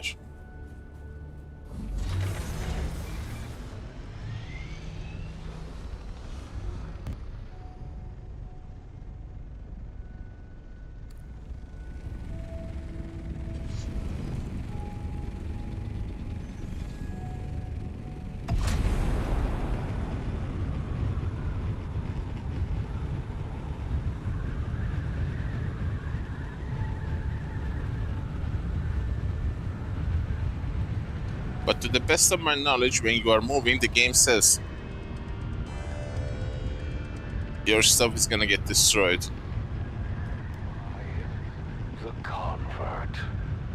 Greetings, Truth Seeker. I am the convert, once a high-ranking advisor to the Atreides regime. I have since escaped and live under the protection of our good Pharaoh. I cannot divulge my name out of fear for my dear ones, still trapped in House Atreides. I am not here to tell you what to think. I only offer you questions. The right questions. Questions that are keys you might use to unlock your own truth. Today's question: what does it take to forsake privilege? Could my position among the Atreides grant me prestige, power, and pleasures unending? Was my future utterly assured? Was the wine of Caladan the sweetest across the known universe? Yes, to all these, yes. And so, dear listener, I invite you to consider this question. What would one have to witness to give all of that up? To trade those privileges for the never-ending paranoia of being hunted? Follow that question to its ultimate conclusion, dear listener, and you may just find your truth.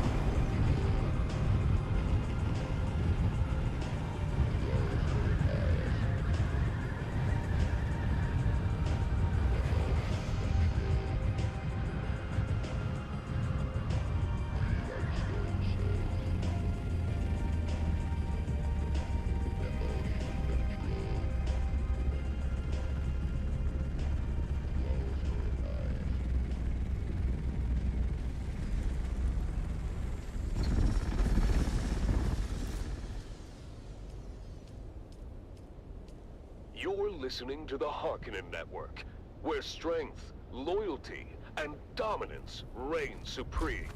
Strength through loyalty. Next up, dear listeners, what you have all been waiting for. It's finally time for the annual Harkonnen Family Games. And you're all as excited as I am. Let's go live to this year's first installment of the Man Trap. Action, suspense, and violent death. Straight from the Grand Arena on Gaiety Prime.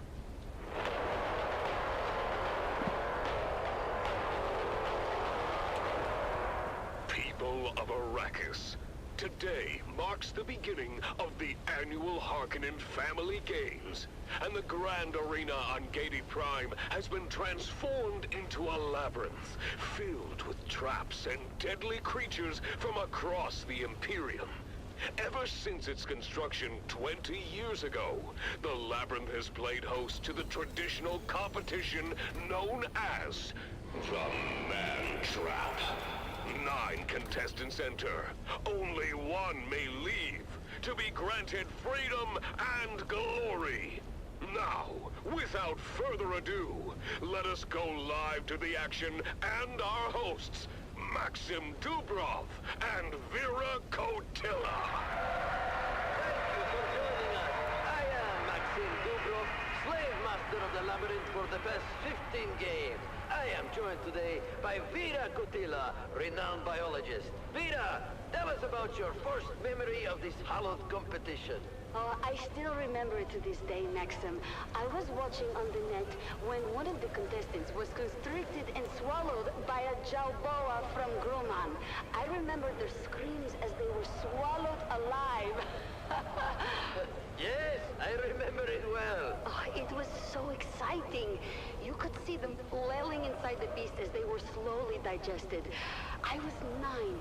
I think it was at that moment I decided to become a biologist. Entertaining and educational. Without spoiling too much, I can say we'll probably get to put your knowledge to good use during this year's competition, Vera. And speaking of the competition, the contestants are arriving at the staging area now. What do you know about the staging, Vera? I know that every contestant is given a number and then they enter in that order. Correct. And we keep 15 minutes of separation so that there is enough time between them to prevent a brawl right at the entrance. Ah, yes. I remember when that rule was introduced.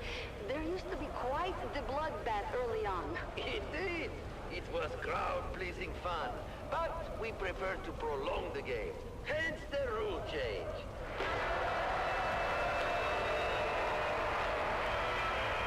Look, Maxim, the first contestant has arrived.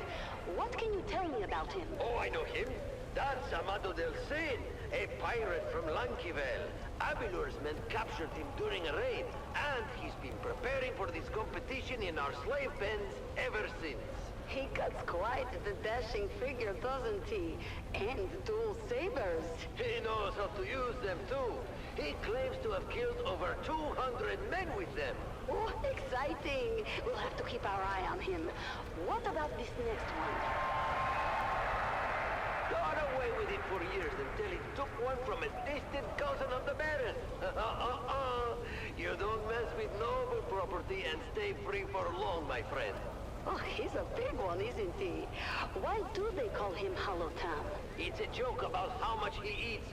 People think his legs must be hollow. He looks very strong. Unlike this one. Who is this waif of a girl, Maxim? Ah, Kaelin Schiff. She was a serving girl for the late Lord Bertram of the manufactory. Don't underestimate her. She can be quite deadly with that needle gun she's cradling. And what was her crime? Well, she's the one who made the late Lord Bertram late. Vicious. Oh my, this next one seems interesting. Who is that? I don't know much about this one. He was shipped in from Arrakis with a load of spies. They just call him the Fremen, and he refuses to talk to anyone. Notably eyes, blue or blue. Fascinating.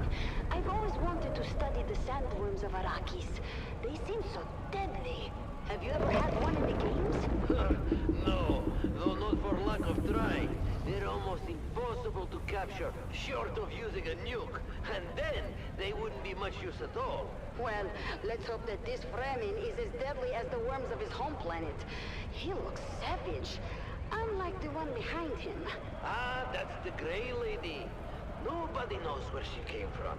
She just showed up on the streets of Giddy Prime one day. Soon enough, she was running the largest brothel in the sector. Before, she was taken in for witchcraft, if you can believe it. Witchcraft? Does that mean... You know that our good Baron has a particular dislike of witches. But I have never heard the Grey Lady say anything during her time in the pens. Not one word. Until she volunteered to be part of this. Everybody loves a mystery, but nobody loves this next contestant. Recognize him, do you? I'm not surprised. Former guard captain Puikonem. You recognize his face, Vera? Do you remember his crime? Oh, yes. He was in command on the day the Atreides made their suicide raid. He allowed them to destroy valuable resources. He was, simply put, incompetent and weak. A disgusting combination. Horrible traits in the commander. He's been rotting in the slave pits ever since. Alone. Because who would take up with a man so stained? Until today. Do you really think that if he survives the man trap, he'll be pardoned? Officially, yes. But I don't think the people of Giddy Prime would ever be willing to forgive him. And the Baron might forgive, but he will never forget. Nor should he. Let's hope that Captain Nem finds his death in the labyrinth. But we've wasted enough breath on him. Who is the next pair? The twins Morani, a brother and sister, trained jongleurs. They were performing an opera here on Giddy Prime when one of the props malfunctioned and killed one of the Baron's guests. They were detained after their troupe was paid off, of course. Well, jongleurs should at least know how to put on a show. Oh, more than that. Trained acrobats, illusionists. They're my pick for to win the whole thing. Jongleurs have hidden depths. Fascinating. But to win, they would have to turn on one another. Only one of them can be the winner. The rules are quite clear. I know. And wouldn't that be an amazing way to end it all? Twin against twin? That would be an ending to talk about. And here is the last contestant. He doesn't look like much. He isn't. Fodder for the beasts. A lifelong slave born into service. His name is Kanto, but he's too low-born for a family name. And why did you select him for the competition? He looks like it won't last 15 minutes. I reached an agreement with his owner. Kanto is growing older and can easily be replaced, but he has a hidden talent. One I hope that we can draw forth during the competition. Oh, how interesting. Will you tell? Oh, no, my dear. Let's save some secrets for the audience to discover. So, those are our 9 contestants, lined up and ready to go. Any favorites, Vera? You know, I put my money on the Grey Lady. Witchcraft or not, I love a classy lady. And I have a soft spot for our swashbuckling pirate Amado. Shame to waste such a handsome wastrel. Good choices, both. It's time to get this competition started. Are you ready? I've never been more ready. Are you ready, loyal listener? The contestants are prepared, the traps are set, and the creatures are starving. Stay tuned to this station, starving. to hear more updates from Giddy Prime and... Says it in such a funny way. I like to see his facial expression when he says, "I'm starving."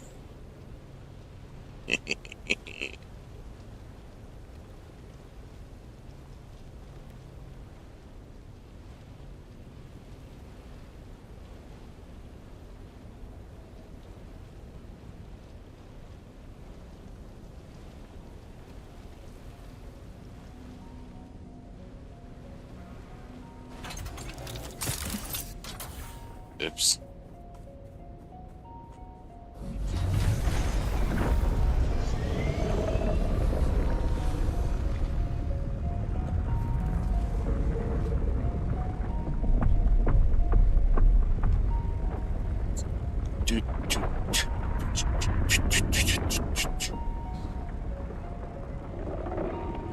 Well, lads, did you find out if you can leave your base and come back?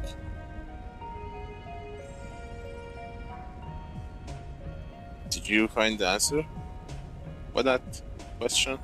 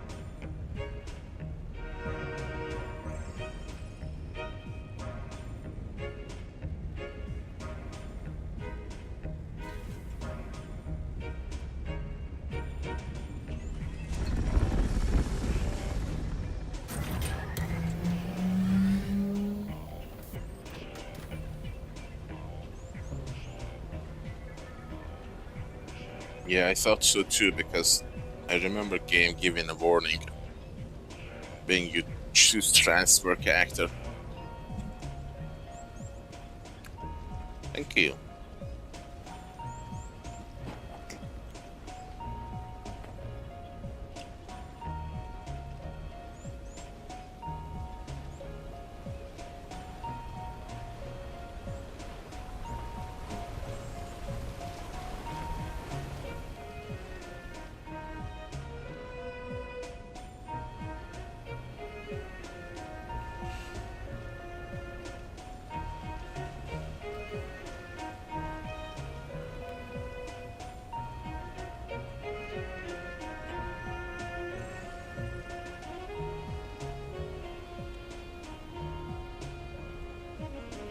It reminds me of my childhood.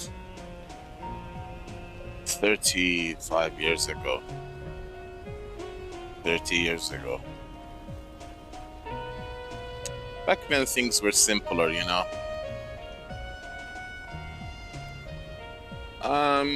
Probably 10,000, 15,000, something like that.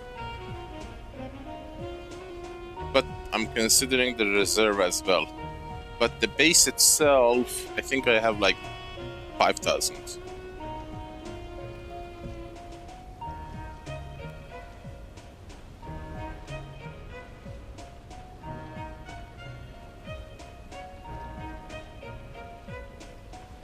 I used to have almost 200,000, but I lost my base.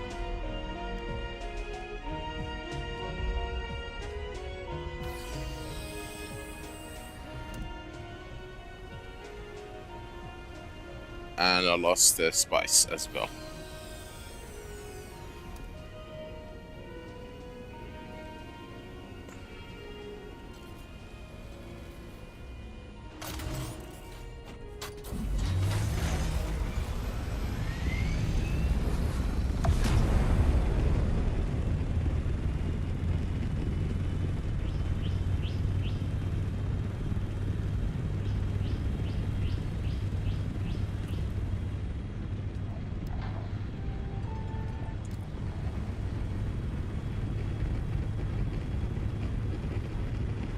That was the Land Trap, brought to you by the Halil Trading Company, exclusively on the Harkonnen network.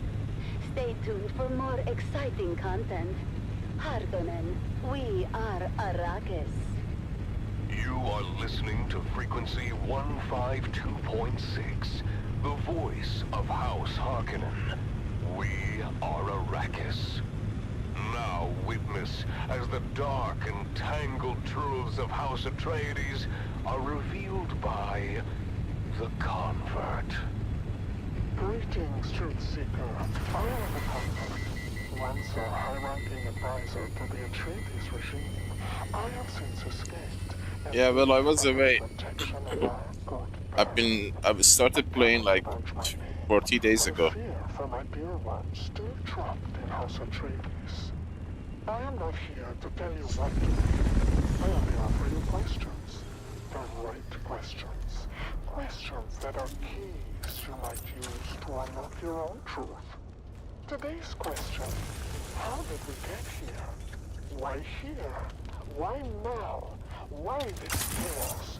Why this war of assassins? Why all of our lives disrupted and endangered by this conflict? Dear listener, in asking why, do not forget the how. How, pray tell, did the Atreides malefactors suddenly usurp another's fiefdom? What manipulations and treachery must they have performed in the Landsraad to acquire Arrakis?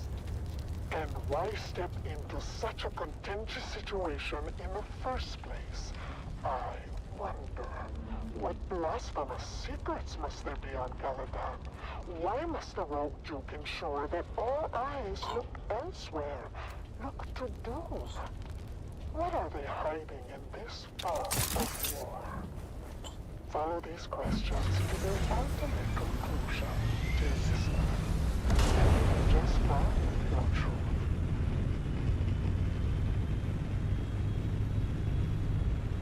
Oh, is it my birthday or something?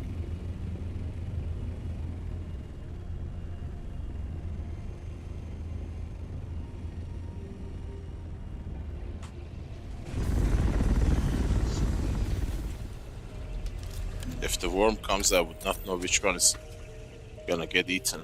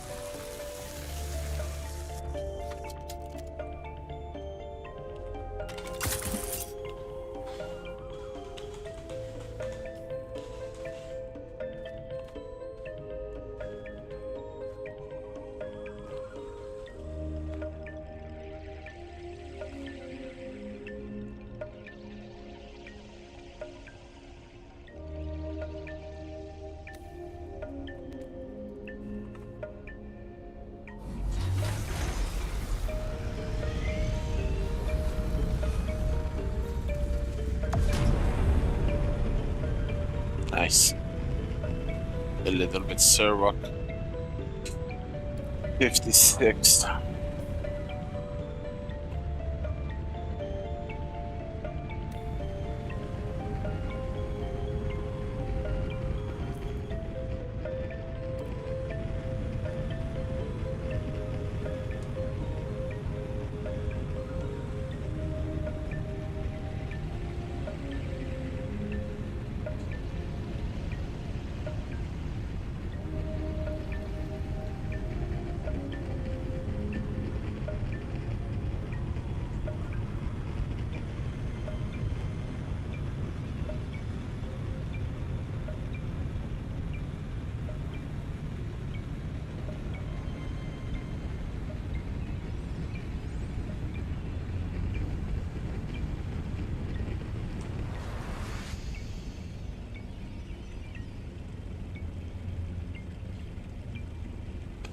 I wonder how the new Metal Gear Master Collection is gonna look like, especially the Metal Gear 4 Metal Gear Solid.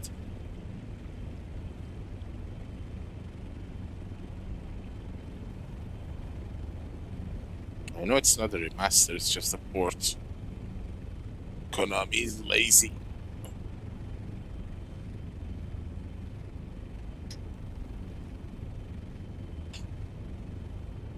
If they didn't fire Kojima, I had like 2 or 3 Metal Gears by now. People Whether you serve House Harkonnen, the traitors of House Atreides, or walk a different path, know that the strength and discipline of Harkonnen is unmatched. Up next, another piece of inspiring music to keep you focused on your duties.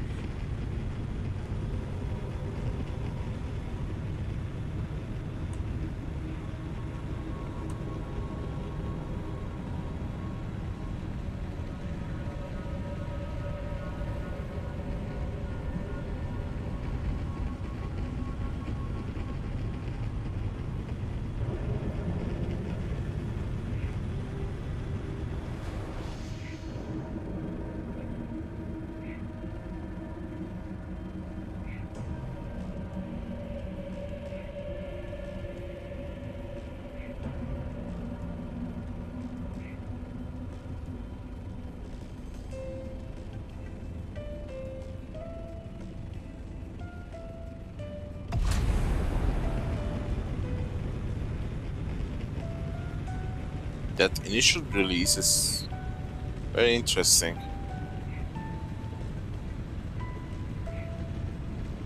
The heat drops like 30 degrees instantly.